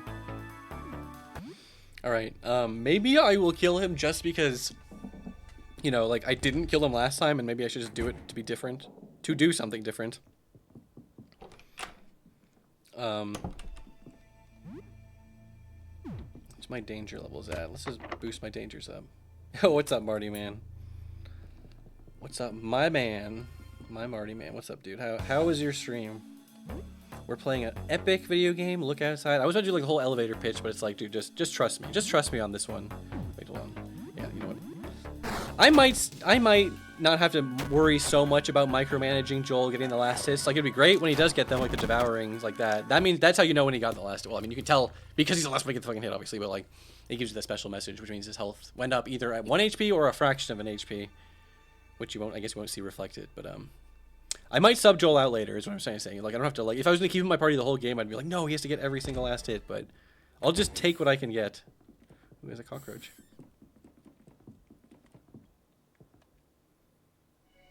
Plastic gloves. What is that, an accessory? Normally, I'm actually quite happy with the plastic gloves. You know what? I forgot I picked these up too. I'll give you the rat tail belt. I'll give you the plastic gloves. Protects from infections. That's good, actually. It's getting late. Yeah, this is a late night stream. That's why I'm like extra appreciative of anyone who wants to hang out with me. I promise I'll try to start streaming again at more regular hours or early. If you know me, you know I'm not even talking about like at a reasonable hour. I'm talking about just starting like 2 or 3 hours than I did tonight, which is still ridiculously late. That's just how I like to stream. But I was like, hey, I'm easing my way back into it with a late night stream, a secret late night stream. I just have to put secret stream or test stream in the title, and I can just get away with anything. You know what I mean?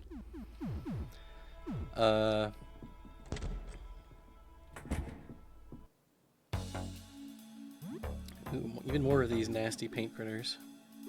Actually, this is actually a lot. This is a big encounter. I need to take this seriously.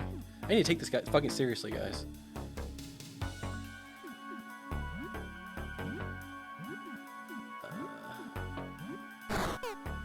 Hold on, let's see. Okay, maybe I don't need to take that seriously. Maybe Lee's gonna get a crit, and then the only guy that was scaring me at all is gonna. Well, even the little guys can do 18 damage, which is a lot if you're Joel. Fuck, I should have aimed them, or whatever. You know what? I need to save my precious stamina and stop burning it all. Well, at the same time, I used to say that and worry about that. It's like, actually, in the long run, you might save more resources by just using your stamina, and then you use less healing resources in general. Okay, there's lots more to do in the Frederick apartment, which I will do. But I need to go back and save. I need to go back and save. I love the Great Fred. Yes, yes. I might. I'm trying to decide if I want to even do that whole thing. Put on the damn cowboy hat. Maybe I'll drop a save right before I do that. Okay, I'm also glad that I'm like remembered. Like I got the rat baby, and then like instantly I was about to go do the thing with the rat baby, but then I was like, no, you know, maybe I'll explore some more of floor 1. Dude, I also just remembered. I don't think I haven't even fired the gun one time. I keep forgetting I have that on Sam. It's because, you know, bullets are a little scarce. Speaking of bullets, it's day 2, right?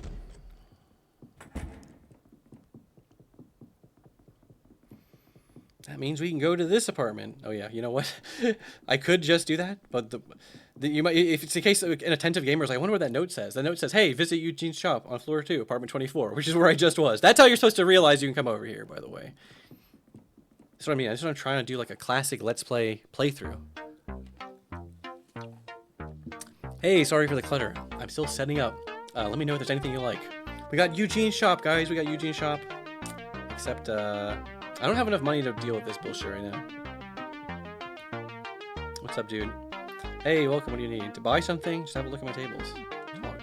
Found some good stuff on floor 1, but it's pretty easy to get lost. I think the layout's changed. There's definitely something dangerous on floor 1. You can hear it when it gets close.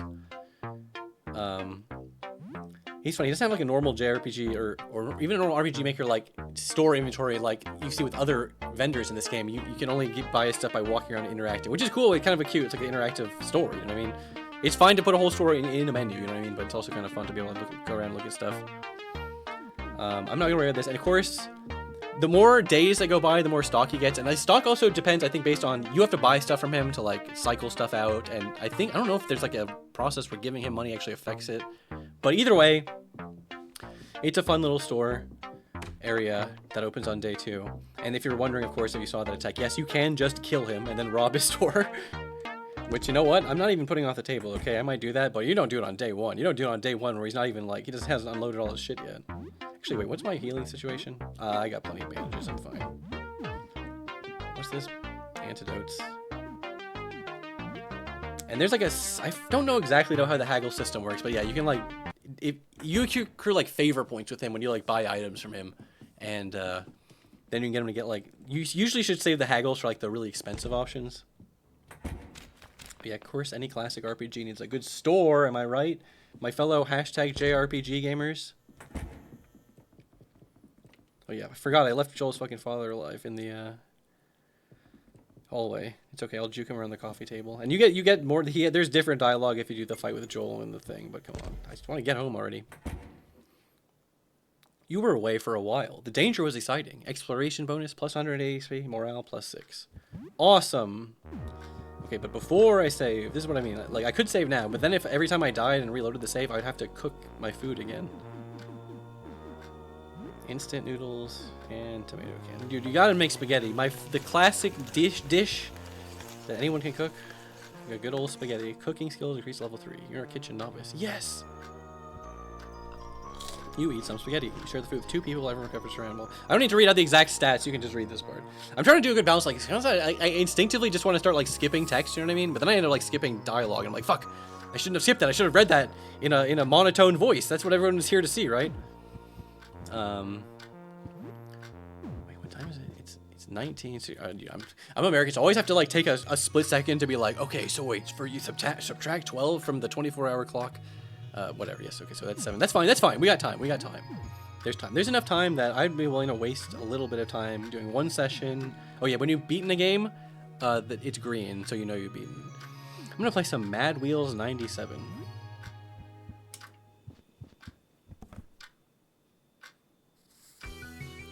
You put old Mad Wheels 97 back on. You've played this old kart racer to death, but it's always fun. You start a new championship. Joel knows this game. You're not sure you can even see the screen in its current state, but he seems excited.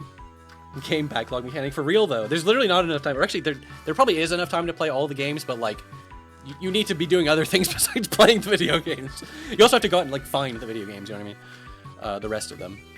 You're a little bit rusty. You get to the end of the first championship in 5th place. You do a bit better in the final 2 races, though. Lee doesn't seem to understand this game. Instead of racing, she spends all her time ambushing and attacking other drivers. She comes in dead last, but probably gets the most out of the game. You get the feeling that something like good might happen if you get to first place in the championship, and maybe she'll play this again sometime. I will! This is still a lot of fun. Plus 20 XP to everyone, plus 20 comms. See, a lot of times Sam's the only one who plays, and he's the only one to get XP, but sometimes you get XP to multiple years. That's why I wanted to get Even though it's a kind of paltry amount of XP. It's 20. It's like that's from like one random encounter or less. But hey, anything counts. See, Joel leveled up from that 20 XP. Joel's now level 5. Gum up the works learned. You play for 2 hours.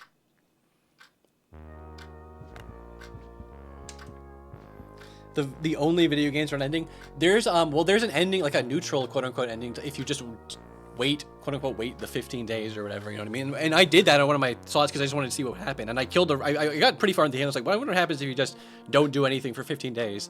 And I burned to the rest of the time by just playing like every other game because I wanted to see the dialogue too, because I was kind of curious. Plus, I got to take a peek at some of those video game abilities, which are some of them are quite good.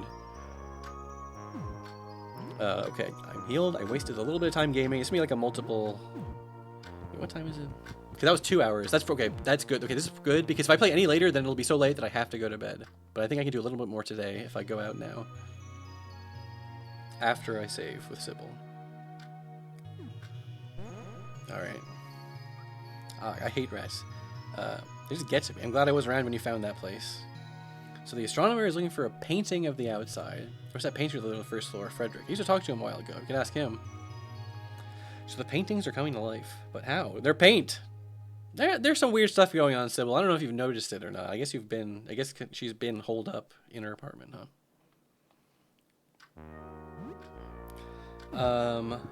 I guess I'm going to take another bathroom break. Everyone's favorite part of the stream. But you know what? This is how much I love chat. I'm going to turn off the pendulum so you don't have to hear the clicking the whole time I'm in the bathroom. That's how much of a good streamer I am. Even though I actually like the ticking. It's like, I'm home. I'm back in Sam's apartment. It's like a nice, calming metronome. And you know what? If you like the ticking, you're like, no! You turned off the ticking, just go into Google or YouTube right now and type in, like, metronome. And then have that running in a background tab. But yes, I'll be right back. Again.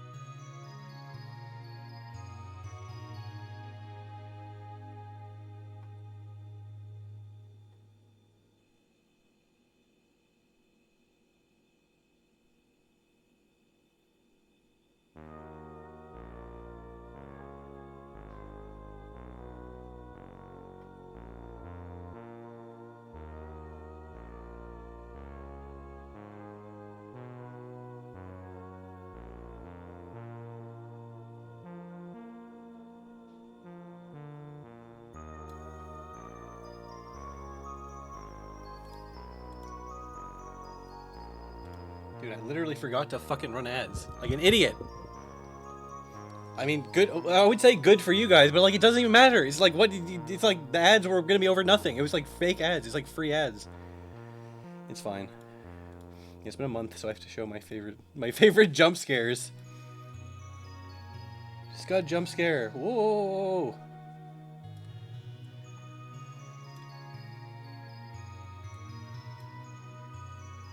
Now it's like a real jump scare. I can talk about it like bam. Okay. That'll be for the future. Now, where was I? Oh yeah, I was playing Look Outside. I completely forgot. It's fine. Like I said, I whatever. It doesn't even matter. I always go on this thing where it's like, dude, I could have gotten rid of the pre-rolls. I was like, you know what? Just sub already. If you hate ads so much, or just this is what I do. I just like I said, I don't have a good ad block that intuitively blocks Twitch ads. So when I click on a Twitch ad, I just accept in my heart every time I click on like a Twitch link. I'm like, well, I'm just having this muted on a background tab for 30 seconds, and then I'll tab over to it. Like, unless it's like an emergency, I need to see the Twitch stream now. I don't have time to wait 30 seconds. I need to see it right now. It's fine. It's fine. I usually am just like, just be zen for 30 seconds. But don't, whatever you do, don't look at the ad. Do not look at the ads, and never, ever, ever, ever buy anything that you're advertised to, just to fuck with advertisers.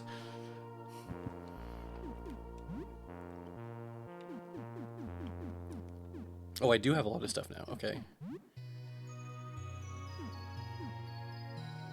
See, I should remember what this is, but I forget. I just was using recipes. I'm trying to mix a bunch of random stuff. Oh, dude, that's such a fucking important recipe. No wonder I was like intuitively like muscle memory my way down to it. Herbicide. I'm gonna need that. And you don't really need vinegar, or actually you should. Maybe I should save some of this vinegar. I have one herbicide.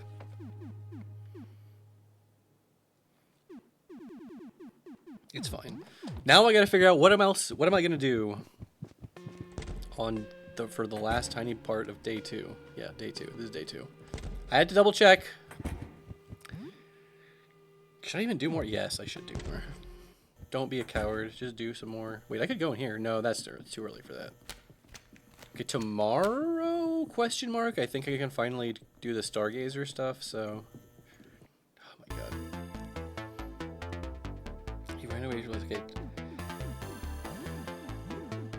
Yeah, Joel can't even guard. Okay, fine. I'm just gonna waste my time trying to escape. Okay, luckily this guy sucks. Luckily this guy's weak as shit. And he's only here for a few days, then he goes back into the teeth apartment. Trust me, guys, it'll totally be worth not killing him. I mean, it really isn't. It's just like a one slightly more souped up encounter. But it's still kind of cool to see, to be honest. It's still kind of cool. Okay, wait. Okay, sorry. I just had to make sure I have the photo paper. For some reason, I was like, wait, did I talk to Lyle yet? I did talk to Lyle. Alright, and I just saved, so relax. What else do I want to do on floor 1?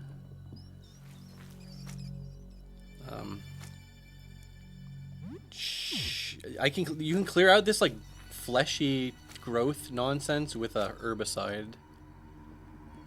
You can hear the Rat King. I was like, is he coming for me? He's not coming for me. He's doing his own thing. Thanks for hanging out, 9-ounce snails. And again, thanks for anyone hanging out. It's very late. Well, you know what?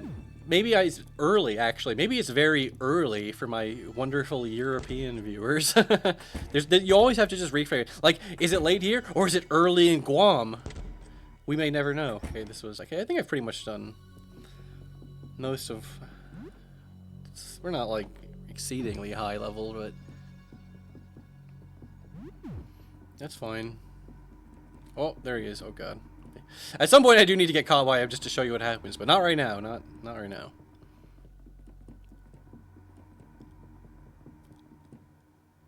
Oh, I know what I can do. Or, I mean, there's a few things I can do, obviously. I remember what that Ernest guy said. These are all, by the way, these are all, like, locked. They're locked. There's one that's not, though. Third from the left. That's what Ernest said, and it is this one. You can go in here, get a nice key. If you stay in there for too long, obviously, you die. I mean, there's something else you can do with that big eyeball, but it also can just kill you horribly. Should we check out Helen's apartment? This always... Oh, it's night. This one always scares the shit out of me. I don't really know if these plant enemies are even that strong. Well, I guess let's find out. Oh shit, I forgot to unequip the broken claymore. Hopefully this is not a problem.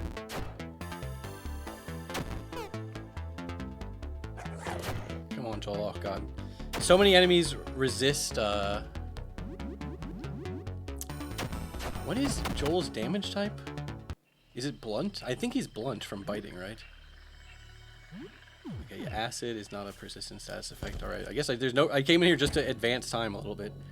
Oh, yeah, this is the door that they were talking about where it's like, there's a 1 etched into the handle.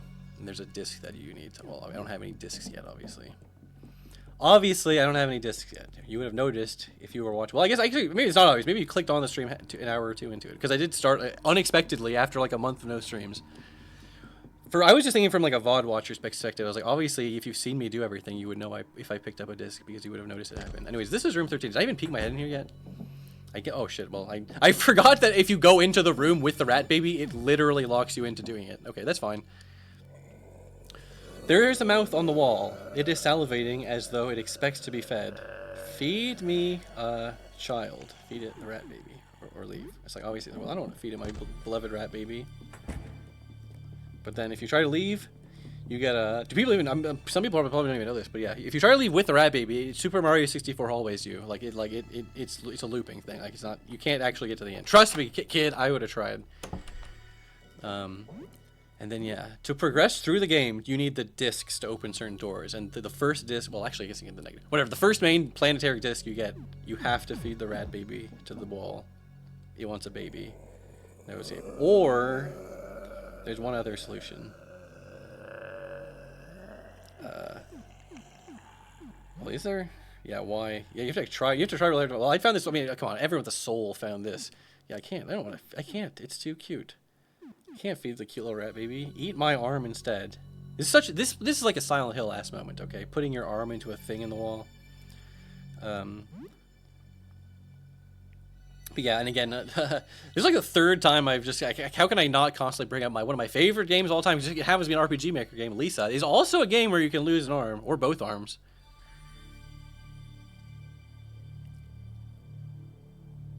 So yeah, you lose. You have to pick left arm or right arm to give up. You permanently lose the ability to use two-handed weapons, obviously. I mean, obviously.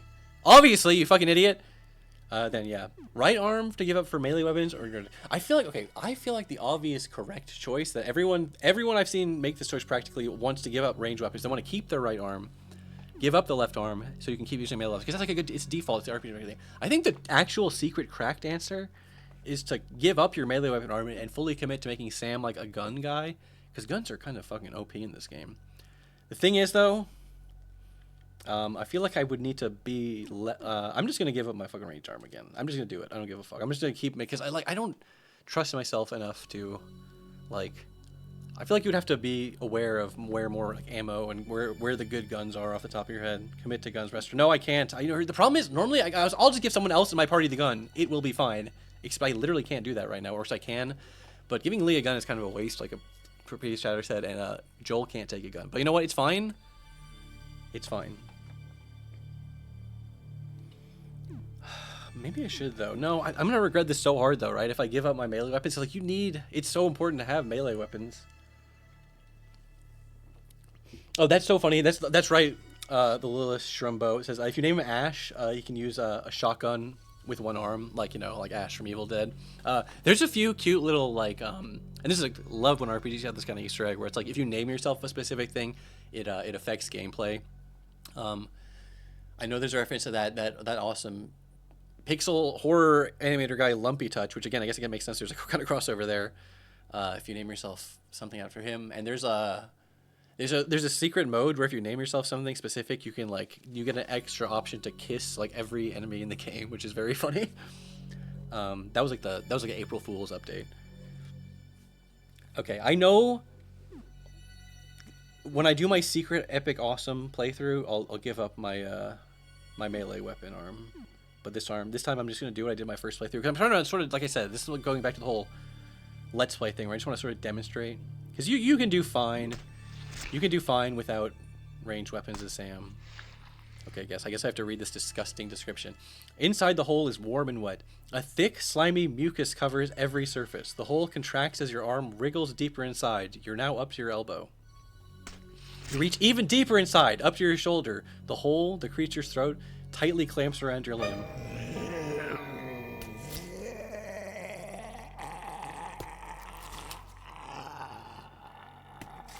The monster's blunt teeth clamp down on your arm, crushing your bones and tearing into your flesh.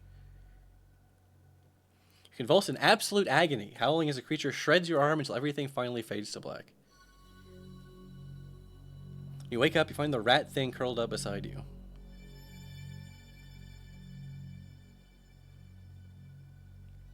Seems like it's grown very attached to you. Mouth widens for a moment before dry heaving. After several attempts to vomit something out, it finally reaches a round, shiny disc. It clangs to the ground. We got this thing. This thing vomits the nasty disc. This is the important disc, the Earth disc. It seems satisfied. And yeah, look, it changes Sam's sprite. He literally does not have that arm anymore. And when you see in the mirror, when you're brushing your teeth, he has to do it with one hand. Here was my mistake last time, is I saved the rat baby thing because I couldn't resist, because it was too cute to, I couldn't kill that poor little rat baby. But then I didn't even use it, okay? Then I didn't even do anything with the rat baby. This playthrough, maybe, although I don't know, it kind of seemed like an underpowered party member, to be honest, but... Yeah, you know what? I was about to be like, I'm gonna do this, and then I'm going to. I think it hurts the shit out of Sam too, by the way. And then I'm gonna go get the Mars disc. But no, I should just go save. I should just go save. Rat Baby is good. I hear. Okay, he has some cracked shit that I know about. Like he can do some like copycat type shit, which is like, dude, okay. Oh fuck, I really don't want this guy to knock out Sam. This is kind of a waste of bandages, but please just don't juke me. And oh god.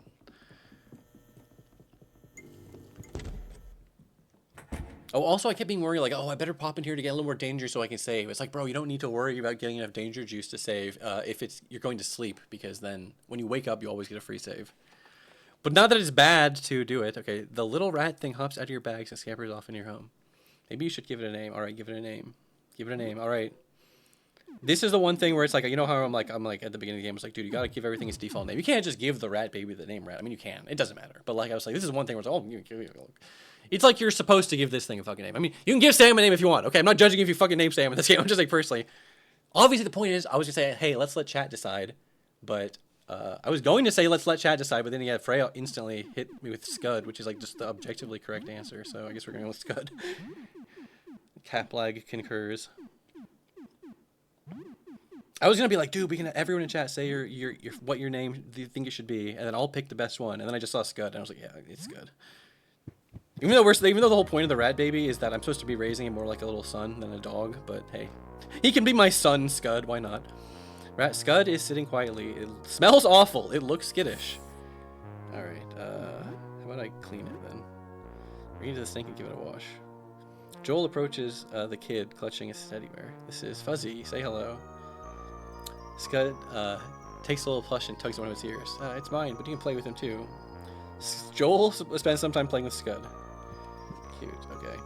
It looks skittish. Skittish? Is that soothe? Yeah, soothe. You spend some time soothing Scud. Sitting quietly. I guess we can play. It's not very strong yet, so you just roll a ball on the ground. Scud scampers around after the ball and tosses it back. I'm just going through my little The Sims check. Let's talk. Yeah, let's talk. We gotta talk to him. You tell Scud a story. It doesn't appear to understand anything you say, but it seems to at least like the sound of your voice. I don't know what feed blood does exactly. I guess I have 61 health. You give Scud some of your blood. Okay, it's 10 health. I wonder if that's supposed to be like, if you just don't have any food, then this is like, this is something you can do. Why do I keep doing this, dude? I keep going to the fridge. Because what you're supposed to do is feed the little rat baby. How about some raw chicken? Chicken with nothing! My favorite. This is going to a rat baby. It's fine. Get the fuck. Okay. You know what's funny is I love getting lots of party members because they actually like hang out and walk around your apartment. But they have collisions, so sometimes you're like trying to get to the save or get to the desk or the door. And when you have got like, you can get a lot of people. Well, you actually get a lot of people. I was actually pretty impressed. Like, it's cool. It was fun going through this normally and then looking at the wiki after I beat it the first time. I mean, dude, there's that many different people I could have had in my party. Like, what the fuck? Including like the first kid in the game. I killed Joel instantly on my first playthrough because I was just like, I was really like, whatever. Okay, I didn't kill him instantly. I just didn't get the teddy and like put 2 and 2 together that the game was gonna want me to do that. Even though it's really not that complicated. It's really, most people I think are actually capable of collecting Joel, recruiting him. Collecting him makes him sound like a Pokemon. Although sometimes I do think of the party members in this game like they are Pokemon. But yeah, you can talk to them when they're party. I mean, they don't have like a super dynamic, constantly changing ball. Well, even in Baldur's Gate 3, usually they have the baseline of dialogue. So, how are you doing? I'm okay. I'm ready to go out there again soon. What was your life like before this? I don't know. I guess I'm just a kid. Did you know I'm 8? Anyways, my family's kind of big. It's me, my mom, my dad, my little brother, and my baby sister. So I'm always kind of busy. Also, I'm the best at Super Jump Lad in my class. Dude, I know we played it together. I mean, that's cool that it says it there. I'm just saying I know because we played it together. What do you think? Wow, that's a funny thing to ask an 8-year-old. Oh, you mean about the outside? I don't know. I'm kind of bored of staying inside. I really want to go back to school soon. Just have a football match next week. Did you? I already know the answer to this. He explained this already, which is no. Nobody in my family did, except for my baby sister. That's when she got really bitey. So yeah, even though he didn't look outside, you can get like indirectly turned into a freaky mutant. I think the more severely you look outside, the more it like fucks you up big time. We can get into the logistics of that later. Goodbye. Alright, then I already talked to my little scud. What do you have to say? Oh yeah, I forgot to even do this. But see, now when you make food for the table, you have to interact with it again. I mean, you always had to interact with it again, but now instead of just eating it instantly, you can either share with friends or feed Scud. You feed Scud. Actually, maybe I didn't need to do that because it didn't even say he was hungry, did it? But that's good. I'm sure it's fine. It's good. I'm sure it'll like max out his freaking values. Wait, what do you have to say? Well, look who's come to see me. Yes, how are you doing? I feel incredible, alive. I want to go back out and cause trouble. Dude, Lee's awesome. So, you're a monster? A monster? Don't be so cruel. You and I are very similar. I was just having fun when we wrestled. But eventually I'm going to beat you. With the hairs, when I have to voice them, it makes her sound like fucking like Butthead from like fucking Beavis and Butthead. What do you think will happen? You're so worried about the future. You should be more worried about the present. Good advice, actually. Honestly, surprisingly prescient advice. What did you do before all this? Oh, I ran a little shop, little things for sale, this and that. But that got so boring. My life now is so much more fun. Did you look outside? You worried? Maybe you should go have a look too.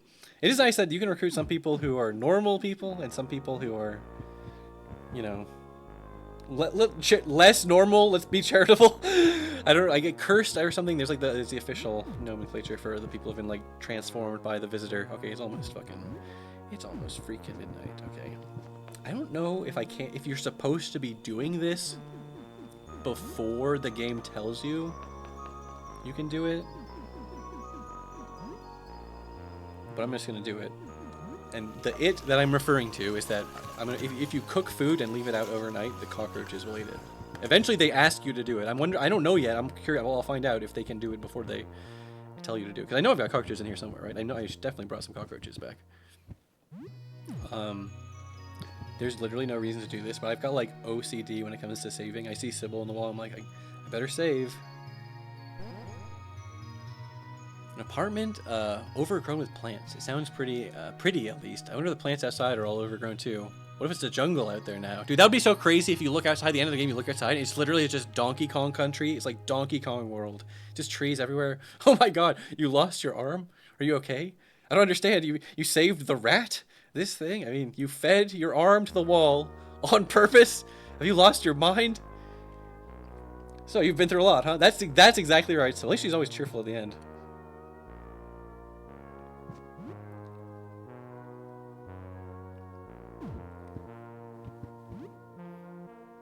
Yeah, I've also have not seen that much of the I was gonna say the Beavis and Butthead revival, but it's the new Beavis and Butthead revival. This show has had multiple revival shows. I saw a little bit of it and I quite liked it. Like I liked the what's it called? They do the universe fair, which was like totally good and fine and a very funny little thing. The strings. I always have to be that negative Nancy. I always have to compare everything to pit bad bitches against each other. But like, dude, universe was fun and all, but it was not even like close to Beavis and Butthead Do America. That movie is hilarious. That movie's like a masterpiece. The new one was just good, which to be fair, the fact that it was good at all is like, dude, Mike Judge has a pretty good track record. Like the King of the Hill revival has also been pretty good. Not like 10 out of 10. This is the best King of the Hill ever. It's as good as it ever was. It's like the peak of the peak. But it's like, no, it's actually good, like, baseline King of the Hill, though, which is, it's better than, like, season, like, 13. It was kind of starting to, it never fell off the way Sims fell off. Dude, don't even get me started on King of the Hill. Why am I even, this is a mistake to get me started on this whole rabbit hole. But speaking of what I'm doing, I need to go to sleep in-game. In-game, go to sleep. It's only day 2. I keep, like, forgetting. Like, I have to constantly check. At least it's, like, I can keep track of it. Well, you can keep track of it via the calendar. It'll always tell you exactly how many days I have left. But, if you correctly remember to water the plant once a day, then it'll always be damp. You can just check that to see if it's what day it is. Yeah, I'm not even a total hater of, like, modern animation styles or whatever, but, like, Beavis and Butthead looked so much better when it was, like, physical drawings, you know what I mean? They still do a good job, though. Like, it's good. It's good. And King of the Hill, I kind of got used to it. There's other problems with King of the Hill reboot. We don't get that's a whole. I could do a whole podcast about freaking King of the Hill. Okay, we don't need to get into this. I need to be focusing on Look Outside, which is an awesome game. Training for the night. I will. So you fall asleep, you feel like something's watching you. That's fine. That's good. Oh, fuck, I keep forgetting. Leftovers are the one, like, you get extra. Usually just get leftovers when you cook food. Sometimes you'll get extra leftovers. I forget exactly. If it's dependent on the meal and your cooking skill or whatever the formula is. You really should use those on the day you get them because they have a chance to go bad overnight. A knock at the door wakes you up. Okay.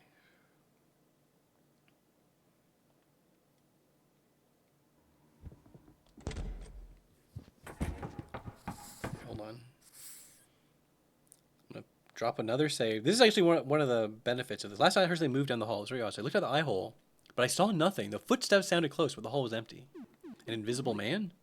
Sounds a bit crazy, but yeah, I guess so. Be careful out there. It didn't sound human either. Way too many legs. An alarming amount of them.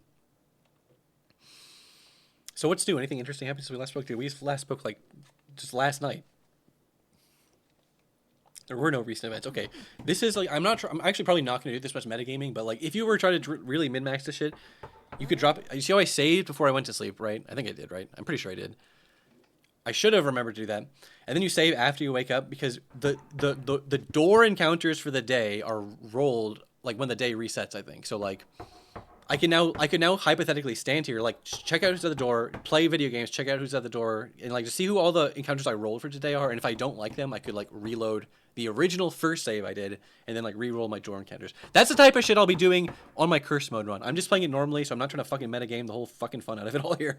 I kind of like the randomness element to the door elements. Okay, hold on. We're gonna have to hear the door knock while I do this whole cockroach encounter. The cockroach is clutching a piece of paper in its pincers.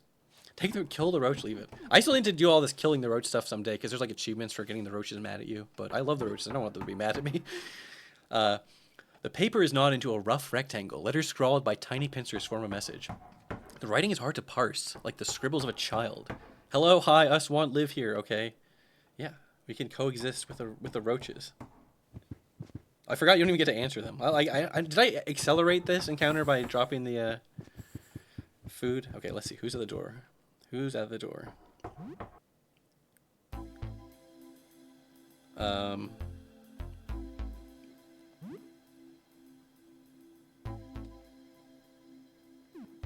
This is what's his face? The junk guy?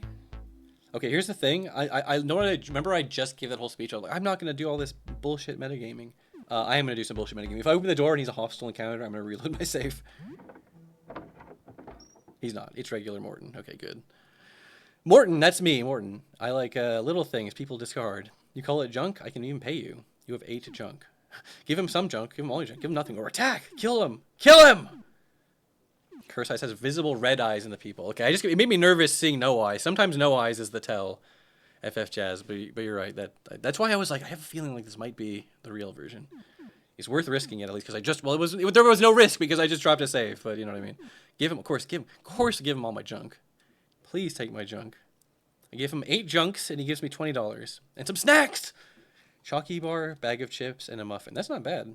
And dude, I forgot he can give you some pretty good shit. He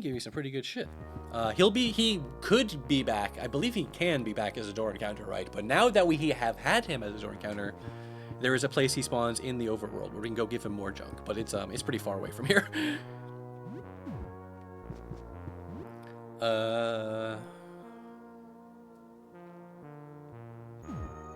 I was thinking, like, do I have to do something? I do have to do something.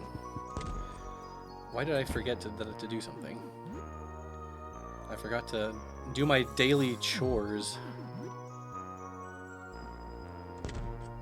Including taking care of the rat baby. Take my shower. You gotta have a clean Sam is a happy, healthy Sam. Think about the labyrinthine first floor. Why is it so strangely warped? Nothing like this happened on your own floor. Well, the corridor on the second floor seemed to stretch as you were being chased by Lee. My friend now, by the way. You shower for about half an hour. You have soap and hot water, so the shower is very effective.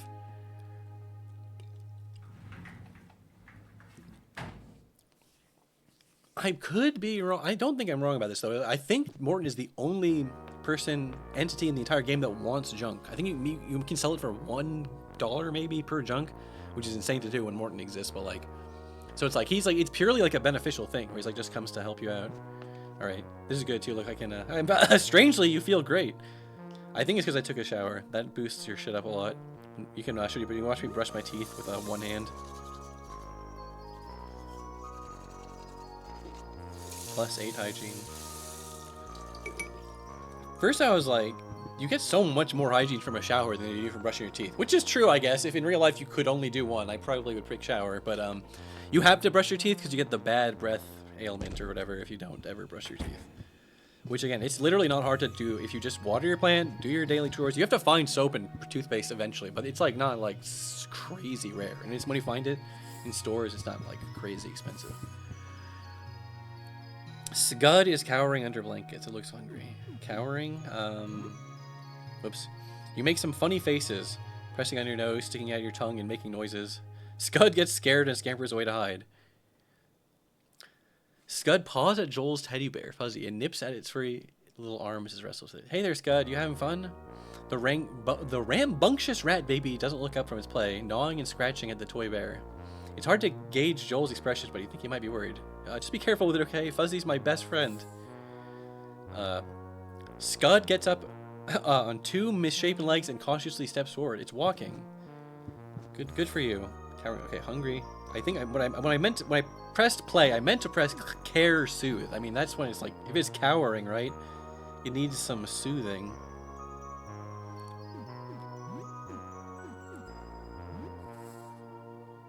Okay, maybe he's just tired. Well, I did scare him with my playtime. You give Scott a little show and tell of our lives around you. That's funny. Tuck it up. There we go. Okay. I think I can still feed him.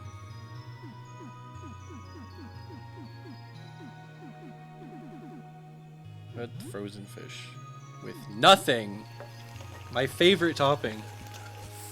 Damn, Reverso Scud emote. It looks crazy because it like flips his like eye spot. It looks like a totally different dog. Completely different. It's like when you know artists do that thing where they have to like flip their sketch or whatever. Or there's always artist memes about this where it's like you draw something and then you flip it horizontally and you realize it looks fucked up. That doesn't happen to me because I don't draw shit. I'm a fucking idiot. But apparently that's a hashtag relatable art meme. Squashed Scud. That's like a wiener dog version of Scud or like a elongated Scud. Feed Scud. If I remember correctly, Scud is a greedy little fucker. I was gonna say he's still hungry. I'm gonna have to feed him like 3 foods in a row. So instead of doing all that, I'm just gonna worry about that later. I'll feed him throughout the day as I revisit my apartment to save. I think it only matters, and not to always be metagame bullshitting. I think it only matters as long as you don't go to sleep with him saying he's hungry. And I think even if you do that, like he just like grows up faster if you feed him. Oh, I forgot to start the pendulum again after. I'll turn it off when I go BRB, but I like the TikTok pendulum. Not the app, just the sound of a clock. They ruined that. That app ruined the sound of a clock. And you know what? That's not even like TikTok is that should be the name of a perfectly good like clock app. What is it even? It's not even. It's about fucking short form video content. It should have a name like Quibi. Can I craft anything? Did I just do this last night and I already was like forgot what I have as my thing? I could craft some like Molotovs. Might be a good idea rather to have one of those as like a, you know, emergency backup type item. You know what? On the other hand, stamina recovery is quite important. But, you know what else is important is having, I don't think I have any Molotovs. No, I do. I found some. Okay, I have some then. Then it's actually not important. I have one. I have one. Maybe I'll craft one.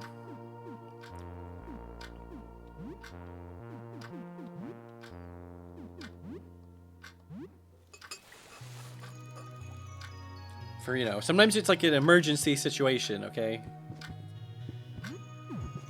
What time is it? How much time did I waste doing all that crap? Dude, it's already noon! I wasted so much time!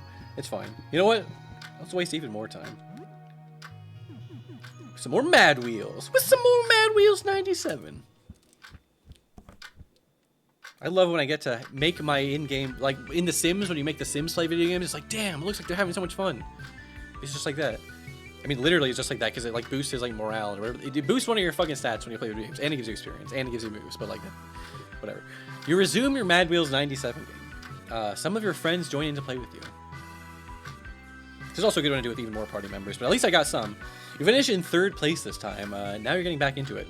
Joel somehow gets 2nd place in the championship. You have no idea how he's managing to play at all. This is still a lot of fun. I get calm. Yeah, calm. Oh, damn, that's enough to get Lee to level up. You hear a knock at the door. Okay, please. Please be a good encounter. I need this to be a good encounter. Because I don't think I've even saved since I got Morton, right?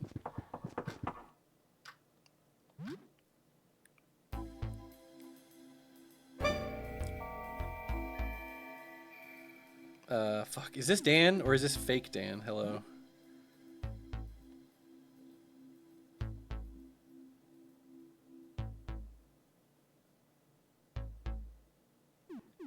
Okay. Fuck. Normally I love to like do the, like, whenever I'm like not sure, I'm like, time to pull up the wiki and make sure I'm doing the right thing. I'm gonna do this. I have to do the save reload if it's fake Dan. Okay, it's real Dan. Thank God. I love this guy, dude. Look at you, a bona fide friend. Can I come hang out? You got any food? What about video games? Come on in, pal. Who could ever turn down a gamer in need? Dude, I was praying for this. I was literally praying, give me early Dan. Give me Dan so I can actually level him up throughout the course of the game. Hey, my buddy, my pal is Sam. How's it hanging, buddy? Oh, yeah, he's already in my party, right? Okay, talking. How are you doing? Hey, man, your place is awesome. Thanks for letting me crash here. Oh, hey, if you go out again soon, can you bring back more games and snacks? What did you do before all this? Wait, are you kidding? I'm a legendary Let's Player and video game commentator. I'm also a part-time unboxer. What do you think will happen? I don't know, man. I seriously hope this doesn't push back the development schedule for Cosmic Disaster 2. Did you look outside? Haven't got the chance yet. I doubt it lives up to the hype. That's you. I know, that's it. This is the streamer character. Like, literally, though, you don't even understand. He literally is the streamer character. Wait, do I actually have to tell him to join my party? Join party. You need to leave, Dan. Yeah, alright, let's go. See how he has 0 viewers? Like, he does things to... He's, like, constantly live streaming, and he, like, gets viewers, and then, like, he uses them for his skills or whatever. And he has 2 different movesets, which is kind of cool. He has, like, if you do the calm intro, you get, like, more healing and assist-based moves, and if you do the irate intro, you get offensive skills. Yes, dude, I was just saying this. I think I said it earlier. I was like, if you're a streamer, you have to use the streamer character. It's like you're honor bound. And I was also just thinking too. I really hope I get a full party soon, and I did. And again, when I first played this game, I had a completely different party at this point. Completely different. I found Dan way later, and I never even got the chance to really use him. Dan is really good. I heard that. I'm excited. That's what I'm saying. Literally, I'm excited. Oh, dude, and this is also perfect because I was just saying, I was like playing Mad Wheels. I was like, you know who has great commentary on a lot of games? Dan. I wish he was here. Because even when he's not in your like actual party, when you game and he's in your apartment, he'll like, you know, not every game, but he usually has some shit to say. Now the most important thing in the world needs to happen, which is I need to go get Danger Juice. This apartment's not open yet. I just gotta make sure I'm doing this, not this apartment. The guy would walk past, right? Because this is where the... Okay, not to always spoil everything, but, you know, I gotta be doing my Pierre encounters. Because it takes a while to do that quest. It's okay. Wait, it is... Sorry. I'm very curious about this, because I'm not that attentive normally. It is... Okay, 13:55, which I know means it's almost 2. It's basically 2. p.m. Obviously. Obviously, okay. Because if it was saying, oh, that's right. On this day, this apartment is open. Can I? Oh yeah, this will be fine. I'll get enough danger juice, then I'll do the Stargazer apartment. Dude, dude, what did I say? I say this every time. Dude, I love walking into someone's apartment and stealing their $40 and their some coins. And I also, Dan's character class is creep, by the way. Classic. It's okay. I promise the owner of this apartment, they're not going to need this anymore.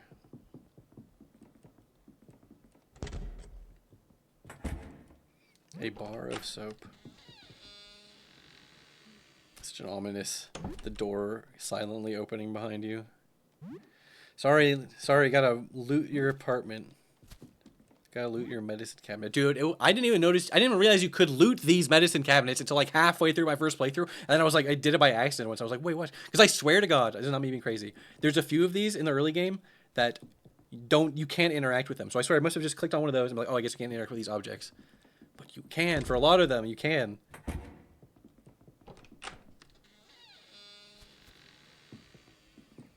Okay. Oh yeah, this room. This is a pretty important room. Okay, fuck here. This is the thing, right? A chart of the solar system detailing the 8 planets and the 5 dwarf planets. It also lists the number of moons orbiting each planet.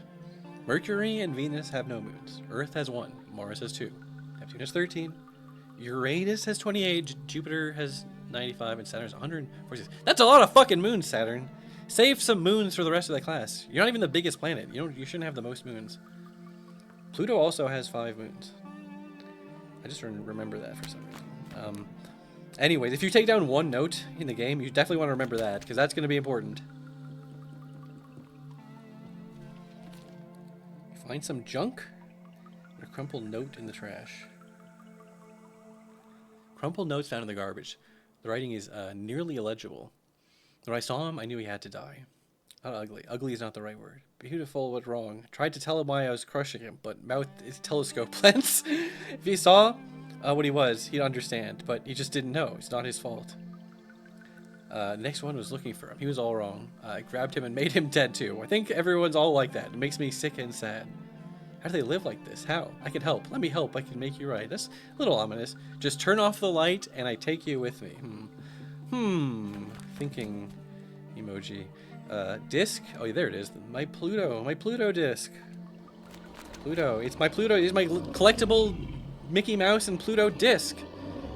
God, I hate the fucking sounds this thing makes. Seems like a ledger of borrowed equipment. Oh, right. The borrowed telescope. Sybil, Beryl, and Jasper. Oh, I forgot it tells you about the Vincent with the slide. I guess it would tell you about that. Lyle with the zoom lens. A disc with no image on it, the void disc. This is good. A telescope. It's pointing downwards. I mean, you can look into it. I mean, sure, it can. And you see the floor. When it pointed outside. If you look into this, you die. Obviously, the game gives you chances to look outside, and then if you do, it's like, well, it's pointing outside. Don't look into it. If you can examine it, it's an odd-looking telescope. The eyepiece bulges out. It's meant to project the image downwards instead of being looked into. Interesting. See the little spot, like a little light on the floor? What you're meant to do is take that negative disc, the blank disc, you put it down. Of course, it doesn't work. There's too much light in the room. We gotta go turn off the lights, and then we can do this part of the game.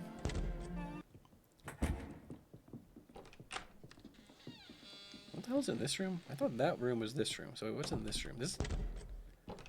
Oh, this is the bedroom. There's a metal. Oh, thank God that I found the metal bat, because that reminded me that Dan comes like most apartments with no weapon. I would have had him in my first battle, and he would have been doing like 2 damage. All right, what do you want, Chief? Ooh, I got a cleaver. Ooh, mace. Mace is good. I forgot the mace. How about you take the damn metal bat we just got? Or wait, do you have good ballistics? You could be the pistol guy. I guess you can be the pistol guy now. Did the guy live streaming just he's just like, oh. He was coming right for me. I had no chance, I had no choice but to shoot him. Nice denim vest. Oh, that's sure. Why not? I almost forgot to kit up Dan. That would have been brutal. That would have been brutal.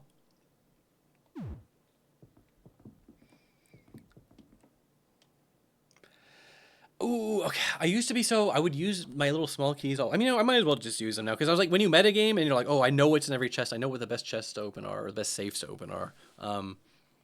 But it's like, I can't remember. I can't be arsed to keep track of that. Plus, there's like, you can potentially get a nice little lock-picking item later, which I thought had infinite uses, but actually it does not. I'll just do it. I need money, okay? And usually there's lots of money in these chests. I need fucking money, okay? I need money! You need money to survive in the... This is not even the post-apocalypse. This is like the current apocalypse. The apocalypse is happening outside right now.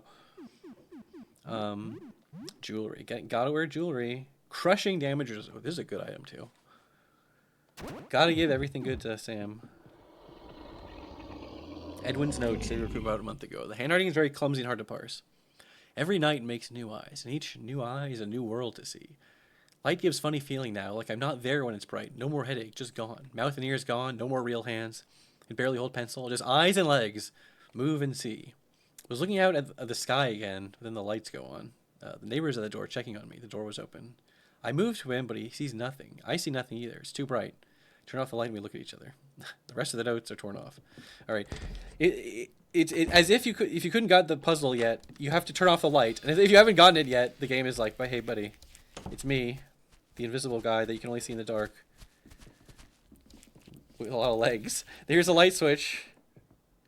You should press it. Okay. He's this guy. You know what? I'm actually gonna go save. It's fine. I'm just gonna go save really quick, buddy. I have to save, okay? It's not just me being a coward. I have to lock in Dan. You don't understand how important this is to me. My shit's all good because we were just here. Like I said, if you play a good RPG, you know how good it feels to save. Saving feels as good as winning a fight sometimes. Well, Dan sounds a bit hyperactive. At least you have someone to spend time with now. The invisible thing I heard outside the door is absolutely a real thing, huh? What you're saying doesn't sound like a mindless beast. Well, that was interesting. Have a good evening.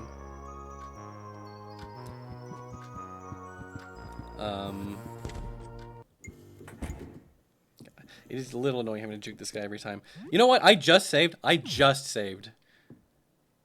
Let's see if I can kill Stargazer. Normally what you can do here is you can explore a lot of this apartment and just like avoid him, you know what I mean?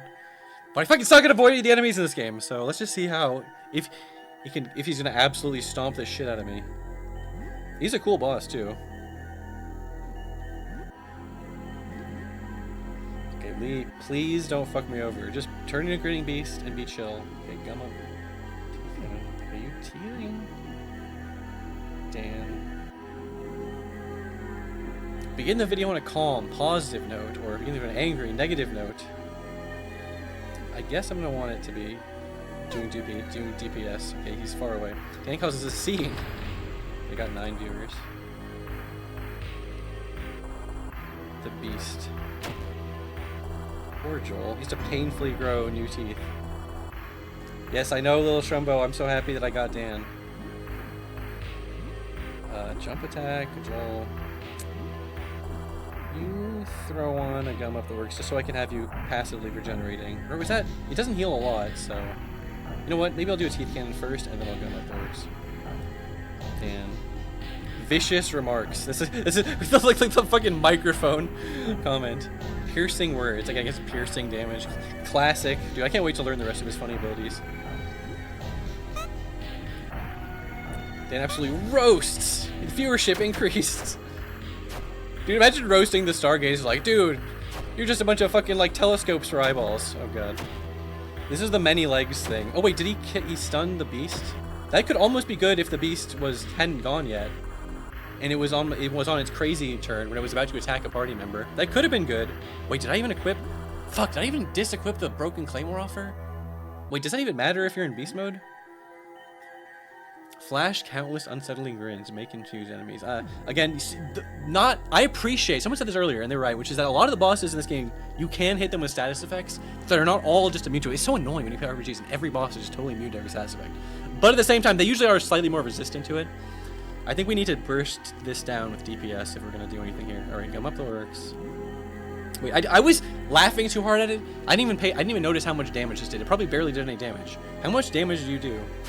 18. Oh, it resists. It resists piercing damage. That's the part I should have been looking at. Okay. What kind of damage does this take a lot of? Because it's like resisting all my shit.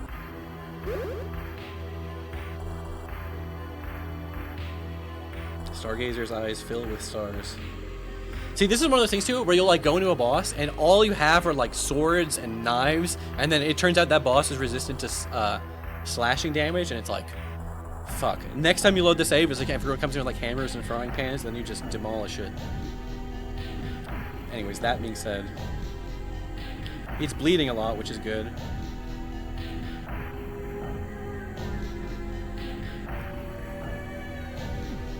Oh yeah, being in beast form also takes 5 stamina per turn, which is a little annoying. Lee goes through stamina pretty fast. Also, now this fucker's resistant to my double attack slashing thing too. Okay, can you hit him with the teeth cannon? And Dan, you might have to actually just use your baseball bat. Wait, you hit the baseball bat. This thing might be weak to blunt damage.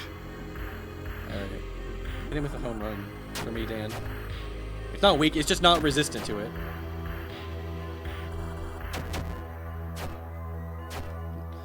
The smart thing to do, honestly, and especially if you're early into the fight, is to just literally, you can run away. Because you can run away from most encounters. If you can't run away, it'll usually tell you.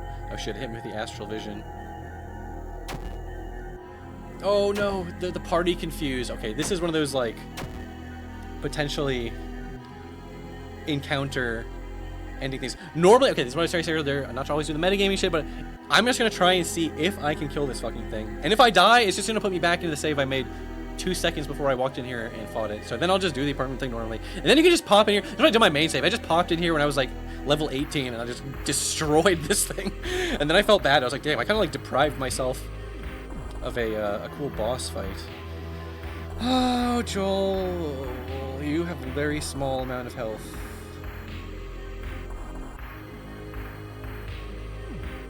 I don't really know if I want to use a tonic on you because that's healing like 20. Oh wait, oh fuck. Wait, oh wait, Joel, this is perfect. You have anxiety meds. Who do I really want to be not insane right now? These could do a lot of damage to my own party. But I also really don't want Sam to be confused. I also don't really want to burn all my anxiety meds off this, but let's just do it on Sam. Okay, never mind. I don't even get to use the anxiety meds because Sam kills Joel instantly. Oh yeah, that's right. Even when they're confused, sometimes they will confusedly choose to attack the correct enemy. All right, Stargazer. I kind of have no choice but to do a little bit of healing. Joel, special power smash, chance to stun. That would be a game. That would be clutch.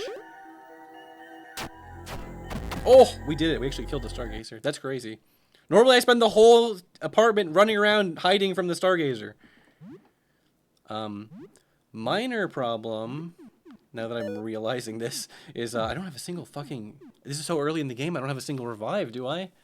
Is Joel just going to be unconscious for the rest of this fucking encounter? Okay, well. Oh, wait. I think I can know how to revive him, actually. It's the evening already? Well, first of all, I think going to sleep revives a party member. Oh, shit. This fucking guy. It's this thing again. You wonder if it's been following you. Hi again, friend. The creature seems excited. Ooh. He really is doing the Mario 2 mask thing. He's shoving it right in my face. For some reason, you feel especially vulnerable as it stares at you. There's teeth beneath the mask. Its steady gaze is fixed on you. Are you shy? It's a funny question to ask. Steady gaze. Do you need help?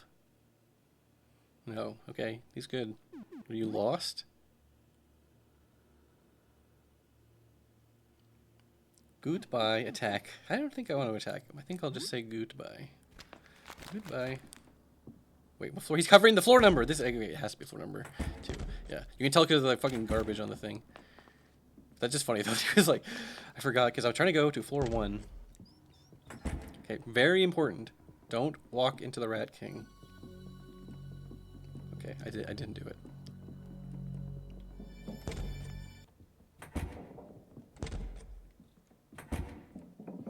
You guys thought I was crazy when I said this was the best Fred and my favorite Fred.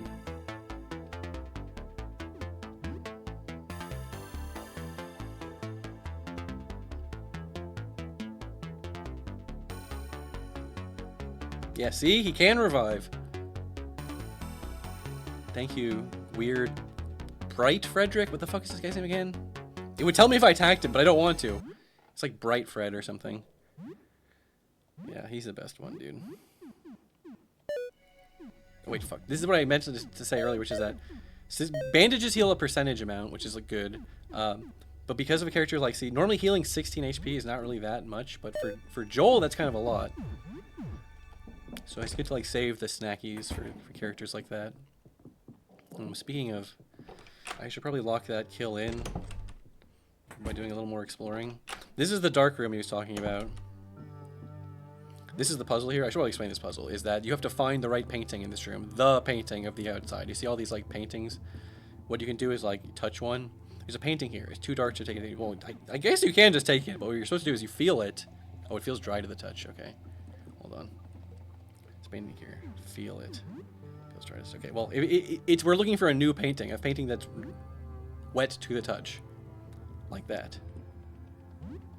Oh, sorry, gotta loot my shit. Gotta loot the room. God, can't forget the turpentine. And then when you leave the room and you go back to the light, your fingers will be covered in paint. Your hands are stained with green paint. You wipe them off. So that's the trick. The trick is we're looking for a blue painting, which you would have known that if you looked / inspected the easel. I love stealing comic books and junk. The junk is just like nothing. It's like I think I killed the cursed version of Morton on my first playthrough, so I literally never found Morton. So I literally was just collecting junk the whole game, and I never got to do anything with it, which was really depressing. Anyways, I was just going in here to get some danger juice up, going into Hostile 4, new rooms, going to new rooms, if you couldn't tell, was specifically the thing that passes time, and other things can pass time too, but... Dan VOD viewer skip 10 hours ahead, exactly. He's 14 viewers right now. I guess viewers persist between battles. I haven't used Dan, like I said. I technically had him, but I didn't really get to use him at all, so I'm not like 100% sure how the whole viewer thing works. Let's find out, I guess. Oh yeah, this is cool too, by the way. It took me a while to notice this. Whoa. Sometimes it makes that sound when there's like a shadow enemy that spawns, and there's like random shadow enemies that can spawn when your danger level is high. The higher your danger level is, the more the weird like shadow enemies can spawn. What I wanted to show you was these paintings with the frame painting. Most of them are missing the paint. When you kill the Fred, it returns to the painting. So like a frame painting, it depicts a disgusting lump of flesh. You barely make out the Freddy's features in the shape. It's all agony. That was the one we killed in the bathroom over here. And when you kill it, it turns back. It goes back on the wall. And we've killed a few of those little green things. That's why there's some of the green guys back. Treachery. I hate that sound. It freaks me out every time. Okay. I think I got danger juice. It's fine. I'm pretty sure I did. We gotta go save. Wait, I have not been... Yeah, that's right. Okay. I was like, what do I do? What is my actual next plan? Is to get the next disc. I was about to be like, I haven't gone to the ground floor yet, so I don't have to worry about Ernest yet. I forgot that this dude, like, watches you. It's always a little ominous when NPCs do that. That fucking thing. Those things freak me out. Well, let me show you something funny with this encounter. Hold on. There you are, Joel. Well, it's not this encounter specifically, but guard. You can't guard as Joel. It's so stupid. It's so annoying. Well, I'll do teething, I guess, and then special. Give me a calm down. Oh, yeah, I'm in negative. I'm still in negative now. I forgot that it persists between things, but yeah, you can switch modes. So calm down. Shift the tone. Do positive. Calm one. Switch to healing / support skills.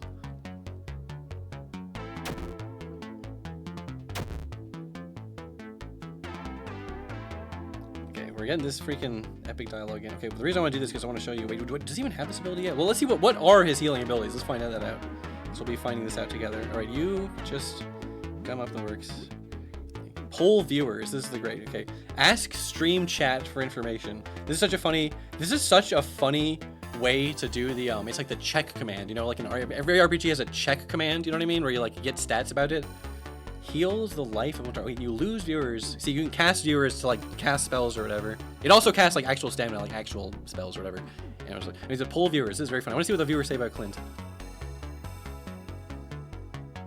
Cast viewers like, guys, oh, what do we have on this guy? I want everything. Time to expose him.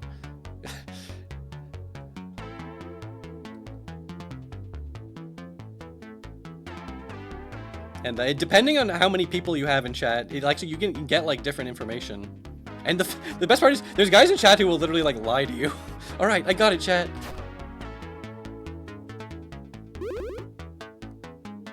But yeah, dude, there's a stream chat in the game. Not many games get to have an actual stream chat. That's you guys. You could be Dan's chat, but in real life, and I could really be like, guys, go on the wiki and tell me the stats of this guy. Except don't actually do that. I don't need you guys to actually do that shit for me. Well, like I could say that, I could demand that, and at least one of you little cowards would do it for me. Although again, just like Dan's chat, there probably would be someone who'd be like posting fake information. Then I'd be like, well, how do I even tell what's fucking different? What's the fake information? What's the real information? All right, what time is it? I have time. Time for a little home cooked meal. Is anything good with pork? Eggs. Pork and eggs. That sounds good. You cook something new. Cooking skills increase level 4. We're on Marmot. What is that? I don't even know what these freaking chef words mean. You think I know what that means? Oh yeah. I mean, this is for me, and this is not for you, Scud. You get the scraps, Scud. You eat some ham and eggs. Share the food 3 people. I think. Does having more people like lower the amount of healing because you're like splitting it among more people? I forget if that's how it works. The healing also goes up based on the quality of ingredients, the meal you're making, and specifically Sam's cooking ability, obviously. Man, the landlord, Mr. Henderson, was really on my ass last week about rent. Hey, Sam, I've got an idea. Since you're such a good pal, maybe you could loan me $200. I don't think we need to worry about rent. Absolutely not. I guess I'm not fucking loaning you for 200. I don't even. Do I have? I think I do have $200 now. So you're definitely not getting it. I don't think we need to worry about it. Oh, this will all be over in a week or two. And when things go back to normal, Mr. Henderson will be on my ass. Come on, Sam. You're my best friend in the whole world. You gotta do this for me. No. That. Dan sniffles, wipes his nose with his sleeve. It really hurts my feelings. Shut up, Dan. Shut up, Dan. It does split the amount, but your social goes up. Social is like one of those things where if you just have a lot of, you probably don't even need a lot. As long as you have like a full party, as long as you have, and you're cooking meals on the regular, you really don't have to worry about it. It's only like when you're doing one of those like solo Sam runs where not having any social points is gonna kick you in the dick. But you can get social from going on your computer and reading social media or whatever, and also talking to your plant. That literally only works when you're solo Sam, which is kind of funny. Speaking of cooking, wait, hold on. Cooking moves time forward, so I have to be careful here. No, this is fine. It's fine. It's not that late. I always think 17 o'clock sounds so late to me as a stupid American. Then I have to remind myself that that's only minus 12, and it's only 5 o'clock. It's actually not that late. Once you're in the apartment after, I believe it's 10 p.m., you're locked into like staying in the apartment for the rest of the night. And you have to go to sleep. So that's why I'm being so like checking the time so obsessively.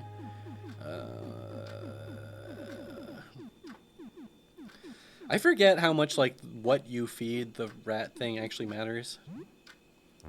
You can have tomato with nothing.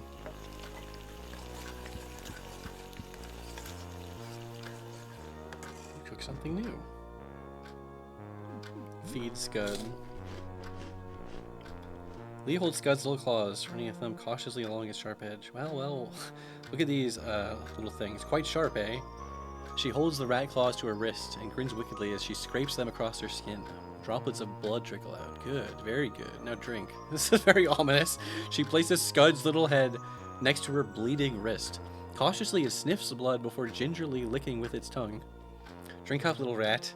We want you nice and strong. This is what I mean. Like, I never had a playthrough with both Lee and the rat before, so there's lots of fun little party interactions. You know what I mean? Like, so many games, like, you know, it'd be annoying if you're, like, walking around and they just start talking. Well, actually, I mean, it depends on the game, obviously, but, like, the mealtime is just a good opportunity for the game to give you some good party member interactions, I should say. The characters will comment on things just from being in your party, but, like, there's not, like, so much of that, and especially it's usually more just, like, talking, like, about the situation or to Sam. Yo, what's up? the Angler channel. Appreciate the raid. Dude, we have gotten a lot of raids today. We've gotten a lot. This is what I mean, too. When I don't stream for a long time, I get a lot of subs and get a lot of raids. I'm like, damn, it reminds me, like, dude, I should stream more often. And it's like, yeah, I should stream more often so people don't only have one opportunity a month to fucking sub or whatever. But, thank you. What's up, Angler? We were just playing some Look Outside. It's a very cool, a very epic video game. It's not like some hip indie underground thing that nobody knows about. Like, people know about this game. Like, I'm not trying to be like I mean, I guess I say that in my mind. It's like a pretty well-known game. It is one of those games. It doesn't have a console release yet. I think he's working on that. I know he's working on like translations for the game, presumably, hopefully, to get on consoles. That would be pretty cool. Because then I feel like it could reach an even wider audience. 'Cause in my mind, I'm like, dude, games on consoles, game not on console, who cares? It doesn't affect me really. I'm happy to play it on Windows, and I got like a Steam Deck if I wanted to play it like in bed or whatever. But like, if you're the developer of the game, you want it to have the widest possible amount, the possible player base. I mean, the easiest access point. And yeah, this would be great. I mean, like, I'm pretty sure the Switch can handle running this game. You know what I mean? I haven't seen this game, so that's what I mean to it. In my mind, I'm like, oh yeah, of course everyone knows about like people. If you know anything about the indie RPG maker horror scene, like, of course you're gonna know about Look Outside. Then I'm like, oh yeah, normal people are not necessarily always gonna be knowing about that kind of thing. That's true though, Queen Maddie. That's true. Germa's increasing the visibility. Even before he played it, he was like literally like constantly shouting it out. He would always be like, dude, it's like my game of the year for last year. So I'm glad he finally got around to playing it. Oh yeah, save. I was like, what have I not done? Is there something important I'm forgetting? Save. So it's new. Anything interesting happened last we spoke? Tell her a bit about recent events. Beast with the dozens of telescopes. Oh, that's right. I almost forgot I killed Stargazer. Dude, that's crazy. I totally was way too scared of him to fight him when I first played him. It's like I got into, like, he chases you around, so of course he caught me once or twice. I was like, maybe I'll try fighting him. And then he just, like, some of his attacks can just, like, kick the shit out of you. And I got hit with, like, one of those, and I was like, nah, I'm out. Anyways, my head hurts. I need to sit down for a moment. I'm sorry, Sybil. I'm sorry that I was glossing over your dialogue. I'm sorry about that. I just felt the strangest dizziness, and I'm not sure, a sense of loss. Oh, yeah, right, okay. There's a lore connection between Sybil and the person who was Stargazer. Well, that wasn't too bad. Have a good evening. I guess I could have left her. There's no reason to leave Stargazer alive, but... He seems sort of sentient. I mean, okay, the notes in his apartment were literally like, oh, I had to kill that guy because he was like, whatever. Like, it's fine to kill him. He was... I wouldn't say he was bad. He was just, like, going crazy or whatever. I'm worrying way too much about like the moral capability about killing RPG boss monsters. Frey says Vinny would love this game. He liked No Delivery, and I feel like this kind of new RPG maker horror game would work out well for stream. Has he not streamed it? I thought he did stream it. I like Vinny, but I'm not like a. It's just there's not hours of the day to watch all the streamers you like. Okay, I like catch a random Vinny stream. I love you know, Four Horsemen shit or whatever. But like, if he hasn't played it, he probably would love it. I thought he played it. Maybe someone else in Vinesauce played it. I always forget. People will be like, Joel Vinesauce played something, and in my mind, I'm like, I always forget. But fucking, yeah, Joel streams this a lot. Yeah, okay. Well, then they should all fucking play it. Everyone should fucking play it. And like I said, it's a cheap ass game. It's $10. It's so worth the $10. And if that really is too much for you, and that's fine. Some people have different monetary situations in life going on. But like, it goes on sale for like $6. It goes on sale for hella cheap. Just keep it in your mind. Throw it on your wish list or whatever. That's all I'm saying. That's all I'm saying, gang. I'm Angelic Dan right now. I'm like, just relax, guys. We're all friends here. Fucking tooth guy, get out of the way. Okay, he'll be going away soon enough. Okay, anyways, well now I almost feel bad that I killed the Stargazer because part of the tension of this apartment is like trying to sneak around and like he's like chasing you and like it's creepy because you would like open the door and then like right after you open the door he opens the door behind you. He like chases you between rooms, which is actually a really cool chase sequence. Fuck, I shouldn't have killed him. I shouldn't have been so cocksure. Like I have to show you guys how cool I am. I can kill the Stargazer. A boss that a lot of people don't always kill this early on because there's really not that much reason to kill him, honestly. Oh yeah. Okay, that's fine. There's still plenty of bullshit in the meat version of the apartment. Nasty, this is some, not to always be like, anytime anything spooky happens in a video game, be like, dude, this is just like Silent Hill. But there's like a meat fucking dimension. It's kind of like Silent Hill. We're in like the meat version of Sam's apartment right now. Can we play some video games in Sam's glitch apartment?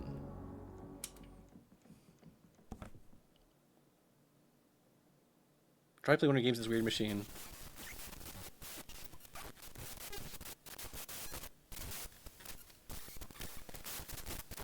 Yeah, that's what you expected. You hope this can't corrupt your saves. That'd be crazy if there was like a whole subquest related to that.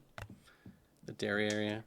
Okay, wait, where do we go in here? Go. Okay, this is weirdly like you can do some not sequence breaking exactly because it's literally not sequence breaking because it's like intended obviously, but like if you come here with the detonator charge, is that an iris? Do you need an iris key and a detonator charge to get through there? I guess you probably do, huh? I don't want you to get into meat world too early. Look at this fucking guy.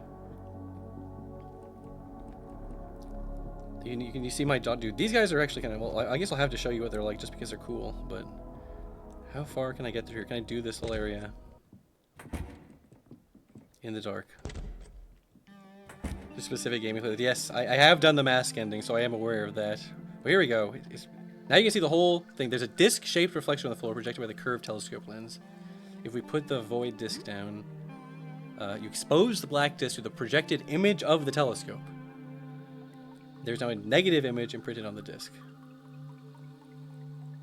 Okay. Good. And again, normally you'd come in here, you'd be like, ooh, I got the negative on the disc, and then the stargazer would come in, and you'd be like, no, but look at the way that the tables are like perfectly laid out, so I can like totally juke them around the tables. Except I totally deprived myself of any of that by just being too good at the video game. This is what I mean, dude. This is what I was saying this earlier, and it was just cope. It was just completely bullshit. But it was true, which is like, you know, back on something awful, it'd be like, oh, I just want to do like a normal playthrough of the game. And it's like, fuck, I'm already fucking that up. I'm already fucking it up. Okay, I guess I have to show this guy is a cool guy. Maybe I can kill him. Stretch face. What is it this time? Brushing your teeth, shower, something else? I can hold it together. I've been here for years. I know I can do it. Stretch face. All right, what are you weak to? Let's hit him with some damage types. Dan. Oh, okay, you're weak to slash.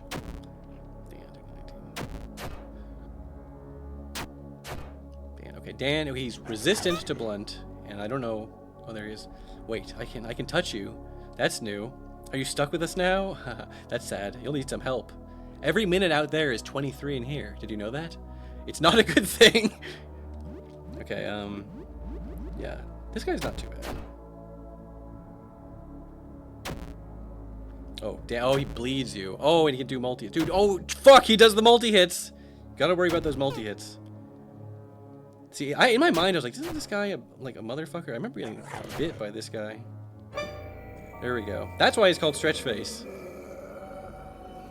Oh well, couldn't hold it. Feels weird. Thinking is odd now. Wide thoughts. Has this ever happened to you? Alright, Sam. He's triple bleeding. I could be wrong on this. I think you can't get like knocked out from like status effects like poison and bleeding. Thank God. But like, fuck.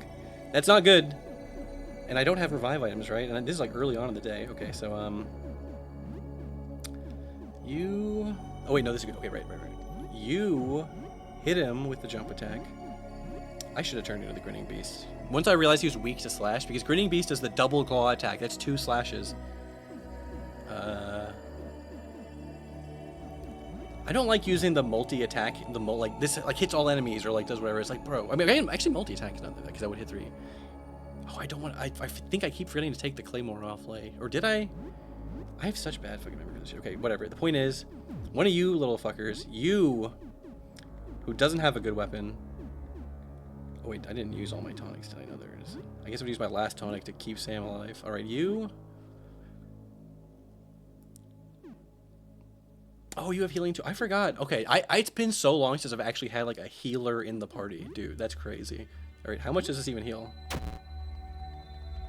Oh, is he gonna just kill Sam before? Oh, never mind. Dude, it's one of those situations where I'm like on the last turn of a battle and I'm like metagaming out like 10 turns ahead. Like, well, if he does this, then I'll do that. And I don't realize the enemy has like 2 HP left. All right, Dan learned Cure. Also, I like how the meat world, when you're in the apartment, it's just playing like a really, really slowed down version of it. Wait, not status. Skill. Healing. Like cure. Cures poison. Okay, that's actually good to have. Okay, items. 1, 2, 3. Bandages cure 1 level of, or I thought it was more than 1 level, but they cure bleeding. Oh, Dan is also bleeding.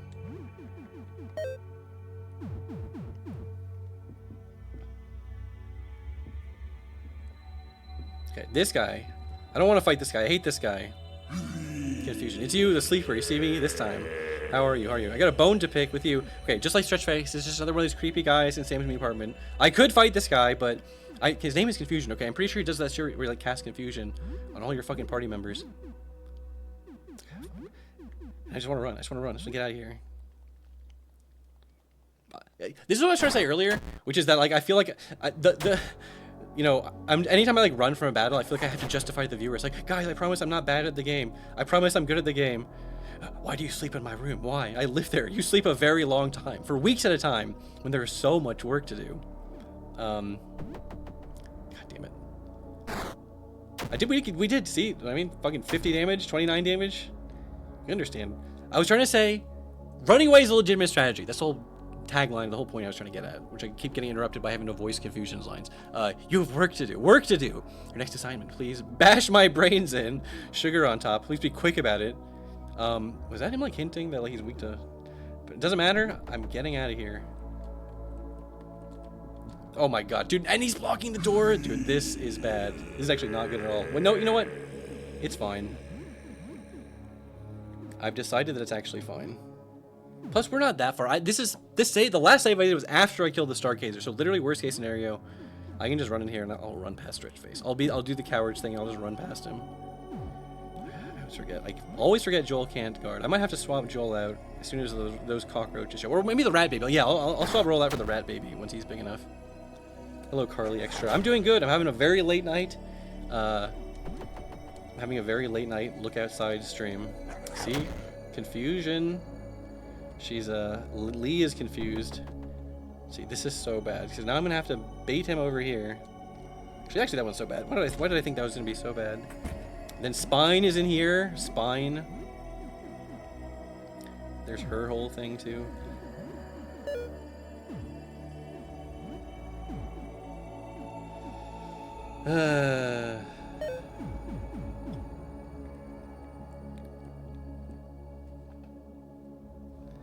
Glad we finally meet, face to face. I mean, I've been here with you for a long time, ever since I was remade. I think sometimes you feel me, feel my presence. And you do. All those times I was in the apartment, it was like you feel something brush against your leg. That was this thing. Feel my touch, my breath in your ear, my back brush against your legs. Alright, I will fight you, Spine. Because I believe... You don't have to kill her, right? There's like a whole thing with this character that I completely didn't even do in my first playthrough, because I dodged Spine on my first attempt to get through this apartment, and then when I came back, I was like, you can do something with Spine, and then I killed her like instantly. I was too strong. Do you like it when my spine tickles you? When you sleep, I like to crawl in with you. I hold you close. Think of me as your guardian angel. I don't want to kill her. I don't want to be too good. I'm doing a lot of damage. You know what? I'll attack with Sam. I'll just guard with Lee because her health is low. And Joel, you just come up the work. Stan, you can attack. Because you do have to get her health down to a certain threshold before she stops fighting you, I think. Or is it just a turn thing? Maybe if I remake you like me, we can be together for real. Wouldn't that be nice? We would live here instead, not in your place where the light is too bright. It's a bit different, but you'll get used to it once you can see what it's really like. Okay, you are kind of freaking me out now, Spine. You might have to die.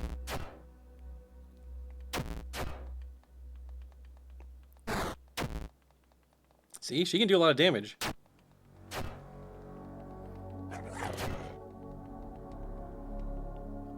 Home is where the heart is. Okay, okay, fine. You want to do it like that, huh? All right, we're doing it like that then. Dan, oh yeah, I keep forgetting. We're like, Dan, why don't you do something useful? Like heal yourself. It's funny you lose viewers. Like someone's like watching this. Oh, he's healing. This sucks. Woo. Okay. Okay, I guess I killed her. I thought she was gonna isn't it just you have to guard for a certain amount of turns? If you interact with yes instantly, yeah. If you agree to be remade by her, she kills you. That's why I was like, she's not like a friendly character, right? But actually there is some shit with her. The thing is, I'm not fucking doing that. I'm not doing that. I don't even know if I'm doing any of that civil shit this fucking playthrough. I just wanted to show a nice normal run with like the normal ending before I start worrying about like my doing some crazy other shit.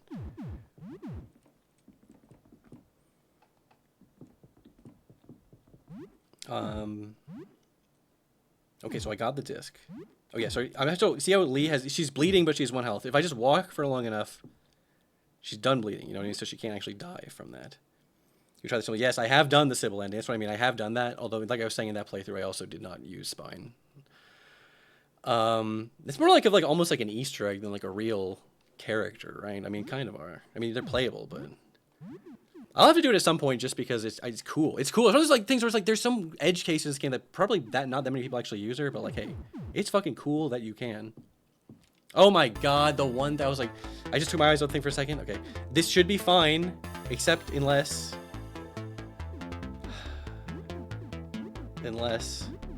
he attacks Lee. Which, again, does Dan go faster than him? Yes, okay, fine. Okay, then we're fine. We're fine. I was just worried he's gonna one-shot, because my Lee was on 1 health, and I was like, it's okay that Lee's on 1 health, because I'm just gonna go back to the apartment. I'm just gonna go back to the apartment and eat some food.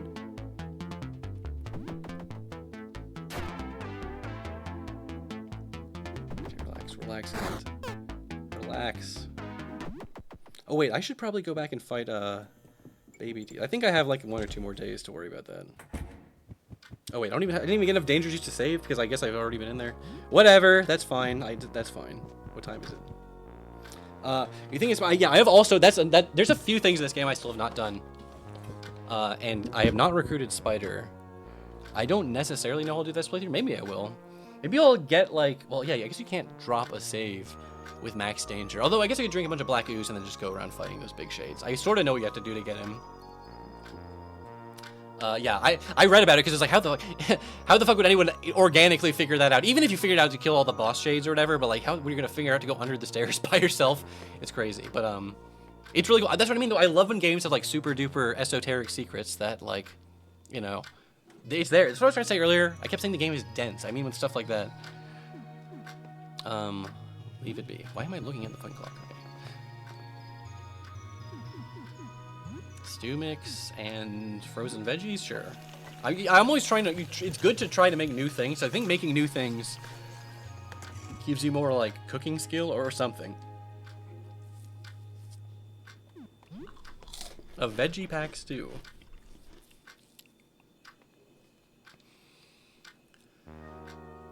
No way! Super Jump Lad 1 is the weakest in the whole series. Primitive graphics, poor level design, amateur controls. Nuh-uh, it's the best. Jump Lad can jump super high. Collecting coins rules. Just juvenile. 2 is clearly the best in the series. It's not even debated anymore. It's accepted canon. You jump way more in 1, and the cloud levels are cooler.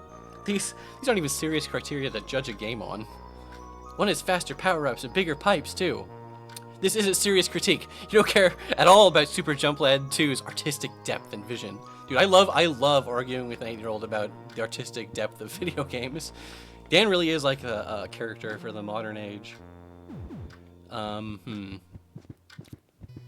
always forget how much. It's like half an hour. Nah, we're fine.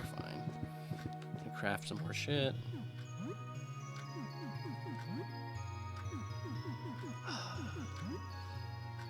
I guess I'll make some more bandages.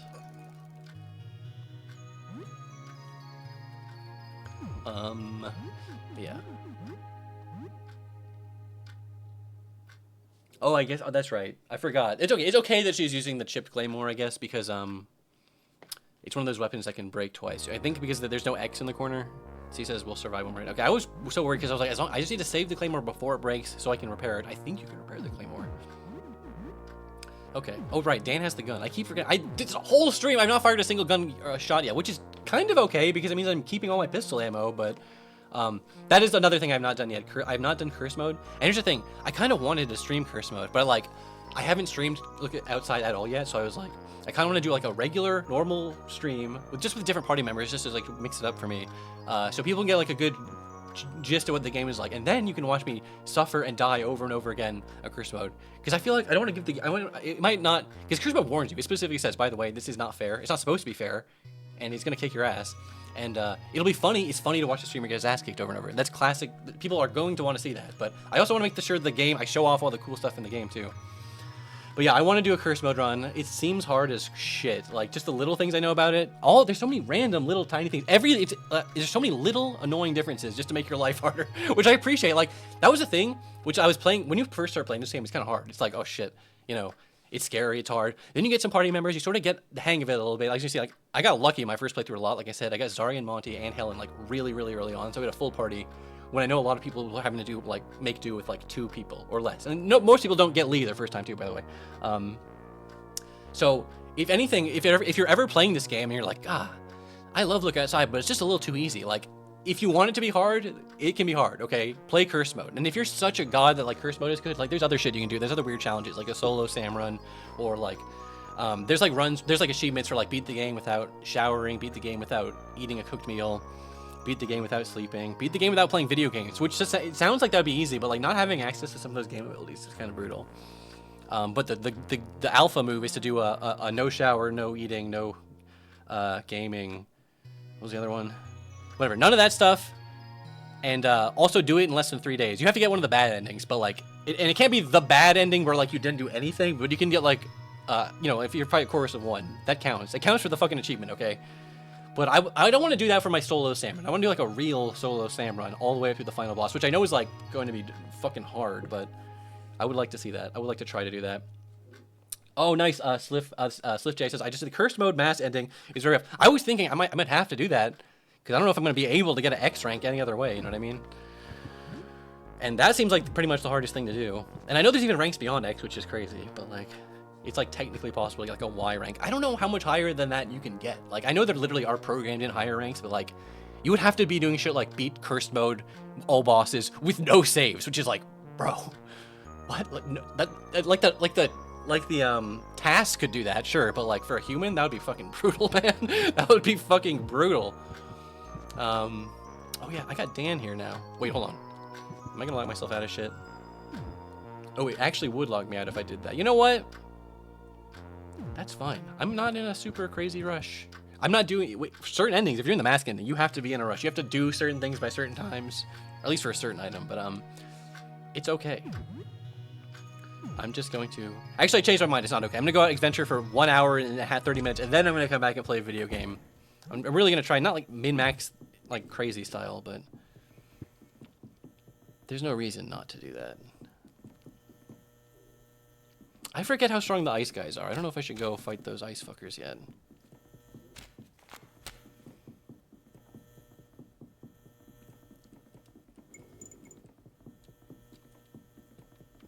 Trying to juke him because they like to charge at you. Oh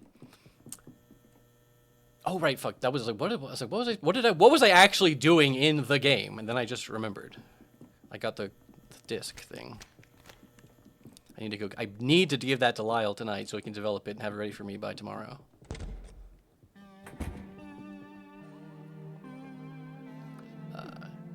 Tilt the head down. Oh wait, hold on. This is like an overhead projector or something. If you can tilt it forward and you can like it projects images, okay? Switch the slides, you can see like it's like a golf ball. I guess it's like some kind of golf thing.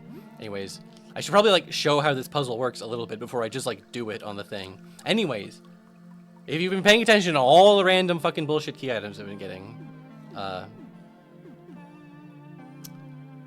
what we need to do here is tilt the head down. Put in the disc,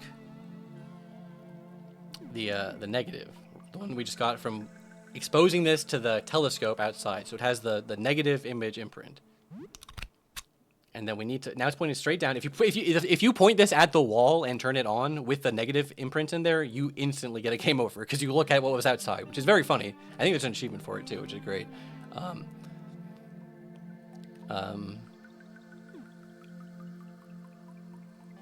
How does this work again? You switch slides. Is there like something you can do with the photo? Oh, wait, I need the photo. Don't I have the photo paper from Lyle? Did I not do that on this thing? Yeah, I have the photo paper. Is that did I freak it out by like trying to go through the things first? Usually it just gives you the option, but normally it was like okay, yeah, turn it off. Insert the photo paper while it's up. Of course, that makes sense. You couldn't slide the photo paper in while it was on. That would be insane. All right. And it has the disc in there, I believe. I think this is gonna give me the right thing, right? Sure, yeah, okay, because I put the disc in, I didn't like fuck with it after that, so then switch it on. Close your eyes, switch into the image is imprinted onto the paper. I'm pretty sure I did that right. Got the exposed paper. Take it out. Yeah, give me that negative disc back. Okay, good. I almost forgot to do that. That would have been, it would not have been like catastrophically bad at all. I mean, it really wouldn't have been. Like I was just saying, it's okay if I waste a couple days because I'm not trying to do anything super time sensitive. Oh yeah, getting to the, yeah, what's his face? Charon in the garage in 6 days on Crestone. It was a pain in the ass, dude. I had to save on regular mode where I was like, I got plenty of time to get down there. And I was literally getting into the room, like right before them, like as the clocks hit midnight, and he like rolled over and he was like, oh yeah, I'm not gonna be here tomorrow, and I couldn't do it. And I was like, fuck. I had to load a previous save because I was like, literally, like even if I took the optimal route, it was there just too much time passed. Where I was like, I thought I rationed myself enough time, but I didn't. Okay, there's another thing. There's two things I want to do on this floor. I need to give Lyle the paper. I need to go check out the store, right? Because I think there should be new items. And I have money now, too, by the way. What's up, Lyle? You're back. So, about photography. You have the photo paper, right? Yep. Yep, okay. Now he's, oh, you have the exposed paper. I could go develop the image for you. Sure. No, it's dangerous. That's such a funny thing to say to Lyle, of all people. I don't know. I want to do it myself. You have to let him do it, I'm pretty sure. It will be back. Come back tomorrow and it will be ready.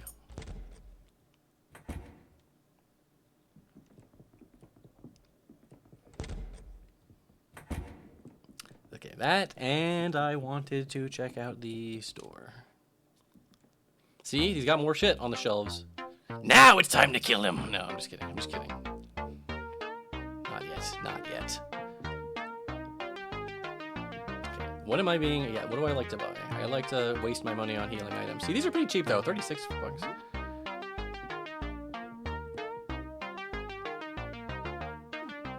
Haggle. That was not really worth haggling. Fine. Disinfectant and cloth makes 6 bandages. So I'm good on bandages. I should have just bought that and not bought the bandages. But whatever, it's fine. Ooh, cleaver. Oh yeah, you never have too many of these things. And these are cheap too. Fucking 24 bucks. Cleaver is one of the, like the best fucking, I'm using the cleaver in like the mid to late. Oh, and here we go. Here's an item worth buying. Duct tape. Now I can repair some of my shit.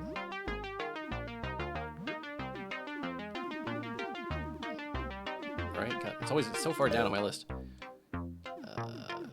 Wait, can you repair the chipped, or do you have to wait until it's not chipped and like actually fucked? Oh, you can. You can repair it from chipped to pristine. That's fine. I'll just do that then.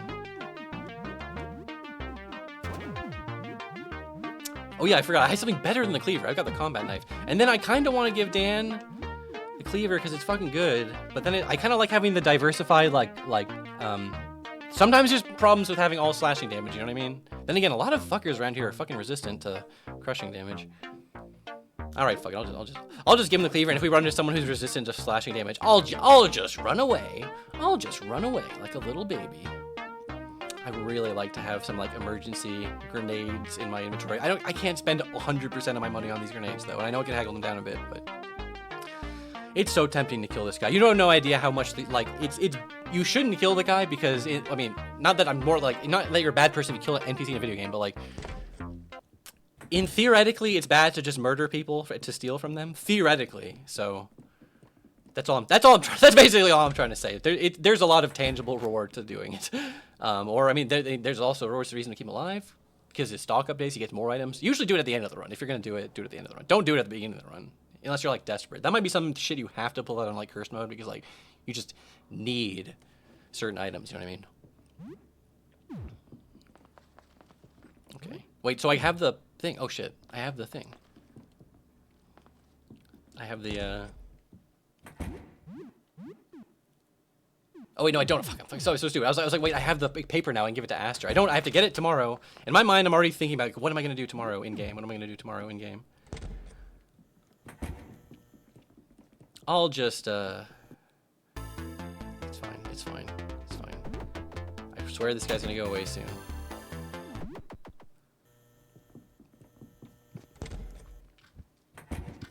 Does any time actually pass from doing that?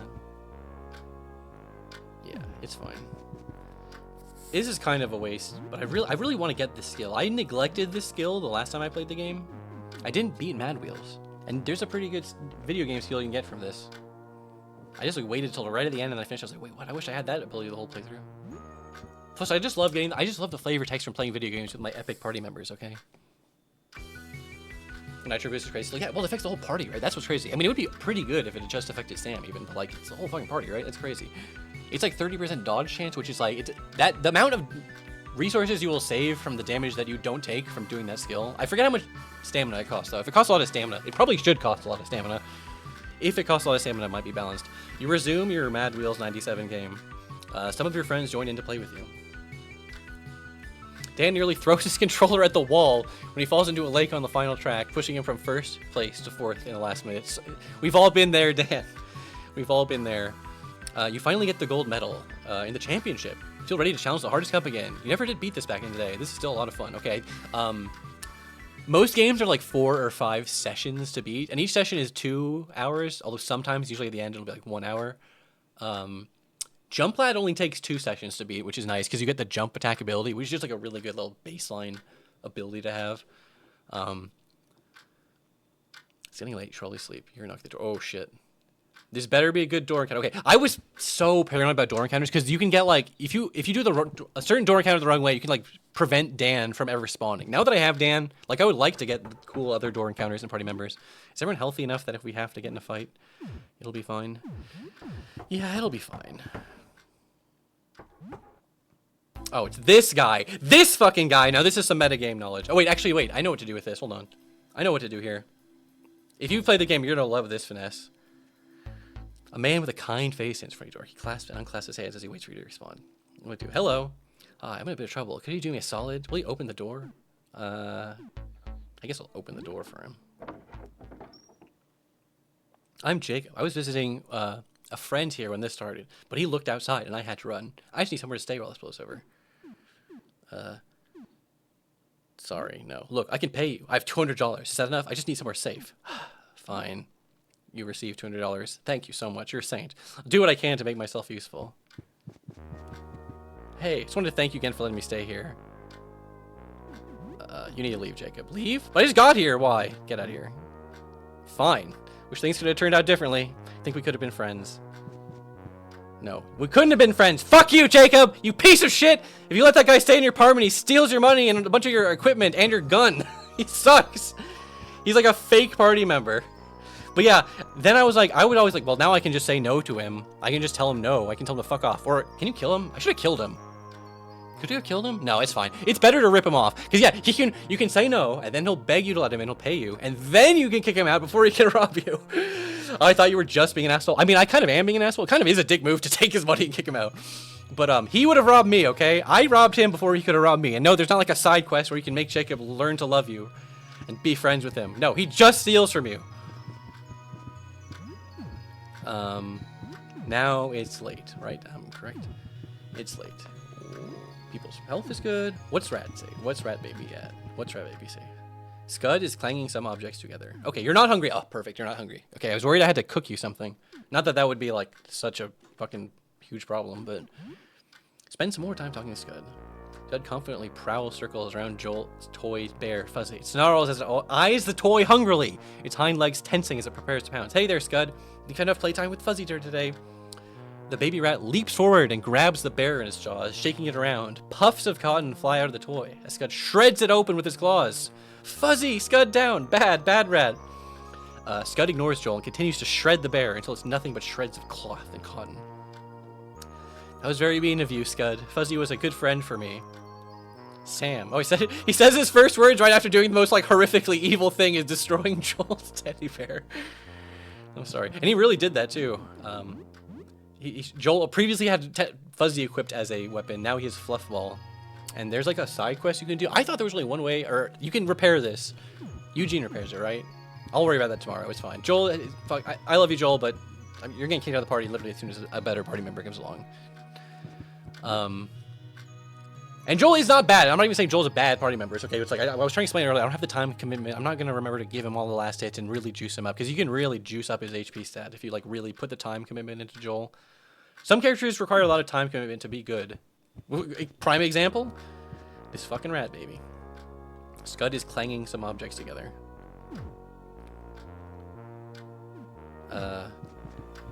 I'm still gonna cook something.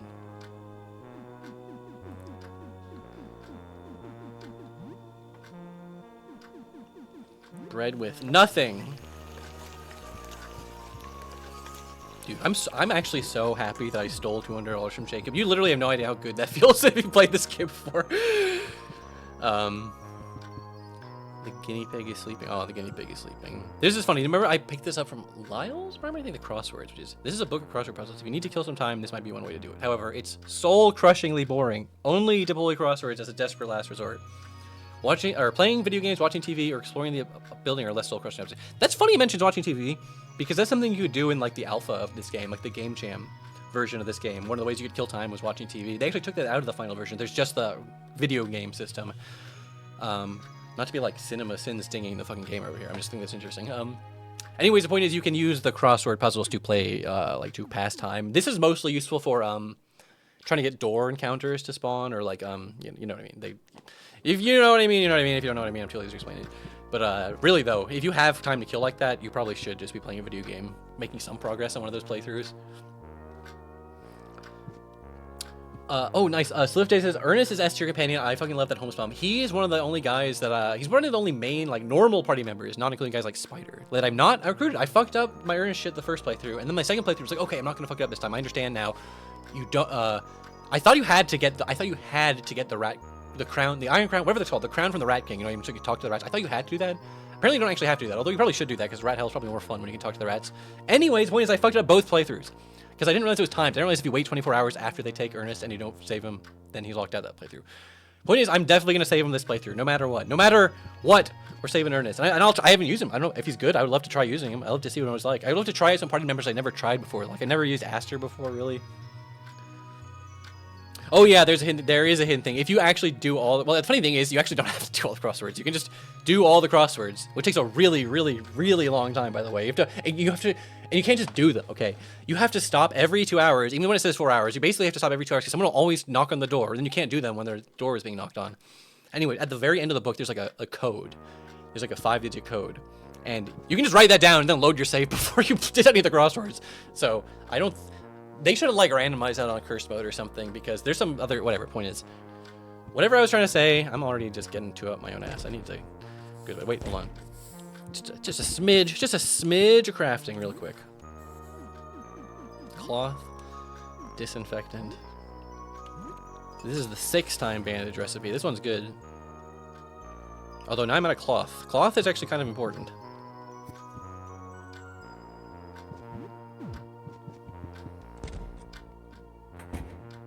Should I water this? I'm always forgetting to water this. My first playthrough I completely fucking let it die. Well, I got kicked in my own room by fucking Sorry Monty, so I like basically never even came in here. The only reason to come in here would be to water the thing. I guess talk to Juicebox or change your party if you had to. Will you turn in for the night? Yes. So, fuck, I'm always forgetting about my leftovers. Just use your leftovers. Dan receives $6 in ad revenue. I fucking love Dan so much. $6 in ad revenue. Dude, same. That's probably more ad revenue. That literally is definitely more ad revenue than I got for this stream. Especially because I forgot to run commercials when I went AFK. It's now early morning. There's like skills you can do as Dan, like beg for money or whatever. Like there's some really good Dan skills. I can't wait to unlock more of those. It's 6:10 now. Only 12 days. Damn, only 12 days left. That's still plenty of time, honestly. But it feels like that's not that much time. It is though. It's plenty of time. Water it.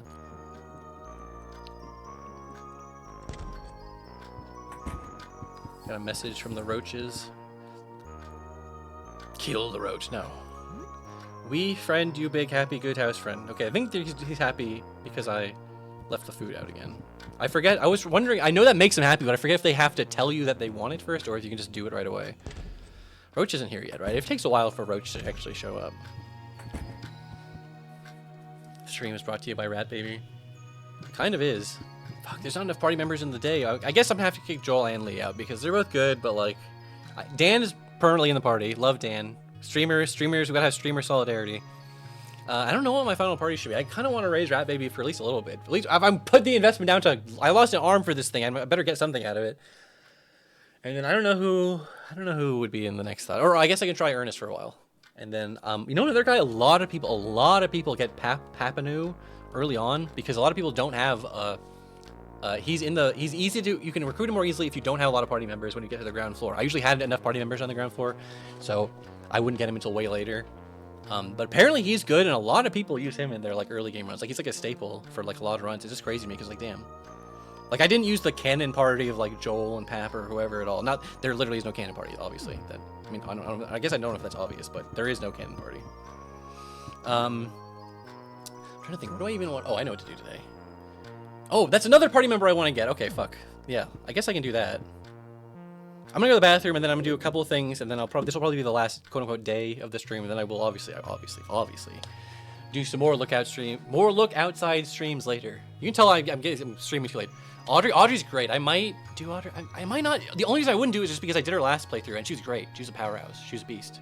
And lovely to have around too. Very wonderful character. Anyways, whatever. Oh wait, hold on. I almost forgot. Do the thing. Wait, hold on. I'll save first. Let's just save in case the fucking like lightning strikes my house, the power goes out. I don't want to do this shit again.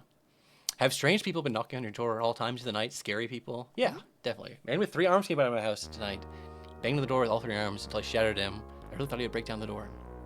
Thankfully, no one actually breaks down your door. I guess maybe I shouldn't have spoiled that, but like, luckily, they're respectful. You tell them to leave, they will leave. Who are these people? Where do they come from? They can't be residents, can they? So what's new? Anything interesting happen since we last spoke? Did anything interesting happen? So you're trying to find or develop a photograph of the outside, but you don't want to look at it. I don't really understand, but please be careful. That's good advice. Ick, no, use a fumigation bomb to kill the roaches. No, I love them. They'll spread to my apartment. Well, that was interesting. Just be careful who you answer that door for. Take care, Sam. Okay.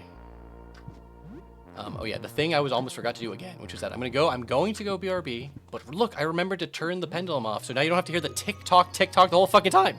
You can appreciate the music, dude. This is such a nice, calming, dude. Like, you know, the safe room music from Resident Evil. You gotta have a nice, chill, like home-based ass track. You know what I mean? Yeah. Again, shout out again to C-Boy for being a goated musician, for real style.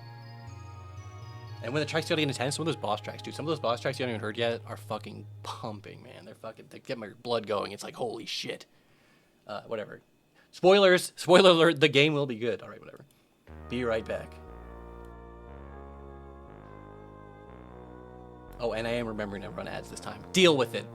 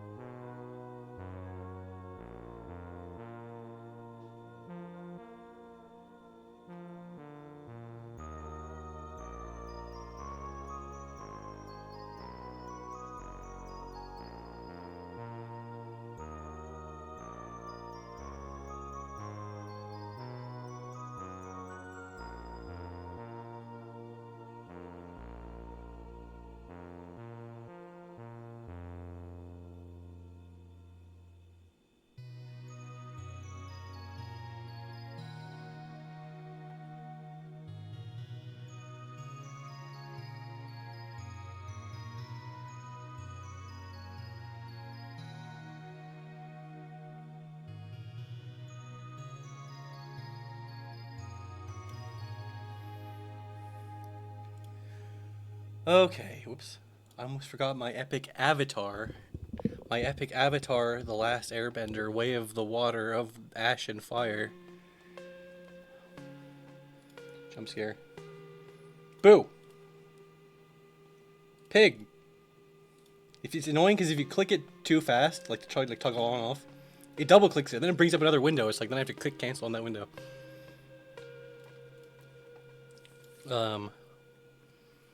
Now where was I? Oh, and something crazy about this game is you can like, literally play with like a mouse. Like look, oh well, you can't see my mouse, but look, you can like select these with a like mouse. You catch some roaches in your house. Don't kill them. Pet the roaches. You gingerly pet their little grotesque heads. Okay, the only thing you can tell is if you click on like a tile, you see how it gets like highlighted, like Sam walks over to it. I don't know what, is that just like an RPG Maker plugin where you can just have like iPad controls? This is what I mean, dude. This game could literally be on like mobile or something, dude. This game should be on every platform so everyone has the opportunity to freaking buy it. But it's still, it's mostly like, what I would say, I don't know, what the hell is the right word? Not feature complete. I mean, it is, but like, he basically has added all the content he's going to. He still has doing some more like fine tuning. There's like a little bit of tweaks, a little bit of this, a little bit of that. But like, there's a lot of stuff in the game. There's a lot of endings. Like, it's good. It's a good time to hop in. I was sort of saying this earlier.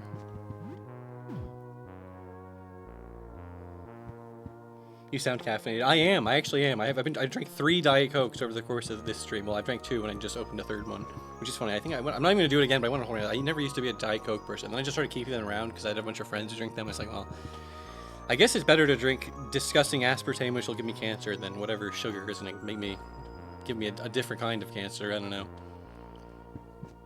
I at least appreciate when people say, "Dude, he sounds like he's caffeinated," and not, "Dude, he sounds like he's fucking on cocaine. He's on meth." Which is like, I'm always saying this. I'm like, people are always saying this because I talk. Whenever I record a video, I have like a little sticky note on my monitor that's like, talk 20% slower than you think you need to, because you need to clearly enunciate words. Because, well, if you've been listening to the stream for the last fucking however many hours, they kind of run together when I talk so fast, and it's like, fuck. You can't be doing that in a YouTube video where people need to be able to pause and like, what did he say? This is my problem. Okay, I don't talk too fast. You all just listen too slowly. Just, throw the damn VOD on 0.75 times speed and shut up. Stop leaving me comments about it. Okay, so I just saved, right? Didn't I? It's a new day. It is a new day. It is a new day that I have a little bit more time to waste playing Mad Wheels.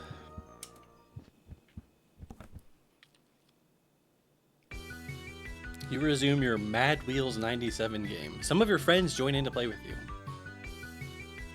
The toughest races really kick your ass. Start practicing in the time trial to get a better hang of them next time. This is still a lot of fun. Yeah, fuck. I was about to say, there's no way we're almost done with Mad Wheels. Oh, God. Door encounter. This is another thing, too. If you spend too much time in the apartment, you don't get the door encounter. So it's good to play a little bit of video games every now and then.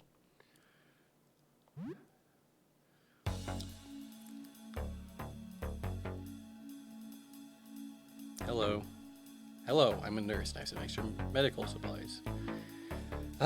See, this is what I mean. It's like, obviously, yeah, of course I want to trade medical supplies. But you guys don't understand, there's like a chance this could be a monster. Because there's not for every encounter, it's not every single encounter, but for a lot of encounters, there's like a normal version of nurse, and then there's like the evil version of the nurse. And there's like the evil version of nurse you tell, because they're like, there's 2 different pixels on the eyes. It's like, fuck. And you can also intuit from, it's not just, you can intuit it, they talk differently too, usually. I'm gonna risk this, and if it's a monster, I was gonna say, they were talking like a sane person. Hi, thanks for trusting me. Some people have been pretty skittish. The funny thing about Dan is even real human Dan at the door talks like a fucking crazy person. He's like, let me in, I just want to be friends. Like, that's like what a fucking Joy Mutant would fucking say. Anyways. She's spending a lot of time caring for the wounded nearby and sharing some almost unbelievable stories. So does any of this medical gear? I'm just, yes, well, let's see. This is all I have right now. Okay. This is good. This is good. Well, okay, yeah, I mean, you got cheap bandages. Cheap bandages, pretty cheap. Oh, is that really worth 6? Yeah, sure it is. I'll take a vinegar. How many soaps do... Oh, I have 8... See, this is what I mean. I've got so many soaps and toothpaste. Do I really have to worry about this shit? Nah. Scalpel. Wait, what? Scalpel is... Higher damage than the combat knife? Well, I guess I'll buy it and find out. And then fuck. Should I just buy? I don't even have any. Yeah, I need. It's kind of expensive, but it's good to have at least one stimulant. Stimulant is like a revive. There's a revive item that's like revive you at 1 HP, which sucks to do in battle because then it's like you're so likely to just get hit and die again. This is the revive you with 50% HP. Like this is like the actual good revive item in the whole game. Fuck. And I there's no guarantee I'm ever even gonna see this vendor again. So it's like fuck. It's almost like stupid as hell to do this, but like I think I'm gonna just buy both stimulants. Just because in the late game, I'm gonna be like clawing through the whole map, being like, are there any stimulants left in this apartment building? And so yeah, you know where I'm coming from. If anything, I should buy a tonic too. Fuck it. I really should buy more, but I'm just greedy. I'm greedy. I don't want to use up all my money. Plus, what if the gun vendor comes tomorrow? Oh, fuck. Well, it's fine. It's a new day. I did water my thing. Right? Yes, I did. Did I shower? You know what? If I did, I don't think it lets you shower twice in one day. So, if I did shower, yeah, there we go.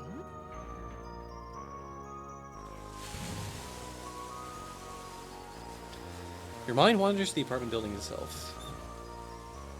It's sustained so much damage on the inside. How is it on the outside? Is it still structurally sound? Let's just take a peek outside. Let's find out. Let's take a peek outside. We'll be able to stand for much longer. It's a legitimate concern. You shower for about half an hour. You have soap and hot water, so the shower is very effective. I was about to be like, can you ever not have hot water? But then I remembered, yeah, actually you can. There's a certain time you can not have hot water.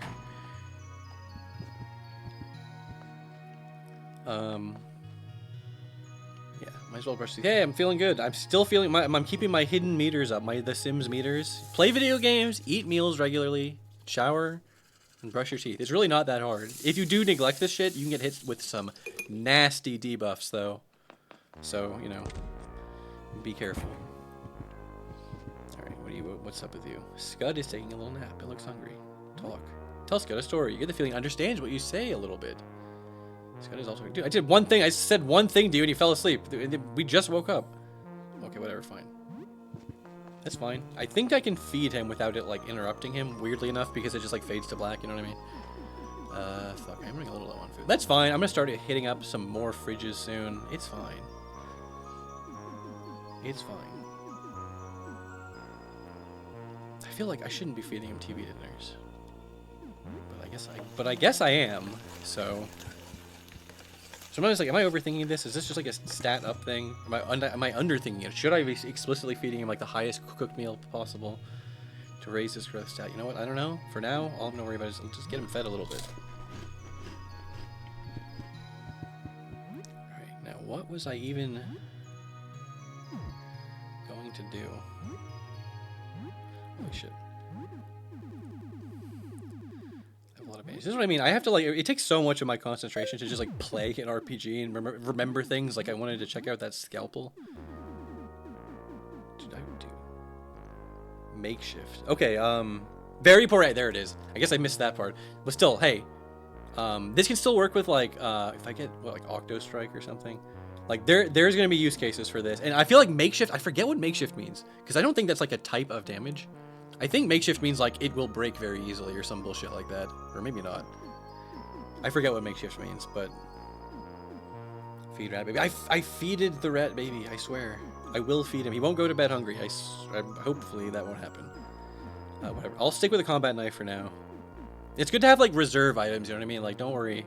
Don't stress out about it too much. You're fine with the claymore. Oh, yeah, fuck, I need to go see Eugene. You're fine with the cleaver pistol. That's a pretty good combo, dude. I would be fucking... Dude, imagine... Just look at Dan. That guy rolls up to you with a cleaver in one hand and a pistol in the other. I would not want to fight. Hey, oh, well, he's dual... He's got the cleaver in one hand, and then he's dual holding the pistol and his, like, phone in one hand because he's live streaming it the whole time. Or maybe he's got one of those, like, maybe it's, like, on his vest or something.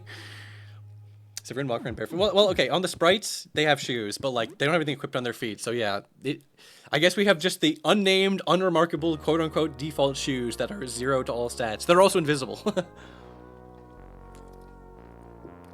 Yeah, body cam streamers. That's like a real thing. Or like, well, IRL streaming. Well, not that I know anything about IRL streaming. I spend as little of the time in the RL as possible. Dan is so disturbing looking. Wait, hold on. Gotta talk to that guinea pig. That guineaed pig. No, it's just okay. No, it's early. It's early. Oh, I know what I'm doing, dude. This is what I mean. This is what I'm trying to say too. Oh yeah. Oh my god. It's this guy with his groceries. There's so many things I want to do, and this is like another thing. And this wasn't even the thing I was thinking of. There's two other things I was thinking of. Like I gotta go talk to Lyle with my photograph. There's so many other things. It's almost noon. Dude, so much time went by for me to... Okay, it's because when you enter a new room, time passes, and the bigger the room, the more time passes, which is kind of weird, but it's because like if you enter like a huge dungeony room, like it makes sense, but it's kind of weird. Whatever. Point is, this fucking guy, look how scary he is. Sorry, I'm doing that thing again where I'm getting paranoid. Slashing, do we all have slashing? Okay, at least Joel will always have his whatever, he just bites. He just does whatever he does. And Dan has gun, and Lee has beast mode at least, so we have options, okay? We have options. Okay, take some forks, throwing weapons, money. I'm looting this guy. What did I just say? There's plenty more food to steal from other people. Pizza bites! Dude, this guy was eating like shit. And don't ever forget to dig through the trash. Gotta find that junk. What's up, bro? What's up, homeboy? Yeah, it's Lewis. Oh, you're Sam, right? I'm Lewis. That guy from the laundromat, remember? We talked about video games a bit. Why are you giving me that look? Oh, right, the suit, yes. Have you heard of Choco Croc? You know, the cereal mascot? This is my, brand Sona, you know? Wow, you must love Choco Rocks. Looks more like a dragon. What a weird thing to say. You'll never get my Choco Rocks, Choco Croc. Chocolate Rocks are safe, Sam. I can't really eat them. I have diabetes, so I have to be careful about sugary cereals. I only eat them on special occasions. I'm more into the lore, really. The lore! Anyways, I really had to go out and get some food, so I put this on for protection and went out there. That seems like a bad idea. I was thinking maybe this will protect me. This is very thick fabric. No light gets through. I was hoping I'd be fine. And, if I wasn't fine, maybe there's a chance that I would, like, become one with the suit. I wouldn't mind that, you know? I mean, like, obviously it's not ideal, but... Or anyways, it worked, I guess. I'm back here with some food, and I'm safe. Sigh. Dad from Rent-A-Hero? That's a good pull. That said, I think the zipper's stuck. I can't get this thing to open at all. Can you help me before my roommates see me like this? I forgot his fucking roommate is, what, Pierre? Sure, let me help. I won't hear the end of it. No, sorry. Let's just say sure. Ow! Ow! Ow! Ow! Ow! Stop! Why was that so painful? I felt like I was being stabbed. Wait, you don't think? I do feel a bit strange. I can't really tell where my body ends and the suit begins. Do you think? I think you might be a dragon now. Congratulations! Congratulations? Question mark. That's pretty appropriate. I think you might be a dragon now. I think I can really feel it. I think this is me. That's great. It's my dream. I feel powerful. I feel hungry. I'm glad I'm not made of Choco Rocks. I don't eat Choco Rocks. It's diabetes. Yes, I'm sorry. I remember your lore, Lewis. I was just like, come on, man. Don't you think turning into a dragon would cure your diabetes? Can't you just think outside the box for a second? Oh yeah, the key monster. I almost forgot about her. That's his other roommate. I was like, roommates? Who the fuck are you talking about? So hungry. All right, of course. Okay. Obviously, this is going to end the fight. Spoiler alert. I am Fiber Dragon. All right. I almost forgot that when the name box changes, that's how you know it's like a real. It's real, okay? It's fucking real. It's a real name change. He is Fiber Dragon. Well, okay. His name is Lewis here, but hey, in his own identity, his own self-identity, he is the Fiber Dragon. I love. Also, you can't see the zipper until he's fused with it, which is kind of weird, but like it's funny. Okay, my point is. Let's just jump right into this with a jump attack. No pun intended.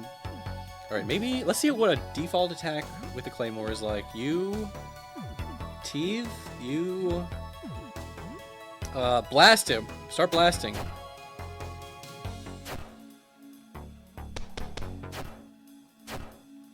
I guess the suits kind of resist. Well, I mean, that's still, if you add them up, that was pretty good.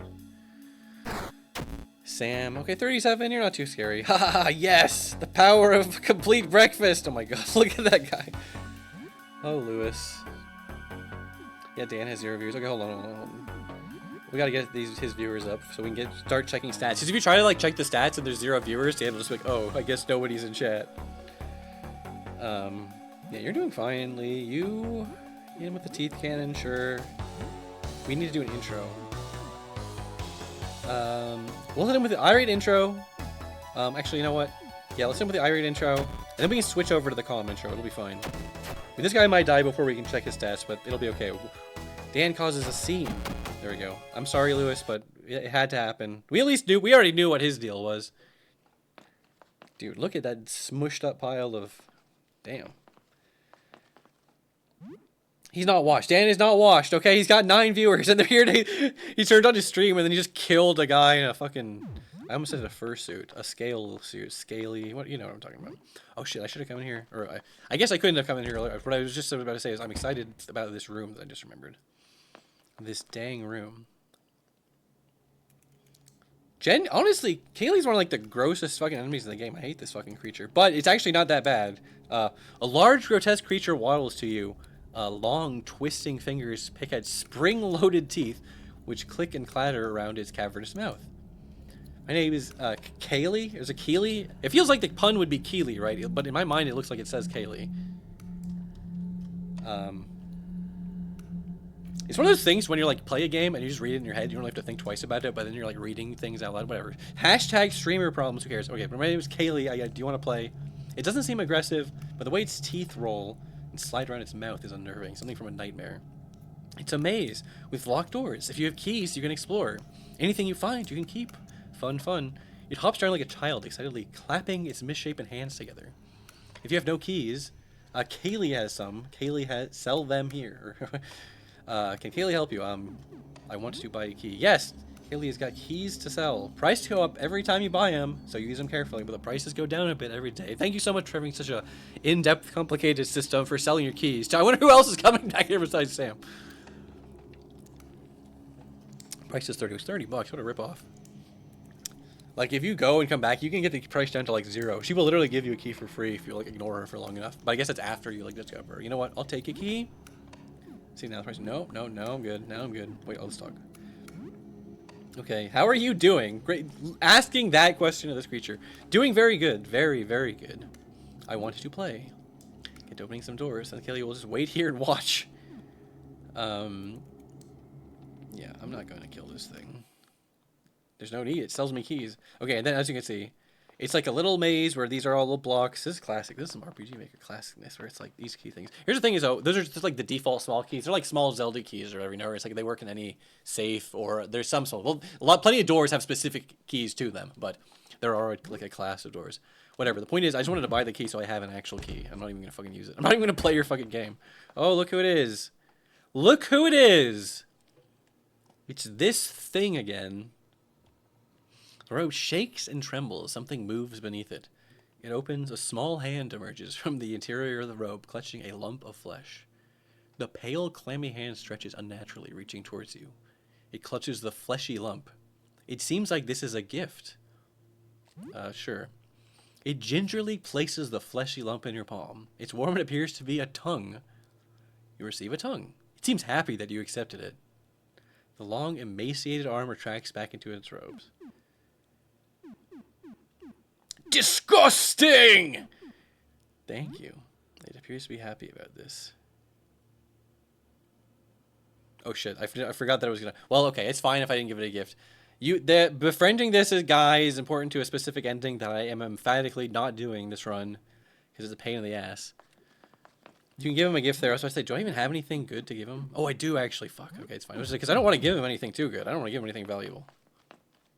Maybe I gave him like a sandwich when we first met. Our friendship points might be high enough that like it's fine. It doesn't matter. Dude, what else is in this apartment? Oh hell yeah, dude! I love. No, remember all this? I've said this like 48 times this stream. I love breaking people's apartment and stealing shit, but I especially love doing it in their bathroom. See, look. Sometimes you go against these things. You can't interact with them. There's nothing in the medicine cabinet. Which I'm not. That's not a problem. I'm not saying it's like. I'm just saying. I'm just explaining why. Because earlier I was explaining like it took me a really long time to realize you could interact with those. Because I swear I did that once in like a room that didn't have one. And then I went to like half the game not doing it. Then I realized that a lot of those have items in them. Okay, Hive Man. This is a big apartment. I was like, dude, it's just the gator guy in here. There's a nasty hive room too, with this fucking guy. Charlie. That's right. His name's Charlie. Hey, hi. I'm Charlie. What's happening to you? I've developed a kind of rash. So these bumps and welts. One of them grew over my eye. I can barely see out of it now. Tried feeling inside one of those holes, and there was something wriggling there. I think there are eggs inside. I don't know what to do. Some pretty horrific design. Here's the thing. Here's the best part, though. It gets worse if you don't kill this guy, which I won't. I mean, there's no reason to. You could just psycho kill like a lot of people, like default NPC, like civilians. Like the point is, shit progresses, which I love seeing. Like the teeth guy. You'll see. The drapes were down, but the window was open a crack. Funny looking bug flew in. Oh, I see. He got bit by a bug that was exposed to the outside. I tried shooing it away, but it bit me. Dug inside my skin and wriggled in. I clawed at it, but I couldn't get it out. Did you look? Well, he just answered that. I didn't. I swear I didn't. The outside came to me instead. It's so unfair. Anything I can do? I don't know. I think I'm doomed. I feel like my life is already over. I feel them crawling inside of my head. I'm so scared. It's like, okay, have a great day. I don't think you can do anything to help this guy. Maybe I'm wrong. As far as I know, there's nothing you can do to help this guy. You can just come back later when he's even more fucked up and then kill him. Oh my god, it's one of these little shadowy guys. I don't even have... My danger's not even that high. Whatever. Get the fuck out of here. These little ghosties. I like that they're like always on like a black background, so you can only really see them when they're like highlighted for like the hit damage, or you know what I mean. Like, you know, that's the thing I love about video games, when you hit someone and then they flash. Ooh. I always forget to check when these learned a new ability, devour. Fuck, here's the thing though. Is there a way to see it? Because the beast has it. It's a beast ability. I guess you know what? I guess I'll just find out next time I have her transform in battle. Same with Dan.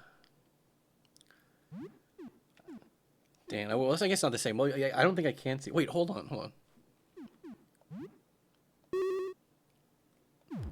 I didn't realize you could. Oh, you can. Okay, so you can't get angry out of battle, but you can calm down out of battle. I did not realize that. This is not one of those games where you can like use healing spells outside of battle, to my understanding. Most of the time, skills are just there to look at. This menu is just to look at the skill and see it tells you what it does at the bottom, which is useful information, right? Eventually, when you talk with him, you just instantly start. Hey, see, this is what I mean. I never used Dan before, so I'm still getting the hang of him. You know what? I'm glad to start off in the vicious mode to get the viewers, and now I'm in to have the viewers. I can switch over to the healing mode, and it's good to have a healer on the team. Frankly, that's my take, and I'm sticking to it. Is there another shadow guy? Leave me the fuck alone. Wait, fuck. He scared me so much I forgot to go to the other guy that scares me. Yoink. Gotta steal his chalky bar.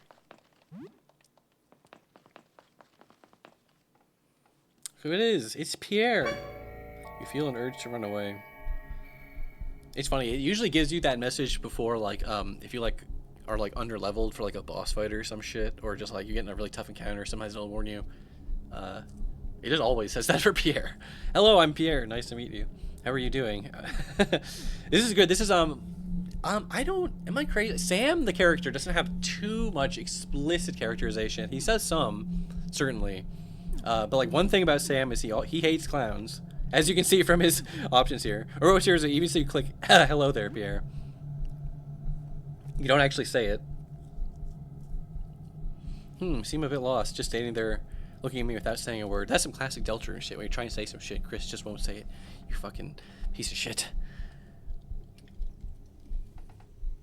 Are you a little shy? I guess I am a little shy. Whoa, that startled me. So you can speak. I started to think you might be mute. That said, I didn't understand a single word. That was more of a terrified scream. Maybe we should do charades. Charades it is. Nope, still not understanding a word. Oh my, it looks like you've seen a ghost. You're white as a sheet. Come on now, that's my thing. Get a red nose from a drink or two, and I'll be out of a job. Well then, my speechless colleague, what's your name? Can you give me that at least? Sam. Did you say Sam? You could barely make it out. Okay, we're getting somewhere. We got a name. Pleased to meet you, Sam. This is going off to a rocky start, but we'll pull through. I'll get a smile out of you, I swear. Clown's honor. Clown's honor. Hang on, that name sounds familiar. Do I know you from somewhere? It'll come back to me, I'm sure. Can I help you, Sam? I'd love to be friends with you. You're just standing there frozen, mouth agape, not a word. I'm getting a little worried. You need medical attention? Hello, Pierre. I'm sorry for earlier. You make it a mumble, but no actual words. Hey, that's progress. Better luck next time. Can I help you, Sam? Please don't hurt me. Hurt you? Now, why would I do something like that? I just want to make people smile. Are you a monster? Well, I did look outside, yes, if that's what you're mumbling about. And it's done a number on me. Gave my roommates quite a scare, even though I was the last to change. It's nothing some clothes, a little contortion, and a smidge of makeup can't hide. I've had a lot of practice. It's a little tight in this, but I look pretty much normal for a clown. Help you? Yeah, I don't think I'm going to attack Pierre. You get the hell away from that thing. Oh yeah, you can't even go back in the room. See, I'm glad that I looted the place before doing anything else.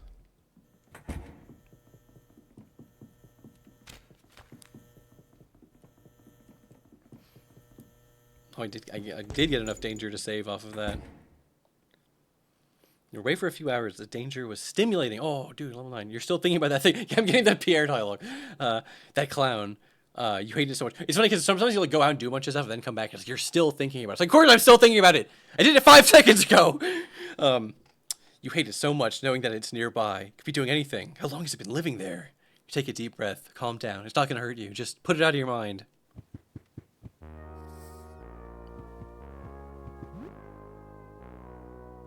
Okay, what's message? I'm doing okay. I'm doing good.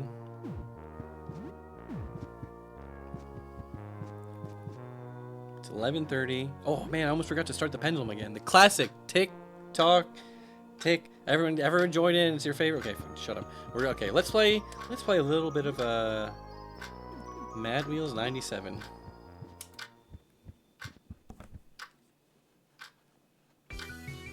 Resume your Mad Wheels 97 game. Some of your friends joining to play with you. For some reason, Lee decides her goal is to prevent you from getting the gold medal at all costs, and uses most items she finds to go after you. Oh, you did it though. You got gold in the toughest championship finally. This is still a lot of fun. Plus 20 experience to everyone. Plus 20 calm.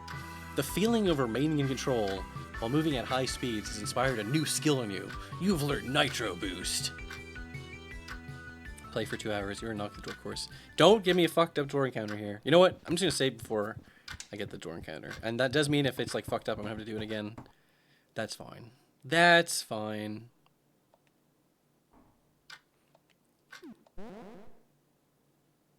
Oh dear God, I've never seen you look so pale. What happened?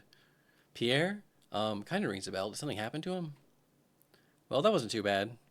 Yeah, sometimes she barely, well, what else should she say? I've gone into one apartment since I talked to her last, right? Is this just the Pierre thing? No. Yes, no. Doesn't look like anyone's here. Hello?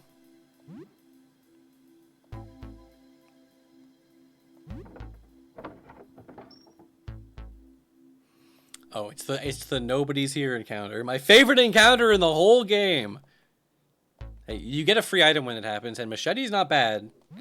Machete's not as good as combat knife, but it's not bad.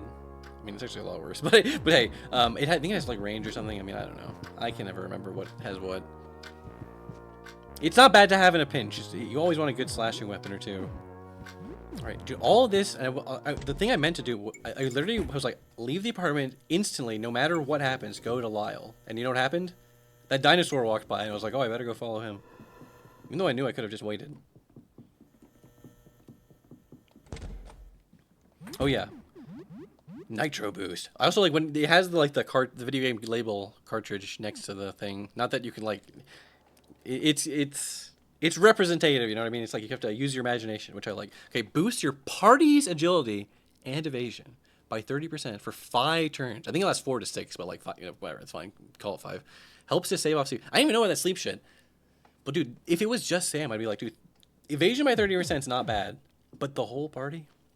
Wait, hold on. This is a clincher. 6 is actually not that bad. That's really not that bad. If it was like 10 or 12, I would be like, maybe I can't spam this every single encounter, but nah, dude, that's fucking good.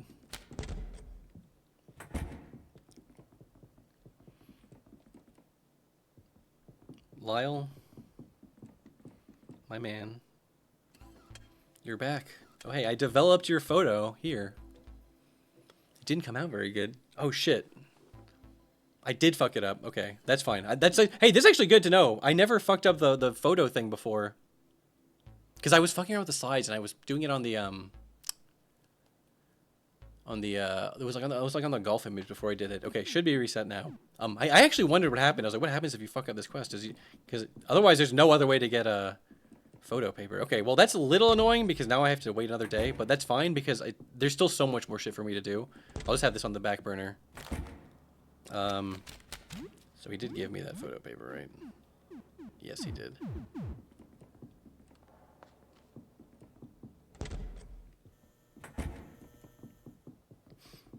I was gonna say, this is actually not even bad now because the whole area where it's like you have to do the projector thing, I already killed all the freaking monsters over there. Right? It was in Vincent's apartment, isn't it? So it's just like, fuck.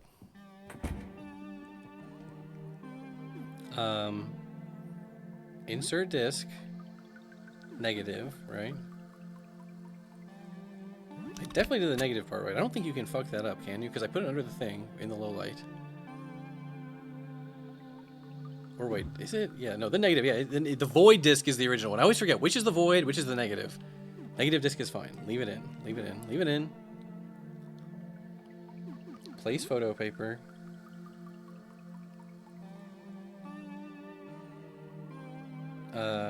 Switch it on. Okay, that should be fine. Since I didn't fuck around this time.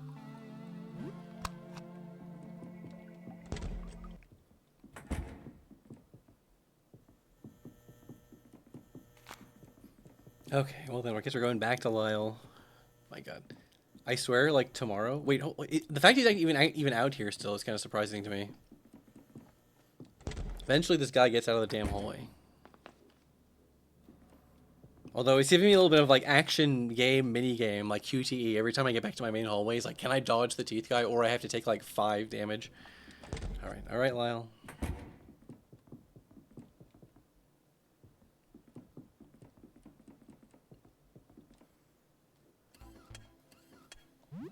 think it'll be the same. Yeah. I'll take it. We'll be back tomorrow. I love the way Lyle skitters around and those weird noises he makes. Wait, it's a new day? Should I check the store? No. I mean, no, because I don't have any money, really. And that's fine because I bought a lot of, like, rare healing crap, which I'm going to, trust me, I'm going to want that. For now, I'm good with my bandages. Yeah, I got bombs for bleeding, antidotes. Oh, I don't even need an antidote, dude. You don't understand how good Dan is. He can cure poison. You do have to be in battle, obviously, and does cost stamina, but hey, that's good. Poison is not, like, the most common status effect, to be perfectly honest, but that's okay. Okay. Enough fucking around. I have the Earth Disc. I cut my arm off 100 years ago. I almost... Oh, yep. Excuse me. I'll go a different way. Now I just have to find that one room that takes... This fucking guy's over here. I can hear him again. Can I duck in here? Maybe it's up here.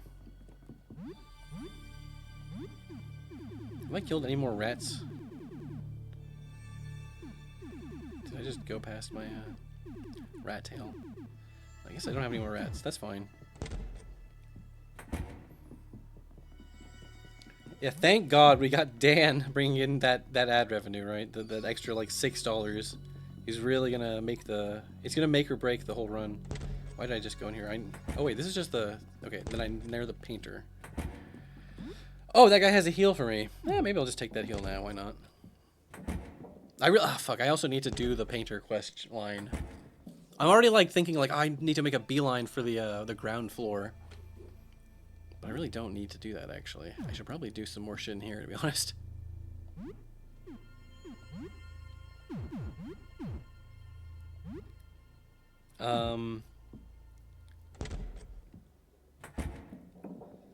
Then again, being a little strong for the painter stuff doesn't hurt.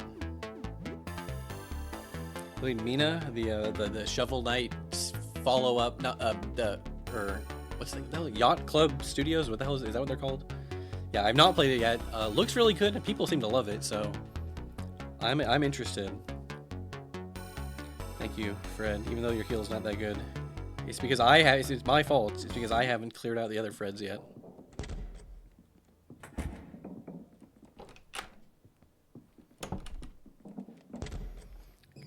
Okay, I kind of just want to do.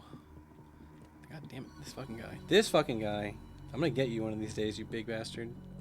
Oh yeah, the rat room. I was like, maybe I won't do this. Maybe I won't kill all the poor innocent rats. And I guess I won't, technically, but.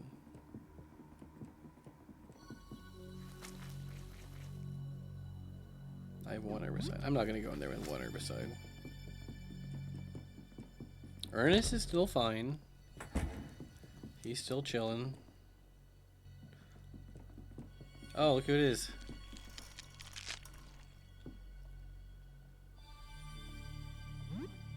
Oh, I was like, I really don't want to spend my quarters on you, Audrey. Not because I don't love you, you're great and all that, but it's like I want to save them for that gumball machine, which only takes quarters.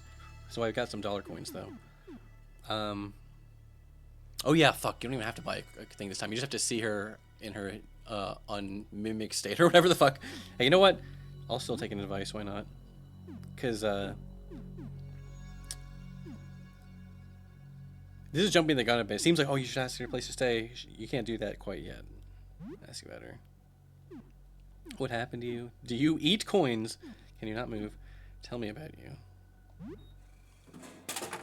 Sure, I was a 32-year-old woman with too many pets, a nicotine addiction, and a job delivering packages on a bicycle. Now I am a box with teeth.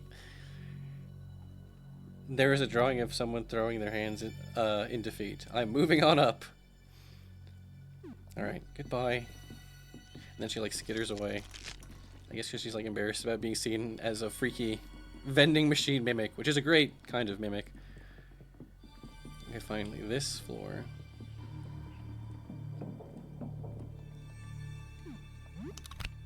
Okay, and hopefully I win this fight. Actually, you can juke this guy. I don't even have to fight him, right? But it's like, come on. You can't be a total wimp. You gotta fight fights. You gotta fight the fights.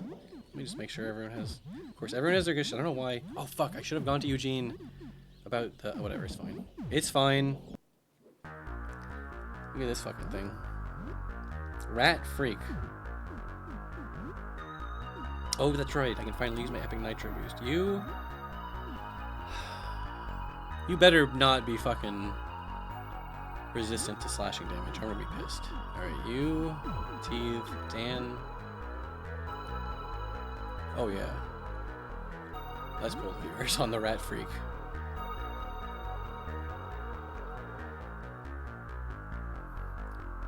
Hey chat, did you find anything about this thing? I don't know what to do! IDK, I don't get it. Maulding, sinful thoughts. LOL. Hey, is he talking to us? Not even worth your time, IMO. Okay, 260 HP. Wait, really? That's actually not that high. Resist shadow. This is rat freak. How about you? 24 times. Okay, wait. Wow, I love that guy with the O underscore O. Not bad, not bad. Alright, beast. Okay. Yeah, look at this fucking guy. I feel about the jump attack. Joel. Hit him with the teeth cannon. Dan? Oh yeah, you got the gun. I think I was over worried about this guy, because it's like, this guy can be a beast. Oh my god, I forgot. Yeah, I was gonna say, remember when I cut my arm off? Remember all the way back when I cut my arm off? I was originally gonna do that, then instantly come here and fight this guy. And the fact that I put it off for so long was like, oh yeah, that's why it was so easy. Because I was like, shouldn't I just do everything else I can on floor 1 before I worry about getting the Mars disc? Hey, it's Soup. Sorry, you have hey in your name, so when I said hey to you, I was like, wait, I'm just saying your name. But hey, yeah, I'm glad to be streaming again. I'm definitely going to be streaming some more Look Outside, because this is a freaking epic game. What's my danger level at?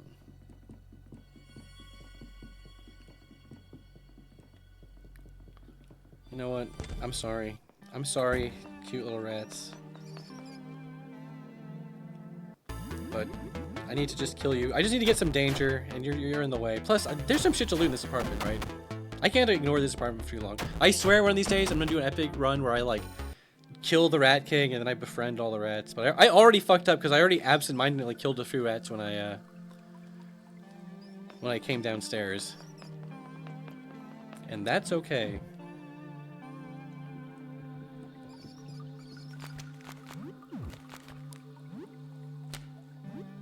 I need your cheese. I'm sorry. You can't hold me against me for needing cheese.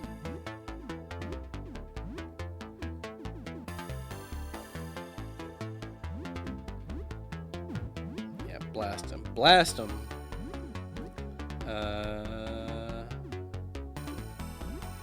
Healing. Damn, no one even really needs healing. Dan, you just Can I see his? Oh yeah, you can see his ammo. For some reason, I was like, "What is the hell is his ammo again?" Like, or what is the ammo count in the pistol? I forgot that it's the thing under stamina. Once again, I'm definitely over leveled for these. This rad room was like the first fucking room I went in when I was playing this game originally on floor 1. So I was like knowing like I don't have to worry about that stupid rad room right now. Oh no, she's eating the cheese. You're not even worth using my abilities on. You're nothing. I shouldn't have even used the stupid dodge ability, but frankly, oh dude, whoa. Good drops, man. 2 giant rat skulls? I swear those are not like guaranteed. And Joel just got his armor ability. Even though I'm about to kick his ass out of the party.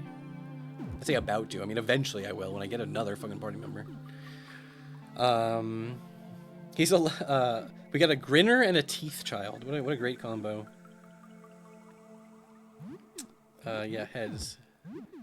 Giant rat skull's not bad. It's not like amazing, but hey, does it have like a secondary effect? Either way, hey, free. Not that practically no one has anything on their head, anyways. Now the whole squad's rocking rat skulls. Wait, hold on. Do you have anything on your head, Sam? Yeah, you have the baseball cap. Whoa, giant rat skulls are way better than that. Okay. Wait, Joel, you can have a baseball cap because you're a cute little kid. You don't need a giant rat skull. Gotta love cheese. You gotta love cheese. I mean, you do actually have to love. Well, you don't have to love it, but it's a good healing item in this game. Is what I'm trying to say. Actually, you know what? You do have to love cheese. If you don't love cheese, get the. Well, actually, I should say. What if you're lactose intolerant? Shouldn't be fucking bullying my poor lactose intolerant viewers. These fucking guys, though, the eye rats. I'm not scared of you. I'm not scared of you, eye rats. Can I just get away with some basic bitch attacks?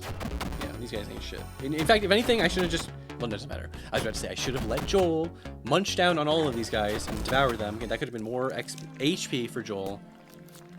But I just went through that whole rigmarole explaining why he's a child. He shouldn't even be out here in the first place. Sam's a bad person for making a child come and fight with him and... fight. Well, I guess, I don't know, man. If I was in the post-apocalypse and another bunch of monsters around me, I might have to use the monsters around me. Any monster I can get, a teeth child monster, or a grinning beast monster, or a streamer monster. More rats. Alright, I know this is not the most exciting, like, final area for me to be really exploring. But hey, I had to clear out it eventually. This is what I mean. I should have done a full route of the game where it was like not in terms of like, it was like what it would be like. What is the most canon route? Which again, literally doesn't make any sense. There's literally no. The whole point there is no canon. But it's like, hey, what would have made the most sense for me to do? In my mind, it's pretty canon to do this early on. Because like I said, this was the first room I did. But that was just canon to me. That's just canon to my own damn run. You can bite the big rat, Dan. Literally, no one needs healing still. This is crazy.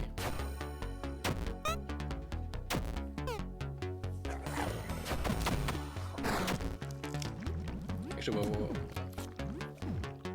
You know what? I was about to do the thing where I was like trying to min-max and stuff with Joel and let Joel get the final hit. I was like, dude, it doesn't fucking matter. It doesn't matter. It'll happen if it happens. If it doesn't happen, relax. Cowboy hat. Oops, sorry. This makes your ballistics go up, which is pretty good. But honestly, for now, I think I'd rather just have the defense. Defense is, again, like I said, crazy underrated. A bit like... It's not an ability, it's just a stat. You know... Underrated is somewhat nebulous. Like, who's out here underrating the defense and look outside? But I'm telling you, this is me telling you. A thing that's like +5 defense might not seem that exciting, but trust me. The amount of times that comes up in the damage calculations, you're going to want the defense. You're going to want it. Okay, so now I got both this. I can go to the ground floor if I need to. I'm just not going to do it at this season. Whoa, there's actually one last tiny little thing I want to check out.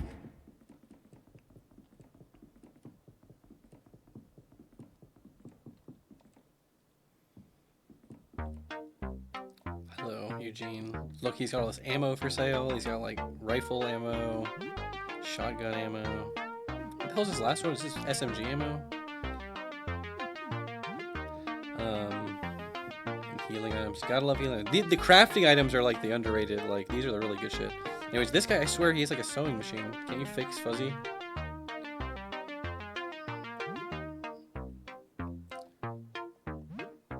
There's some way that this quest line can go, I swear.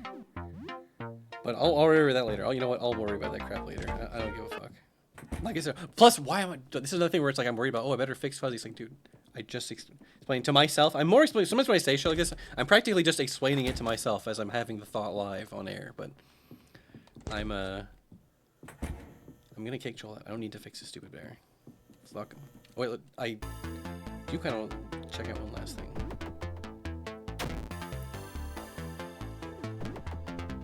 Come on, man. Don't kill yourself, Clint. Has his apartment changed? Yeah, see, there's like new... Oh shit, that reminds me, actually, I should fight that baby boss before it despawns, before this apartment closes off. Fuck, good reminder to self. Of course, what was gonna happen now is I'm gonna save, and I'm not gonna fucking remember that next time we play. Oh, that's fine. Okay, I'm feeling good. I got Jump Lad complete. I got Nitro, the racing thing complete. That's a good skill to have early on. What's the time? The time is early. It's still pretty early.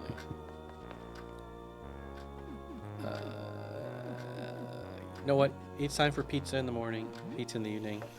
Got pizza bites. Wait, was this supposed to be like pizza on a bagel, or is this like hot, like the Mr. Plinkett send me a pizza roll?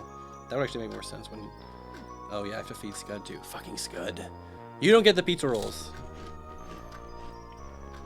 These things suck. These things don't even heal that much. Oh, the leftovers aren't bad. Hey, did you know I'm actually a pretty famous game reviewer online? So I'm gonna give you a special gift. Just this once, I'll review all your games. Okay. Okay, here goes. Wizard's Hell, Arcane Tears, an outdated series for depressed Japanese salarymen, 3 out of 10. Super Jump Lad, easily the worst game in the series. Primitive, childish, 2 out of 10. Mad Wheels 97, should be named to Boring Wheels 97, shocking, shameful, tepid. Kill to Shoot, typical Euro jank, riddled with bugs and plagued by egregious censorship, 2 out of 10.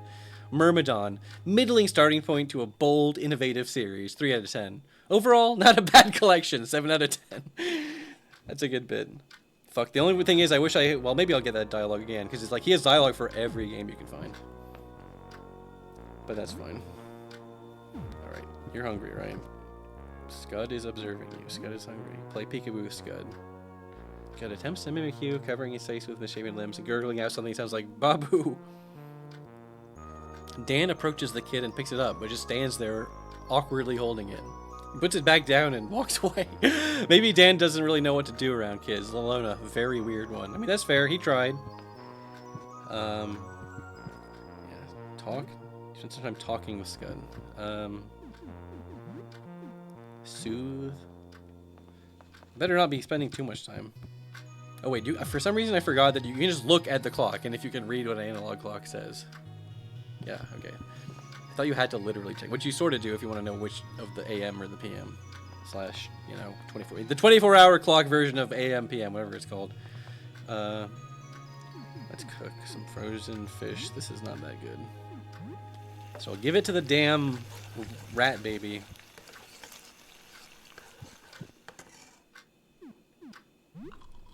You feed Scud. He's probably still hungry too.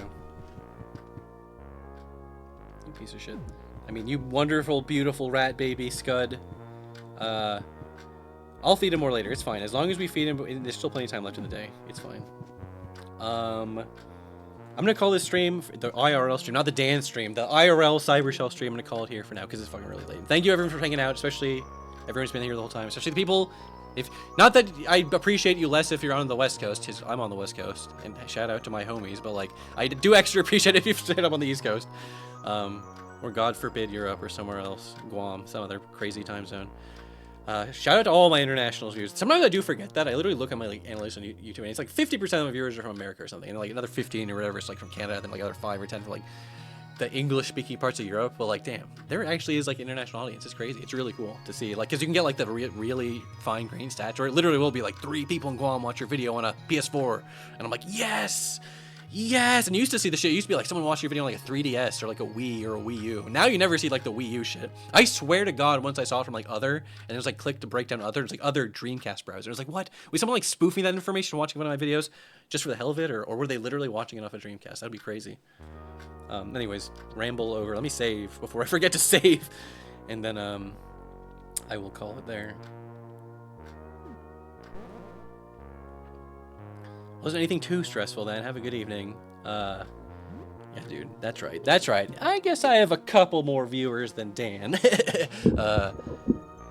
for hanging out, everyone. Sorry I was gone for so long. I'm gonna try to do more regulars. I'm more like you will see more regulars because I'm definitely gonna be beating this motherfucking game. This motherfucking game that I like so much on stream.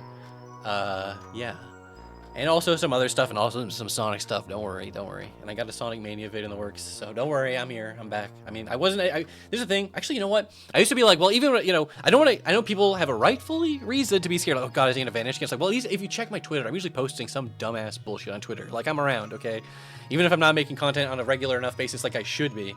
I'm working on shit. I'm posting garbage, but I haven't even been posting enough garbage on Twitter or Blue Sky lately. You know what I mean? So to be fair. And whatever. A month in my mind it was like 1 week's not that long as 2 weeks. Like 2 weeks, it's fine. I'll be back soon. 3 weeks. I was like, oh, shit, I better do it soon. And then I really, really meant to do it like before it became a month. But then it was like, then that last week turned out to be crazy busy, which is why you always don't let it get to the last minute. But whatever, dude. Who even cares? I'm like, nobody even gives a shit. Whatever. Thanks for hanging out, dude. I haven't fixed my fucking stream alerts. I don't have an outro image or thing yet. Someday I'll get it. Someday I'll figure all that crap out. I swear. You know what? Maybe I won't. I keep saying that I will, and me saying that I will, I'm like soothing myself. I'm like, oh yeah, you know what? Maybe I will figure it out, and then I don't ever do it. And the other thing too, when I stream at these fuck ass hours, there is no one for me to raid. I know there's plenty of cool people online, but it's like there's really no one I'm following right now. I'm not gonna stream the illegal Game Center CX stream channel that I'm following. It's fine. But yeah, no, I had a fun time hanging out. Chat was cool. This is also a good game. Like I said, I'm not doing a great job at it, but like I can actually read chat. I can play the game. I can actually sort of do both. Theoretically, I should be able to do both. Yeah, raid Dan. That would be awesome. Yeah, I'll be back soon, and thanks for hanging out. And sorry that if you're watching this on VOD and you're like, fuck, I didn't, I would have happily watched it, look at it last year, but he just suddenly came back, and I didn't even tweet about it. I still don't do that all the time. But it was supposed to be one of those like secret late night test streams, whatever. I'm sorry if you missed. Well, you know what? I'm not that sorry. You know what? Set the phone alarms if you need to catch every late night stream. If it's up to you. That's what the VODs are for, baby. That's what the VODs are for. Who doesn't love a good VOD? Thanks everyone. Thanks Freya for modding. Mostly my chat behaves, but like it's great to have. It's good to know that there is a mod in chat if some shit goes down. But no, that was cool. Frank, you raided me. That was awesome. I knew he did do raid people who are playing Look Outside sometimes, usually when he ends his stream, so I wasn't like super surprised, but I was like, dude, hell yeah. I was super happy to see him just because I was like, dude. Plus, dude, how often, I'm just like, when I was playing, if you've been watching the last 5 hours, I will just ramble like, dude, I wonder why this is in the game. I wonder why this is like that. And it's crazy doing that, and the dev is in chat, and there's, oh yeah, this is like this because of this. So I was like, oh yeah, that's cool. But yeah, good night. You know what? I forgot to turn the TikTok of the pendulum off for this whole monologue, this whole ending monologue, so you just have to hear that in the background. But yes. Catch you guys again soon. Good night.